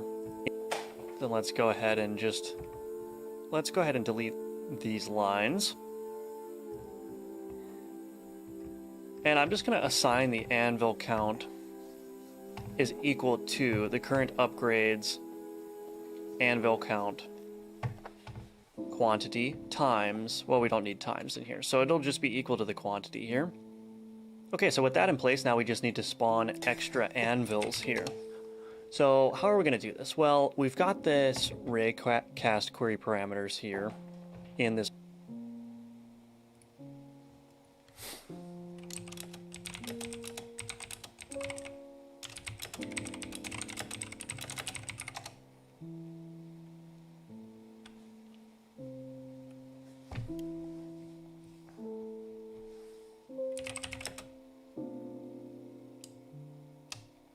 It's the closest.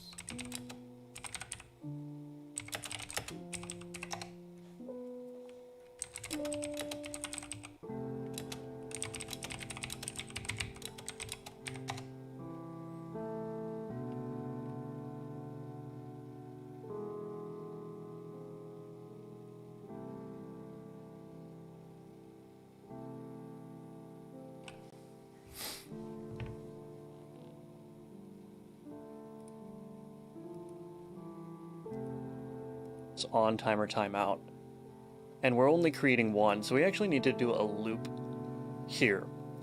And so what I'm going to do is I'm going to write a for loop for I in loop anvil count +1. We got to do +1 because this is only the number of upgrades we have. So if we have the initial ability, we want to do the loop at least once. Okay, let's indent all of these things just like so. So now what we want to do, well, I actually want to make the anvil. This guy got me doing loops.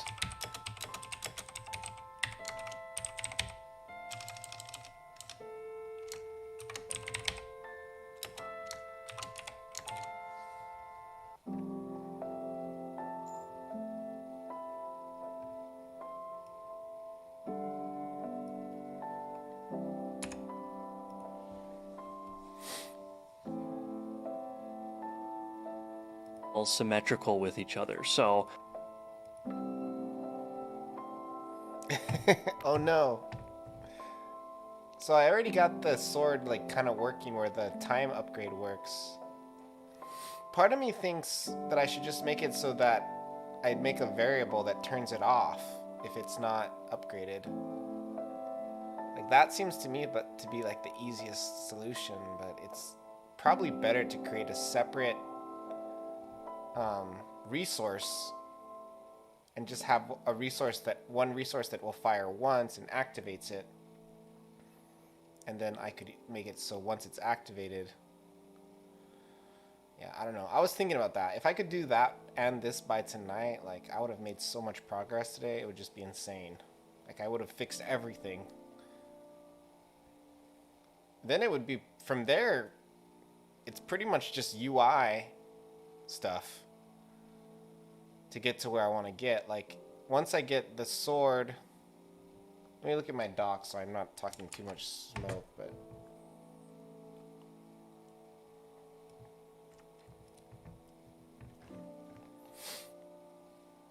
no, this is art.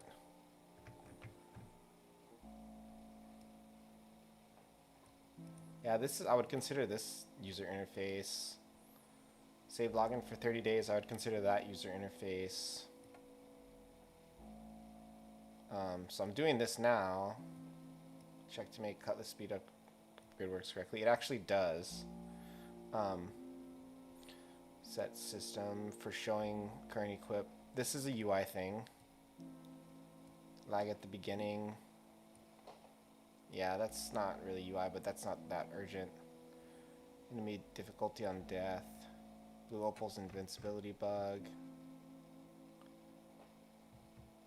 Yeah, this is all UI. I fixed that.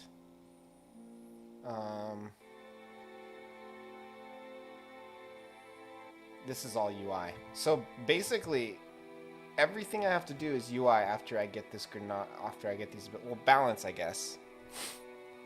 UI and balance. But balance is just like, I'm gonna put it back up and see how people play, and if they can AFK, then I'll just make it a little bit harder. That's just like a balance is like a long process, but it's not. It's a very iterative process. You know, it's not like you just grind it. You know, it's like you just have to continually kind of keep chipping away at it. So it's not like you can really block out a week to work on balance and then you have to test. That's really the key. So balance is just gonna kind of organically take care of itself over time because people will tell me stuff and I'll see people play, and that'll make me fix the balance, you know?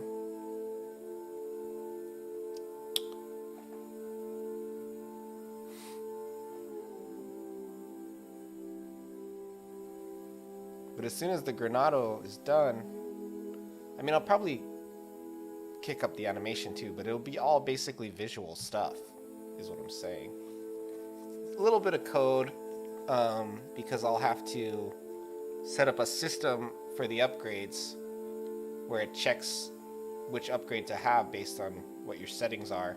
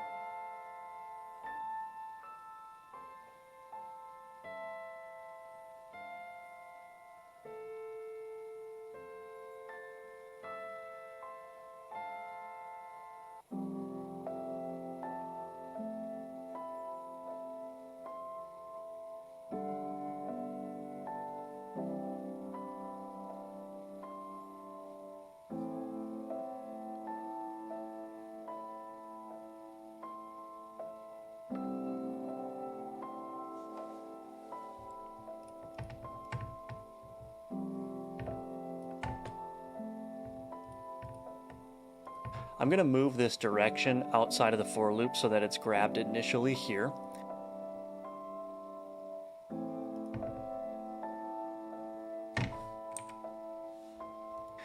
And then we have this, well, I actually want to make the anvils symmetrical with each other. So I'm going to move this direction outside of the for loop so that it's grabbed initially here. And then we have to determine how many degrees are going to be between the direction so that we can rotate the vector appropriately based on the number of anvils. And so if you think about it, if we have two anvils, we want them to be 180 degrees apart so that the one anvil is on the opposite of the other. And if we have three anvils, then we want to make them, you know, however much that is 120 degrees apart, right? And so how do we do this? Well, we have this anvil count +1, so we need to add an additional 1 to that and divide it by 360. So let's do this. Var additional rotation degrees is equal to 360 divided by, now let's do 360.0 just so it's definitely a float. And we're going to divide by the anvil count. We could just do anvil count +1. So what is this going to give us? Well, if we have one anvil, then this is going to be 360. We're not going to actually use the 360 though, if there's only one. If there's two, this is going to be 180, and if there's three, this is going to be 120. Okay, so let's create another variable called adjusted direction is equal to direction dot rotated, and then we're going to take the deg to rad function to convert degrees to radians, and we're going to do I times additional rotation degrees. And actually this additional rotation degrees can be underneath the direction as well. So what is this doing? Well, we're going to calculate the rotation degrees, which if we have two anvils is going to be 180. And then we're going to loop over our anvil count +1. I is going to start at 0.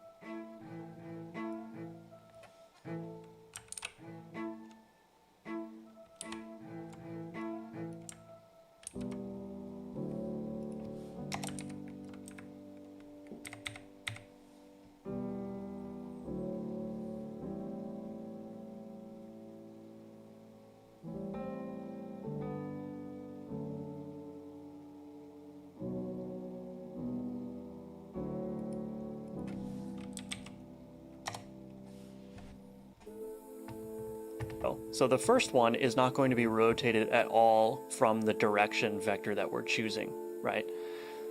But as soon as I hits 1, then we're going to be rotating it by 1 times the additional rotation degrees, which if we have 2 will just be 180 degrees. And then if we have 3 anvils total, this is going to get to 2. I is going to be 2 on the last loop, and it's going to multiply that by our 120 degrees, which is going to give us a rotation of 240. So you can see how this is going to work. And then we've got the adjusted direction. We just need to replace that here. So adjusted direction right there. And I believe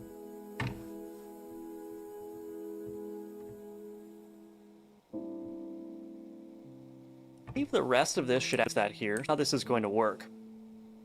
And then we've got the adjusted direction. We just need to replace that here. So adjusted direction right there. And I believe the rest of this should actually be good. We're just going to basically do the spawning anvil behavior on every loop. And we're also doing just a raycast check on every loop as well for each anvil. So now we need to go to our upgrade manager. And let's create a new upgrade anvil count is equal to preload res anvil count. There it is. And let's just go ahead and add the upgrade pool. We'll add an item upgrade anvil count. And then let's make it 1,000. And let's also make the anvil 1,000 as well. All right, so let's give that a shot and see how all that works. All right, so I've got my first anvil. Why does it say anvil amount? Let's change that.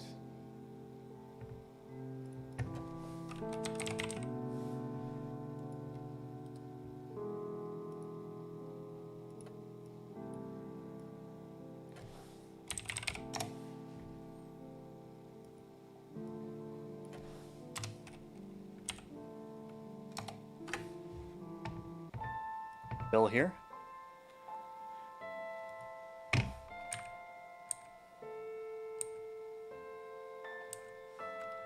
Upgrade anvil count.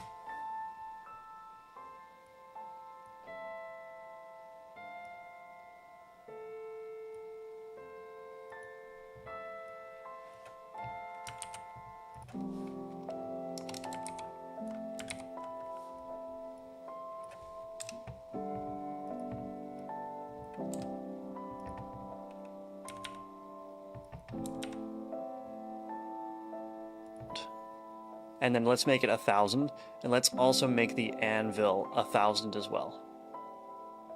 All right, so let's give that a shot and see how all that works. All right, so I've got my first anvil here. Okay, let's do anvil count and let's see how this works. All right, so now you should have 2 anvils that are opposite of each other. Now, they're not spawning equal distances from the player, and so we should address that. But I'm gonna get the third one and just see how that looks. All right, here's another anvil count. And now we've got 3. Now they should be all equal rotations from each other. So let's go ahead and make them equidistant. So let's go back to our anvil ability controller and let's take a look at what we've got going on. Okay, and this is the problem here. So we have this rand f range, which is randomizing the distance of each anvil. We actually don't want to do that. Let's create a new distance. Let's create an anvil distance variable up here and store that. So we'll take this rand f range here. We'll take that.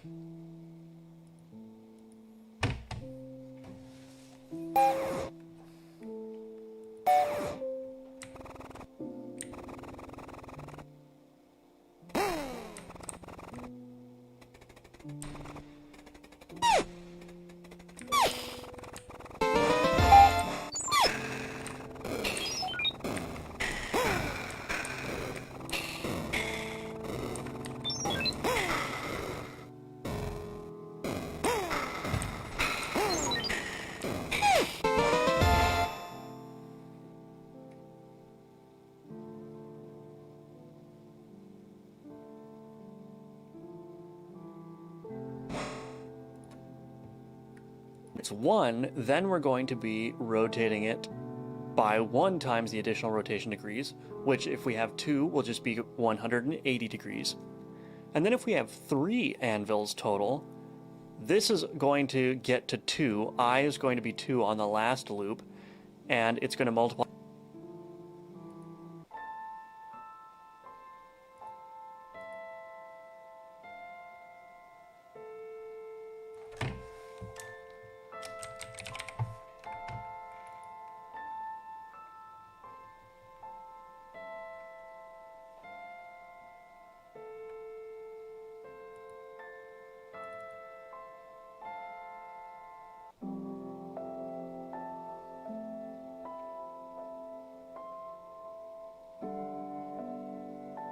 Multiply that by our 120 degrees, which is going to give us a rotation of 240. So you can see how this is going to work. And then we've got the adjusted direction. We just need to replace that here. So adjusted direction right there. And I believe the rest of this should actually be good. We're just going to basically do the spawning anvil behavior on every loop. And we're also doing just a raycast check on every loop as well for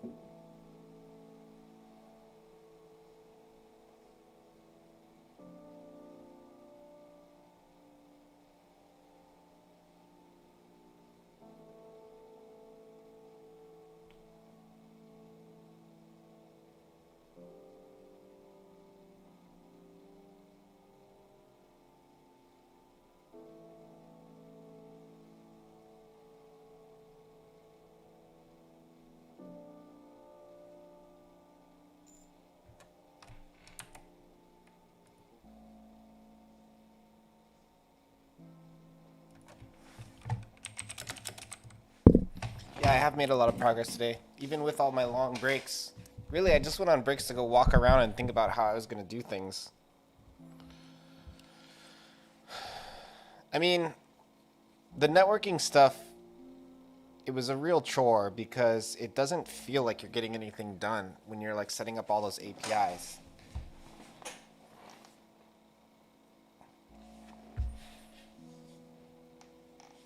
Taking short breaks is important. Yeah, sometimes they get a little long. Like there was an hour break in there somewhere today. So I mean, like of the time I've been online, about 5 hours now, I've probably actually only been at the computer like 3. And I think that's fine. That's how you chip away. You keep going back. You go walk around, you go do some put-ups and some push-ups and sit-ups, you come back. You know, you do some quick little strength exercises, you come back. It's not necessarily the best way to get fit, but it's better than nothing. You know, it helps me not get too fat. The reason I do the little exercise burst is because getting the blood flowing gets my brain working again better, you know? It doesn't really have to do with fitness. But it's better than nothing, like, makes me so I'm not too fat.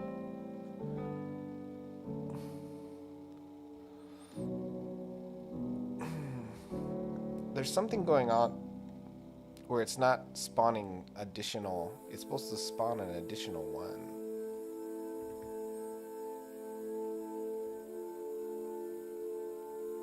Let's print this, just so I can see that it's actually spawning them.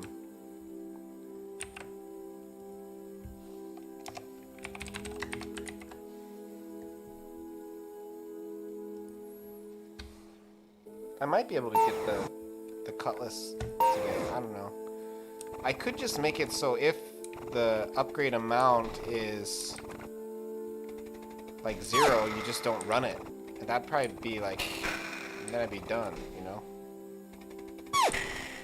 But it makes more sense from like a logic standpoint and just a good practice standpoint to make it so that there's the ability, and then that's one upgrade, and then the speed and the damage is a separate upgrade, you know?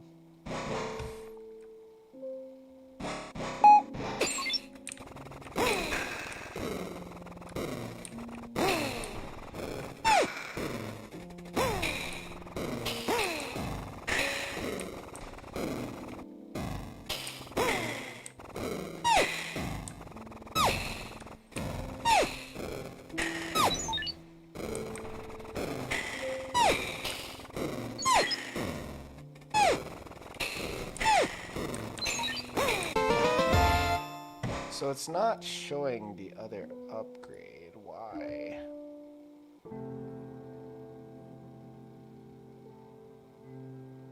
Oh. Because I don't have it on here.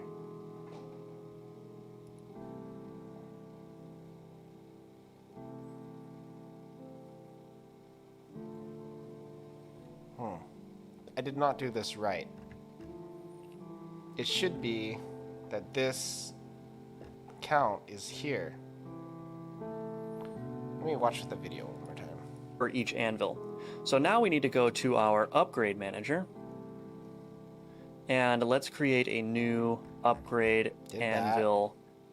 Count is equal to preload res anvil count. Did that? There it is. And let's just go ahead and add the upgrade pool. We'll add an item upgrade anvil count. And then let's make it 1,000. And let's also make the anvil 1,000 as well. All right, so let's give that a shot and see how all that works. So this was the All right, issue. so I've got my But this shouldn't work because first anvil here. Okay, let's do anvil count and let's see how this works. I think he probably covers it later, but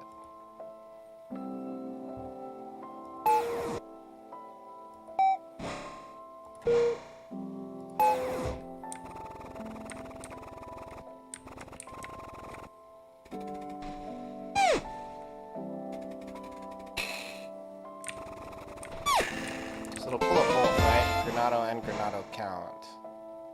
What happens if I do this? It just won't do anything, right? So I have to make it so one is required by the other.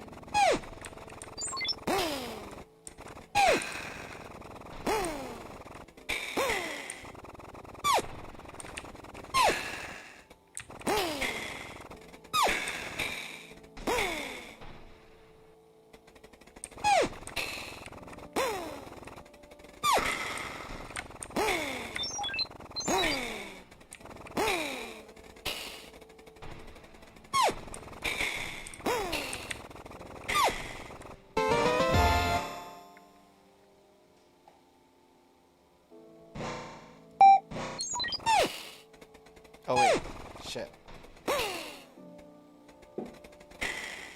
No wonder it had both of them. I didn't get the Granado ever.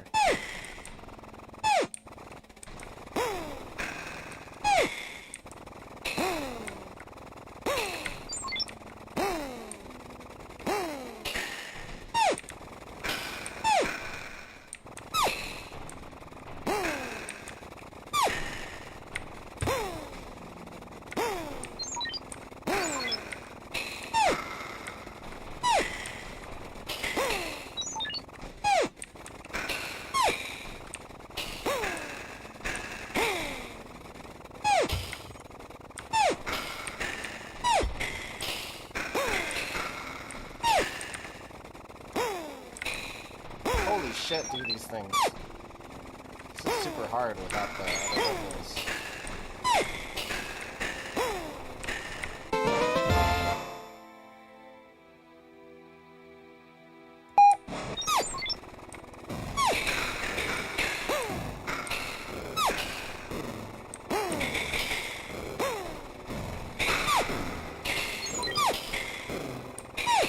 So it doesn't look like it's working.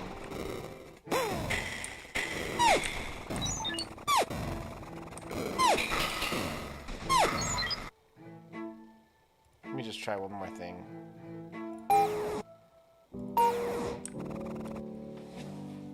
You know what's cool about this game, and I don't think I've ever pointed this out to you, but the menu is 3D, and the what the hell?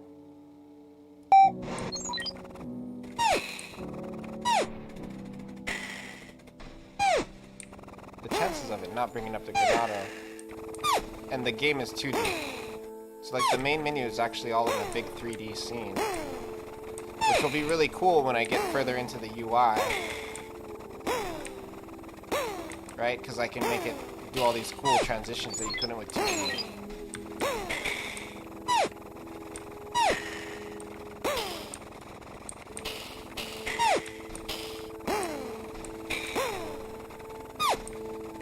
And it's UI only, right? So it's like not, there's like not really any danger of like creating performance issues.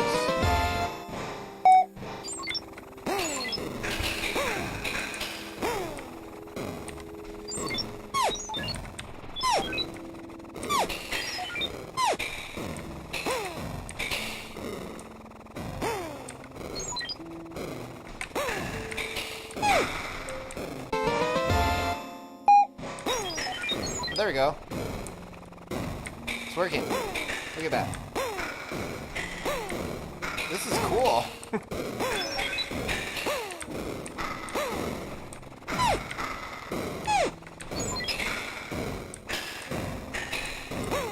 Fuck yeah.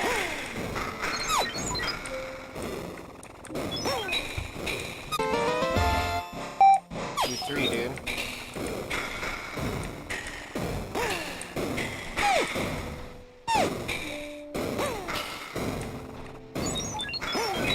How rad is this?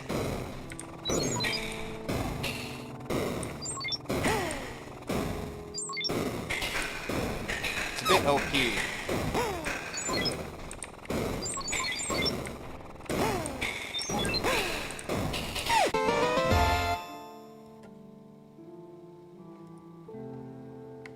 Might be no, it's way too strong.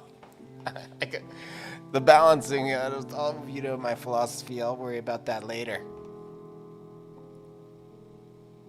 All right, so now you should have two anvils that are opposite of each other. Now, they're not spawning equal distances from the player, and so we should address that. But I'm going to get the third one and just see how that looks. All right, here's another anvil count. And now we've got 3. Now they should be all equal rotations from each other. So let's go ahead and make them equidistant. So let's go back to our anvil ability controller and let's take a look at what we've got going on. Okay, and this is the problem here. So we have this rand f range, which is randomizing the distance of each anvil. So we just gotta do we actually this don't want to before. do that. Let's create a new distance. Let's create an anvil distance variable up here and store that. So we'll take this rand f range here. We'll take that line out and Yeah, paste it just there. have to do it And outside then the let's loop. put the anvil distance in there. And so now all of them are going to be equally distant from the player. And I believe that should be all we need to do. So let's go ahead and run that again. So just grab this. Wait, let me look at how he did it one more time. Just to make From sure. the player.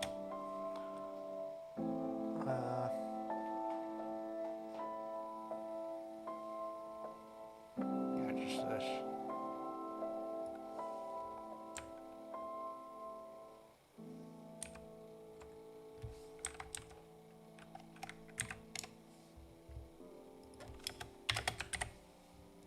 There we go. That should do it. Player. And I believe that should be all we need to do. So let's go ahead and run that again.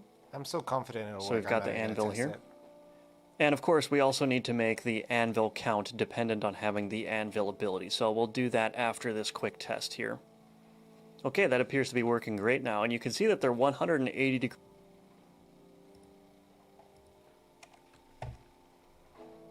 Might be a big brings back AFK. I mean, the AFK never went away, to be fair, but I might make it smaller. I can easily adjust all that. I just want to get the. It's one thing to just go change out some numbers, you know. That's a relatively trivial, relatively trivial thing, but to like get everything actually working.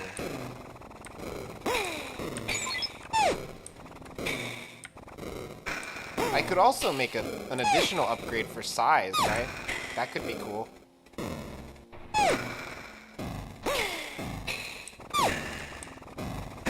So you could make it like dependent the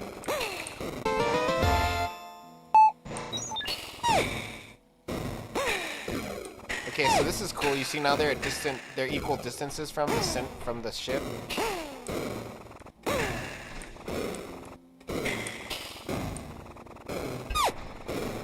Amount, size, damage, attack rate. Yeah, that's a lot. A lot of mileage off of one weapon, you know? A lot of different fun mechanics.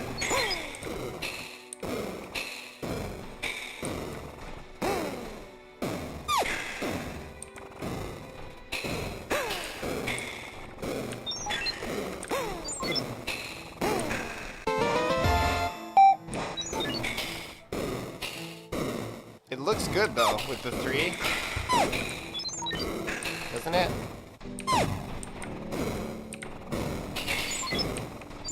This is cool.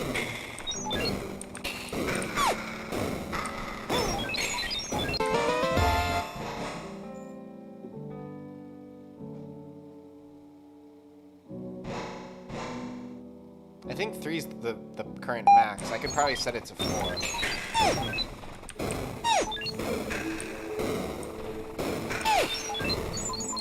I could always just lower the damage too. Should upload this version. If I do upload it, I'm probably gonna turn down the damage of the Granada. Just make it like 5 or something, since it has such a huge range. Then it would make it so it doesn't just one-shot everything, you know? And it would also make it so it has like kind of like a cap on how much damage it can do, unlike everything else, so I think you should double all damage in the whole game. And revert the changes after I get... You just run it for like 72 hours. That's funny.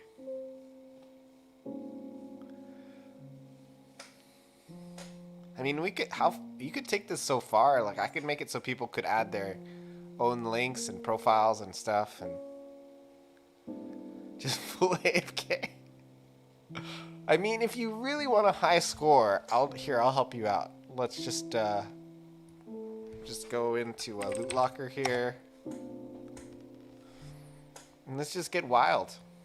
Well, like, life's short, you know what I mean? We'll do systems, battle leaderboard, edit, view scores. Oh, actually, I go to your player. I think I don't even remember. Yeah, no, I go to your player. Here, I'll take it off screen so I don't dox your email address.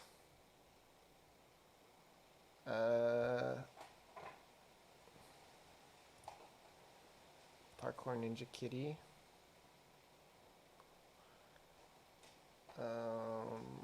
Leaderboards.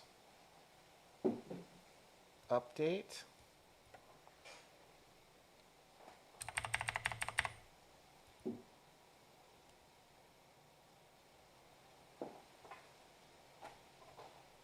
So, if we restart the game now, yeah, we'll just log on here. We'll see what the leaderboards look like.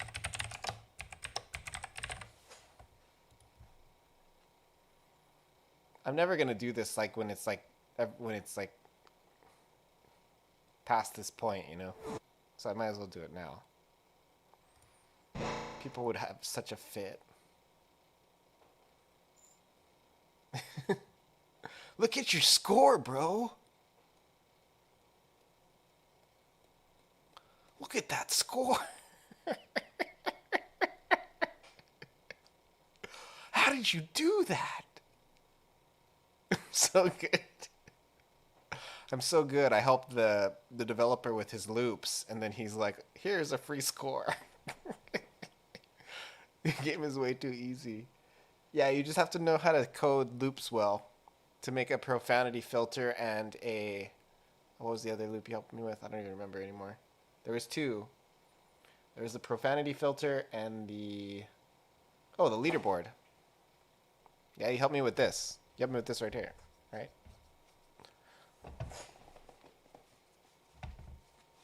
Yeah, it was these two. Those are the only two loops really in the whole freaking project that I made. Yeah, making it so it shows everything. Oh, it's already starting to scroll. That's weird. It shouldn't be. Gonna make a set amount. I had to do something. Yeah, now it'll just keep adding people till the end of eternity. Like there'll be like 1,000 players, and you'll be able to just keep scrolling. Yeah. I'm not the best programmer. You can probably tell after hanging out with me, like, I'm kind of a jack of all trades. You know, I'm not really, like, super good at any one thing. I can do art, I can do programming, I can do UI. But I'm not, like, the best. I'm pretty good, yeah. Loops in particular are a weakness for me. I always have a hard time I can only program so. What is... Yeah. I'm assuming I'm older than you too, right? So I've probably been doing it longer.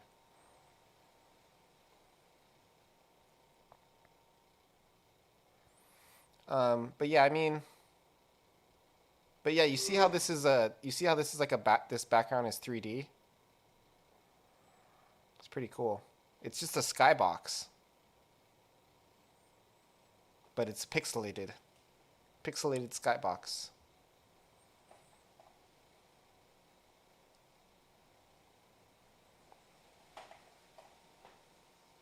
Yeah. But the cool thing about it is, since it is, you know, a 3D... I'll just bring it up real quick. Title.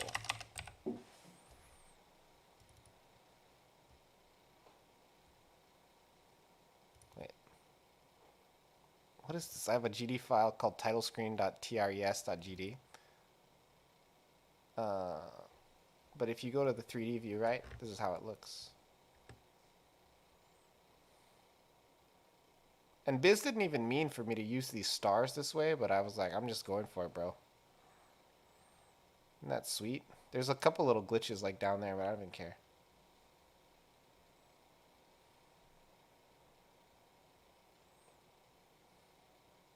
I love it. This was like like one of those things where I'm like, I'm gonna make a pixelated skybox. Like I'm gonna do like a pixel art skybox. And it looks freaking awesome. I was super surprised. I just dropped it in and I was like, what? This is sick. But since the main title screen is a 3D scene, right? Like I can do some really crazy like transitions and stuff that I haven't even really like tapped into, right? Like I will probably implement more in like the transitions in the user interface are going to be like pretty wild when I get to the point where everything, I just don't want to build a bunch of transitions and optimize them for a UI until I got all of the UI elements on it, you know. And then I'll add a bunch of cool transitions in there after the fact. I have like some pixelation transitions and stuff, but I gotta build like an inventory menu, and the two main ones are the inventory and the cosmetics menu. And the cosmetics will be really important because that's like a store, and the inventory will be a store for the in-game currency, the grindable currency. So it's like, I don't know, I don't even know how I'm gonna do it. And then also, so there'll be three, right? There'll be, you equipped what you have, the first one, and that'll be like your ship, and you choose what what weapons and stuff you're using for your next run, and then the second one will be in-game currency purchases. So like that's where you buy all the in-game weapon purchases, and then the third one will be cosmetics, and that will be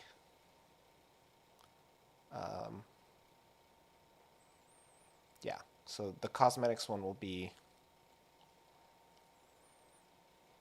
like the America skin that Biz made, and then I'll just keep adding to it as time passes. And I'm gonna probably do like an in-game. The way it's gonna be is you purchase the currency in game, and then you can, or through Android Play Store. At first, you're only gonna be able to get it through Android Play Store, and then you can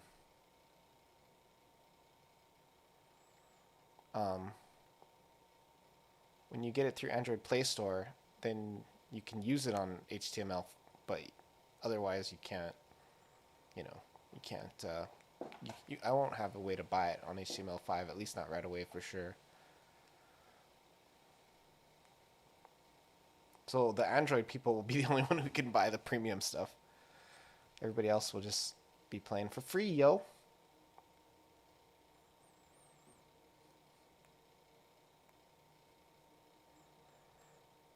Maybe people will buy an Android because they want to buy a skin.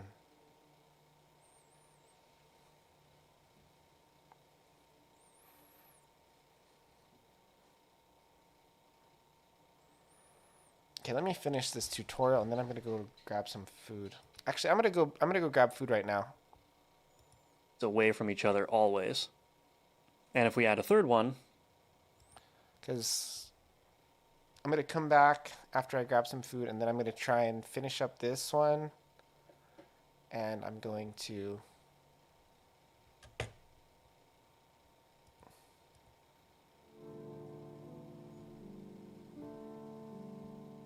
okay, I'll be back. Gotta go get some foods.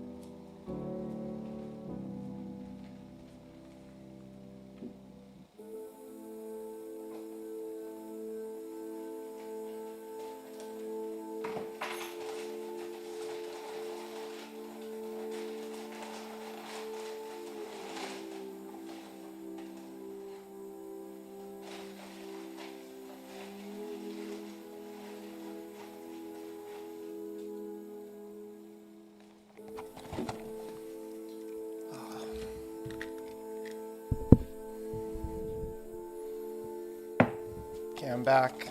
I got some chicken nuggets. Super healthy stuff, man.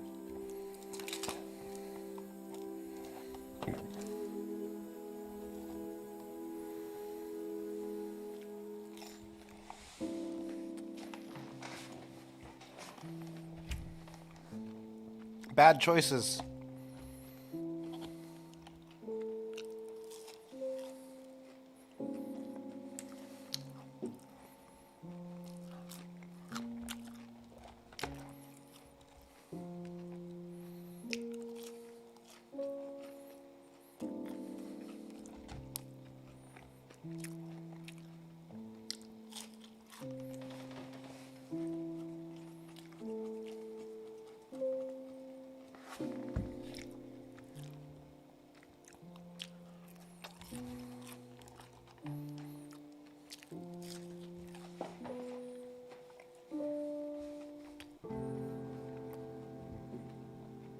Okay, let's finish this.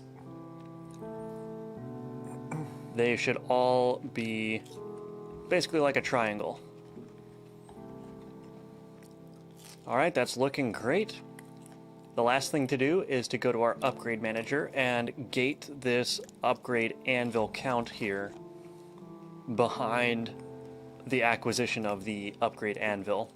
So in the same way that we've been doing it before, we need to call update upgrade pool in here. We'll add a new else statement, elif chosen upgrade.id is equal to anvil count. Or we can do the upgrade anvil count dot id. We're going to paste that line, so upgrade pool add item upgrade anvil count, and actually this should be upgrade anvil up here. Sorry about that. So if our chosen upgrade was the anvil, then we can go ahead and add this anvil count item, and I'm going to make that a weight of 10 as well. Actually, let's turn it down to 5. Yeah, 5 sounds good. And then up here, turn down this upgrade, and let's turn it down to 5. Yeah.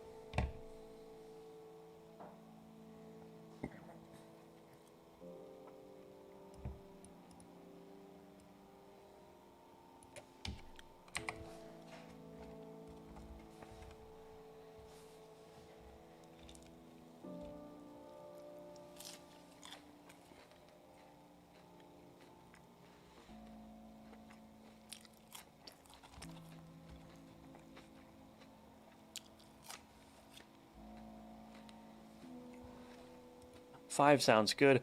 And then up here, turn down this upgrade anvil to whatever it was before, which was 10. Okay, everything appears to be in order.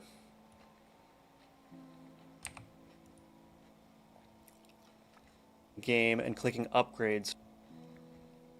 Should I test it? I should probably test it.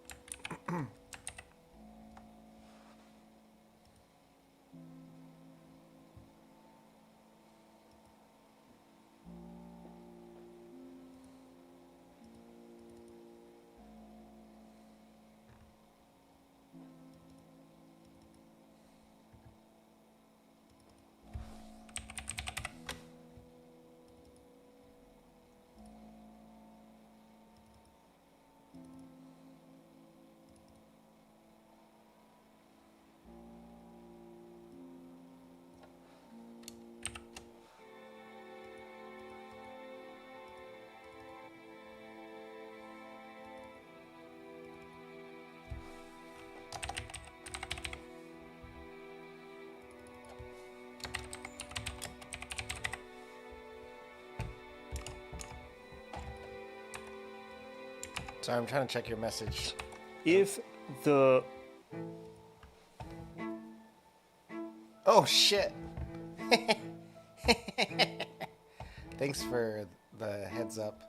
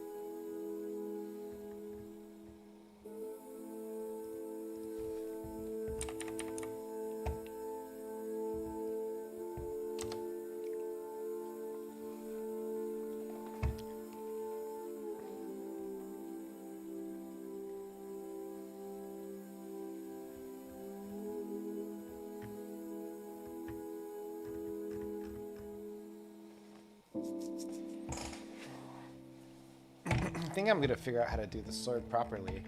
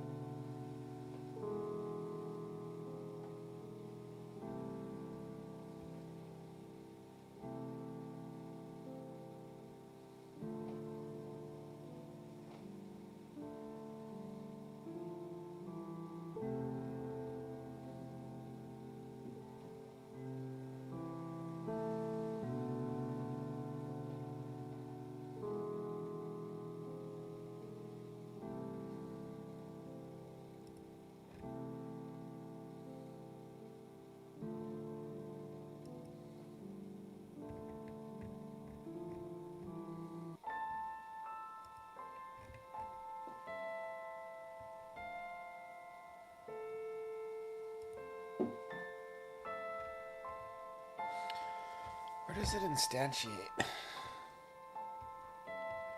Oh, here we go.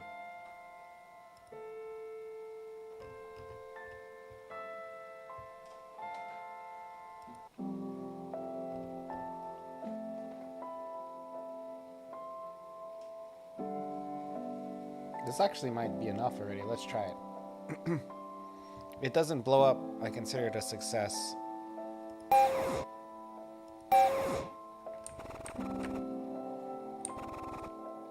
Oh wait, I have to turn off the sword.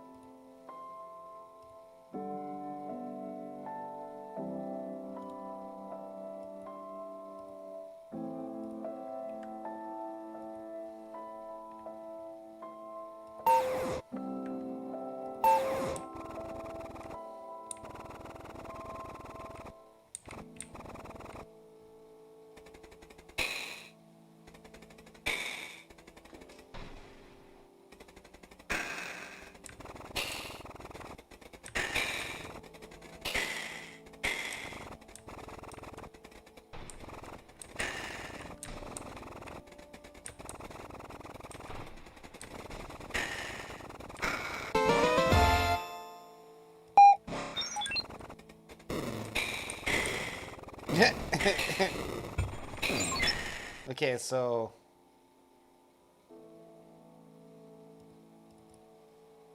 I forgot to change some things.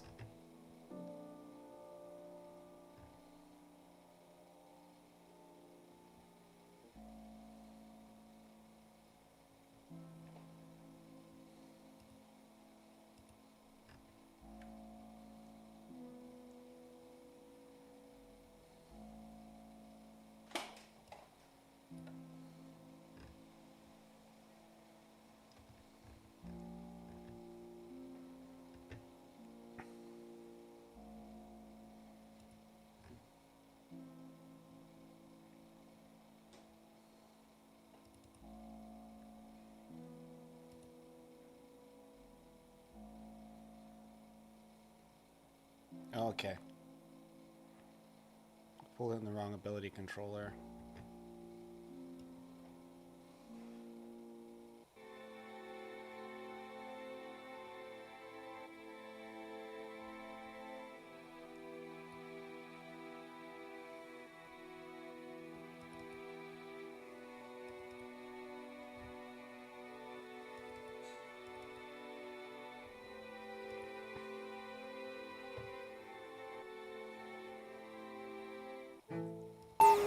I think this is gonna work. Because it worked and I just pulled in the wrong thing. I had the wrong script exported.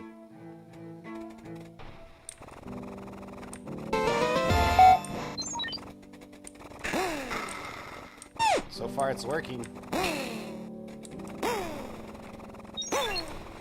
Holy shit, dude, I'm so smart. So not only did I add the new enemy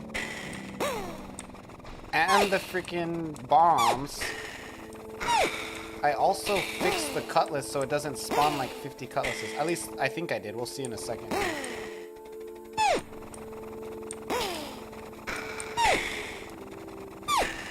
Dude, I'm on fire today. Straight up.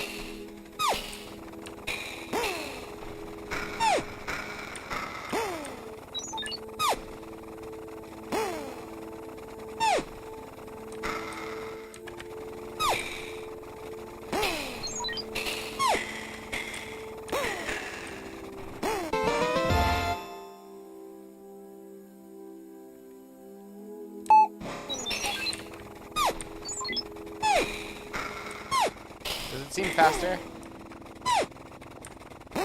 Can't tell.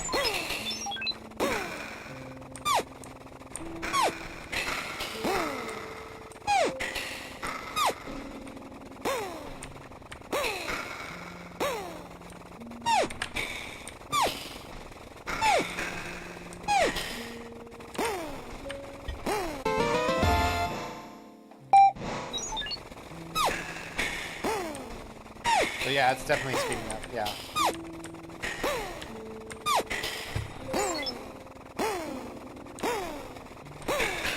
Now the last thing I want to do before I go to bed is increase the cooldown for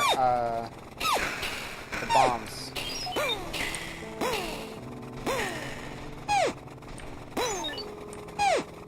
And I also want to increase the cutlass damage again. I think I'm going to make it like 30. The cutlass should be the most powerful attack I have. Because it's so focused. Just checking that this will increase the damage. Yep, it does perfectly.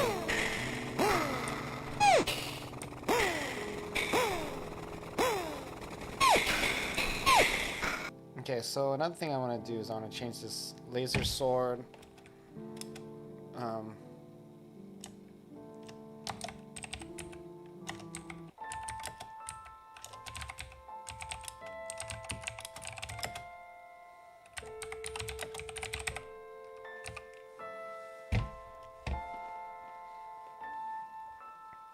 Holy shit, dude, I fixed so much stuff today.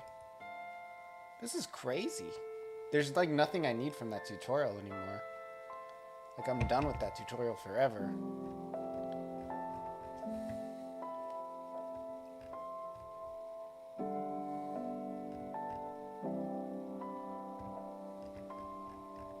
So let's turn down the upgrade manager.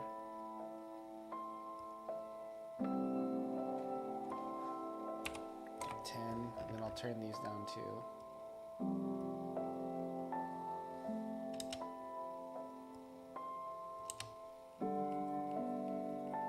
And I think for the... I can just turn up the timer, right?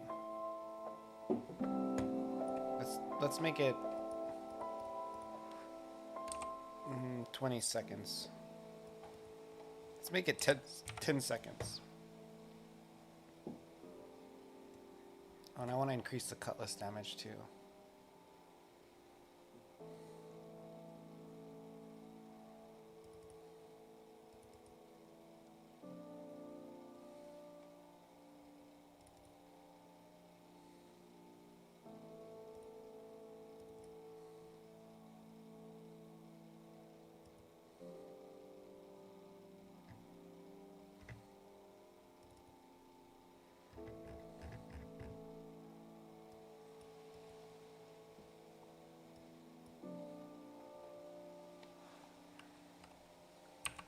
Make it 25.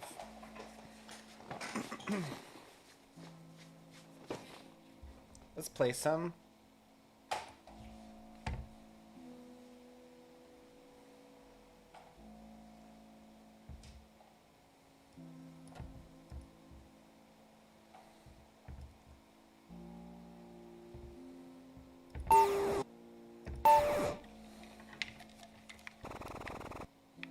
I have to set it to control.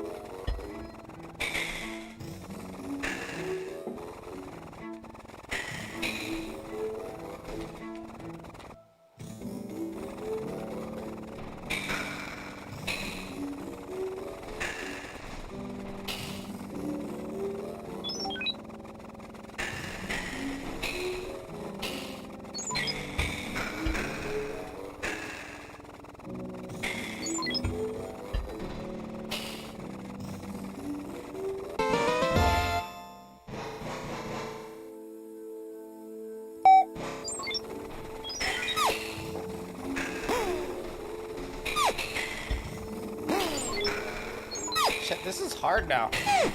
Dude, I think I made it harder somehow.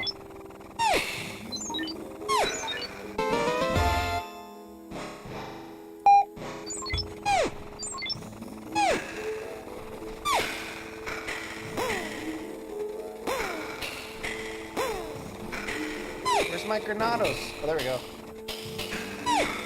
That was cool. See how it's not like happening super frequently.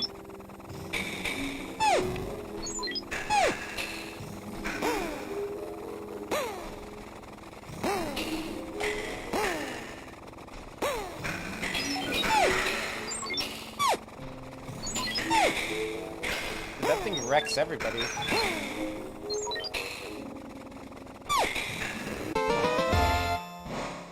Cutlass gymnast. We'll do another nipple shot.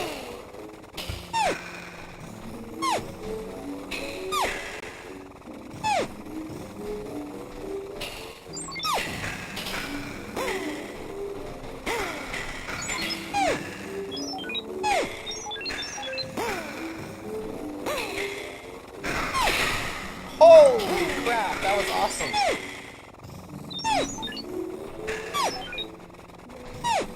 Bro, when it comes like in just like randomly like that, it's like it saved my life.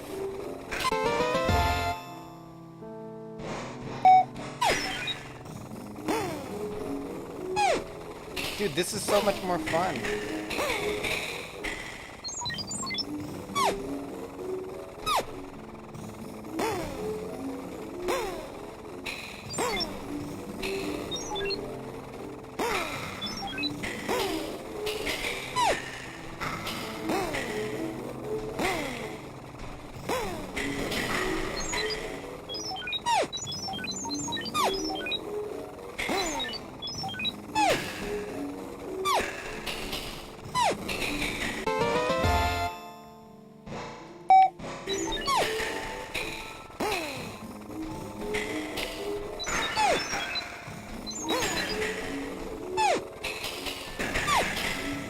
Bro, that bomb is sick, dude.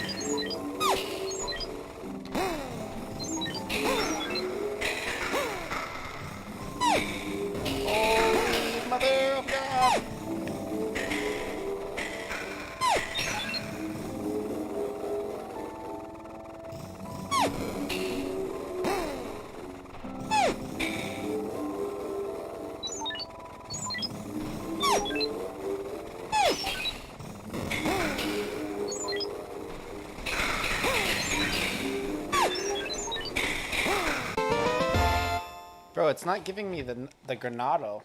I want the Granado upgrade.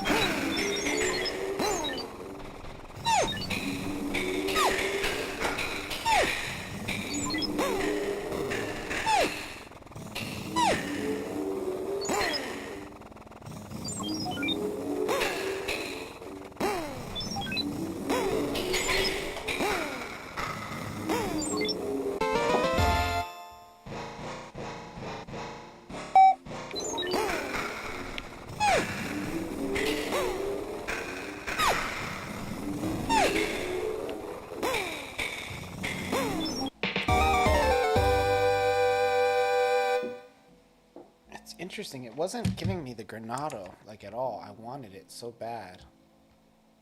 It might just be that it was not the chance.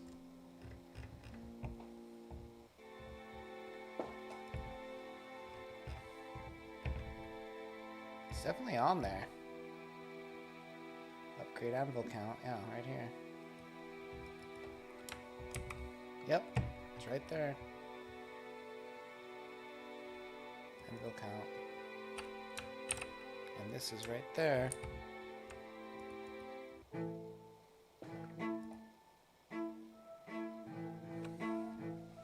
gonna make it so you can do 5 of those. Bro, that was sick though.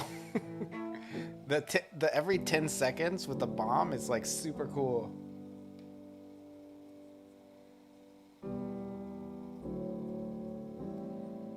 Like this is freaking fun. I'm like pumped right now.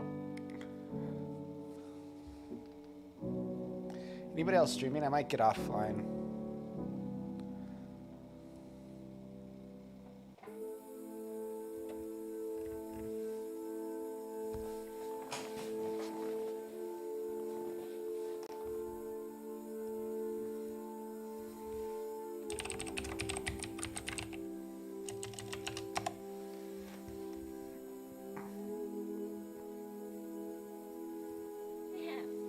Evan and Mo.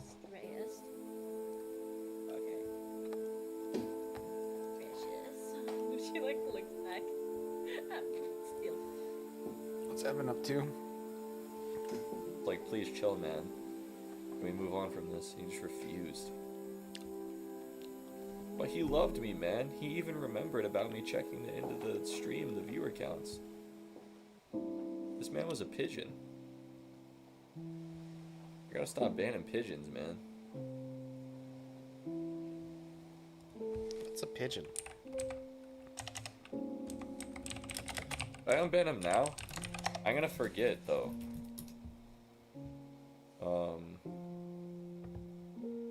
And I denied his ban request, or his unban. Jesus, I can't talk. I denied his unban request, and I told him I had sex with his mom. So even if he comes back, it's gonna be like, oh, I already had sex with your mom. That's kind of awkward. Not good. Oh, I can't go see the ban appeal because he's gone now. I was thinking about, should I just unban Comfy? I just don't, you know, I used to think like, oh, if you're a really bad person and you're really mean, you should be banned. But now I just think like, oh, nobody should be banned ever because bad people are interesting. Like, even if you're a piece of shit, it's kind of fun to just observe you. It's interesting, his philosophy. It's so different from mine. For me, I ban people if they train wreck my stream. That's all I care about. Just means if they make me less productive. I don't care if they're cool or whatever. Like, I don't have a value judgment. It's more about the effect they make. What if I could just click a button and unban everybody? That would be the actual thing to do. Wait, can you see? Twitch. See list of banned Anybody users. doing Godot? You can see I a love list of Evan, banned but I users don't in really your want to go moderation watch settings. his Unban appeals. Wait, can I just one-click unban everyone? What's this guy He's doing? getting desperate now, guys. He's unbanning Thumbstick. He's so desperate for human interaction. Okay, let's actually not. Yeah. Evan's stream only has 13. It's getting slow Let's for just him. enjoy the pigeons that are not. Ever since he stopped doing Oh, I got excited retro because I MMO. saw shit-ins. I was feel like, like oh my god, people shit-ins, have but he been can't less hear interested. me. Because it's from 2 years ago. Okay, yeah, we just... Let's check out this dude. 5. We will reduce this every Why time, does his every say second, Ludum Dar? or every frame. I feel like he's lying to us, don't you? Isn't he? Here? He's lying. He's not doing no Ludum Dar.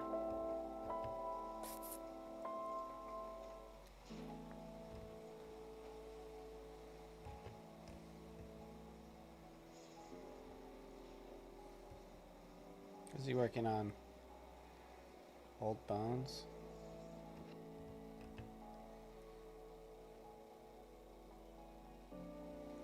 Life Sim RPG in Godot. Is there anybody else? Not really. And Fly by here, Studio. when we open it, Look at this guy. He's got one.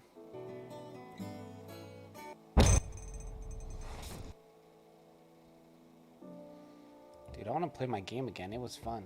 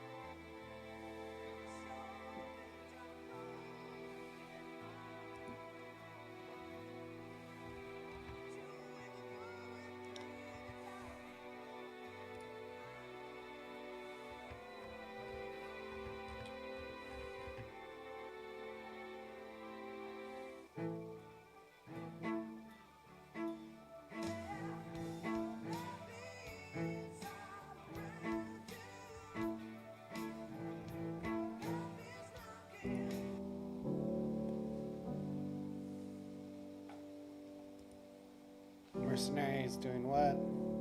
I have to do this on my end.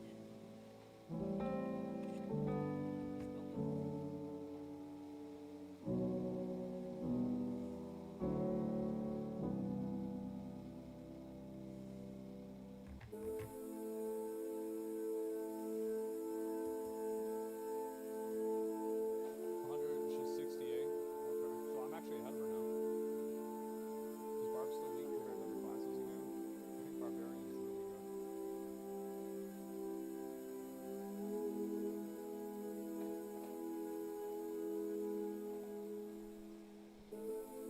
Oh, actually I have to disenchant. I disenchant weapons so I can do the affix.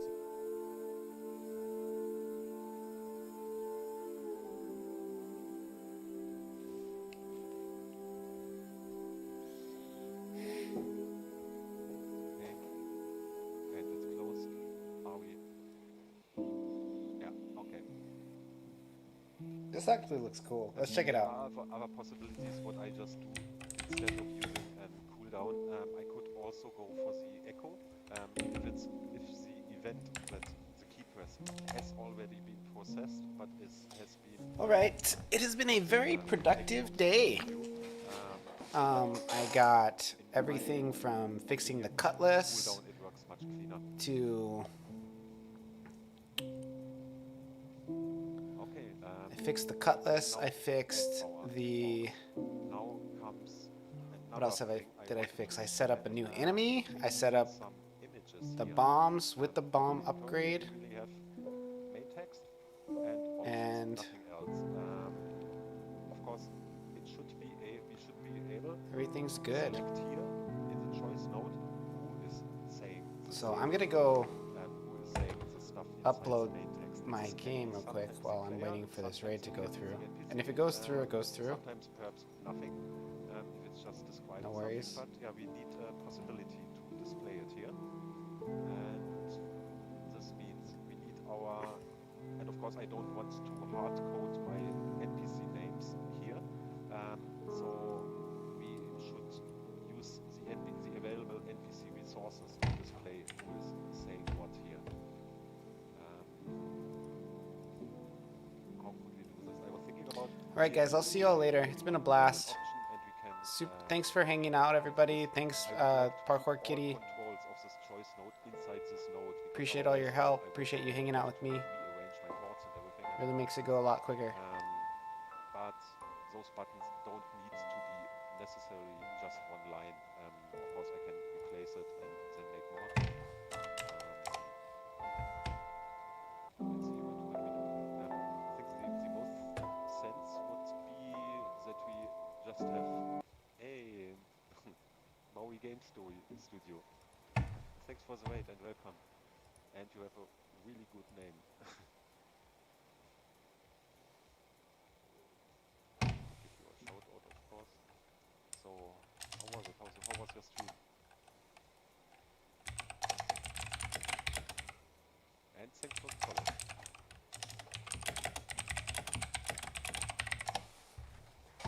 Hi. Was just thinking what was and what did you do? What is your project? Let me follow you. I want.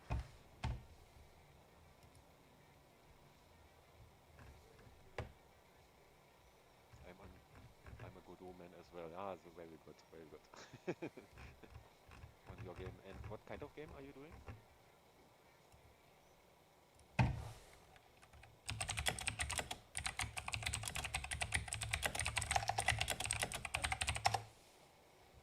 Here. What about we just put a drop down here where we select the names of the current configured NPCs. So I don't need to hassle to bring my created NPCs into the dialogue manager. They are just there. Currently we only have those two here because currently I don't need more than those two. We will add the other three step by step. It's like Vampire Survivors, but in space. I have an HTML version if you want to see sometime. Yeah, pretty. Please. If you have a link to share, then I really would like to see it. Links are open, you can post it. Let me just get some water.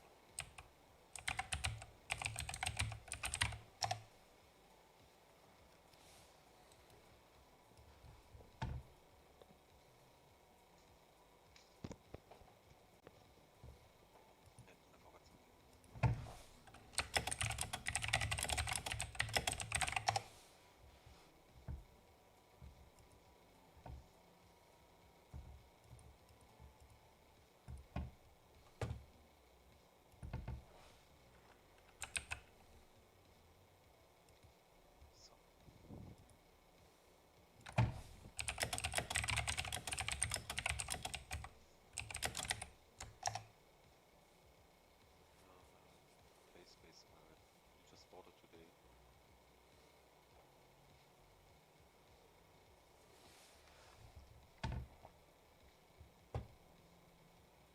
Could it be that the DNS entries are not fully configured because I can't load your page? I mean, DNS changes can take up to 24 hours if you just register the domain.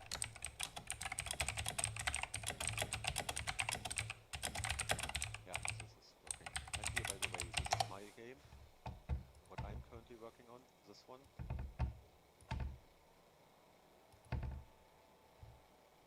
And yeah, we are currently writing a dialogue system. We just wrote our own dialogue editor and have connected it yesterday with the rest of the game, and currently we are adding some extras to it. But here, this is what I'm currently working on. DNS was set today, so it may not have propagated yet. Yeah, I really suppose that it's just because yeah, my DNS server don't even know them.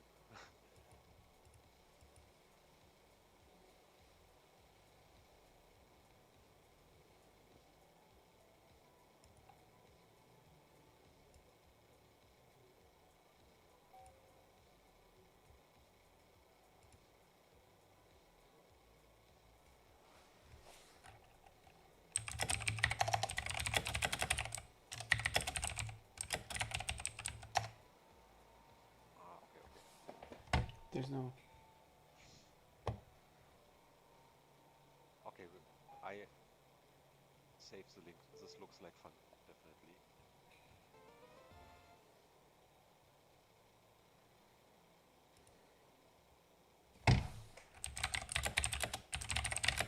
Yeah, I saw it. I saw it. I will look into it. And not during stream, but I will look into it. But yes, thanks for the. And let me give you a follow on itch.io.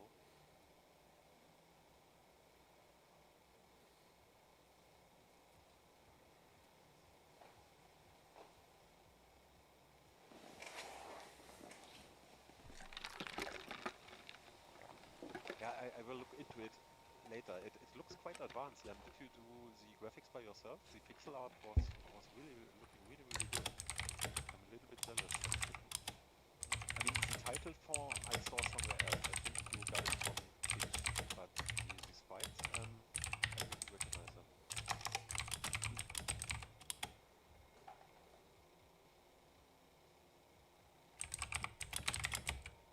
I have a friend does it in pixel art. I do the UI pixel art. Ah, okay. Yeah, for my game, I bought the tile set, but I'm altering it heavily. So at some point, perhaps I will have replaced all tiles, but it's really convenient to use predefined tile set that look good from the beginning, because I like doing pixel art, but it really takes a long time for me to do it.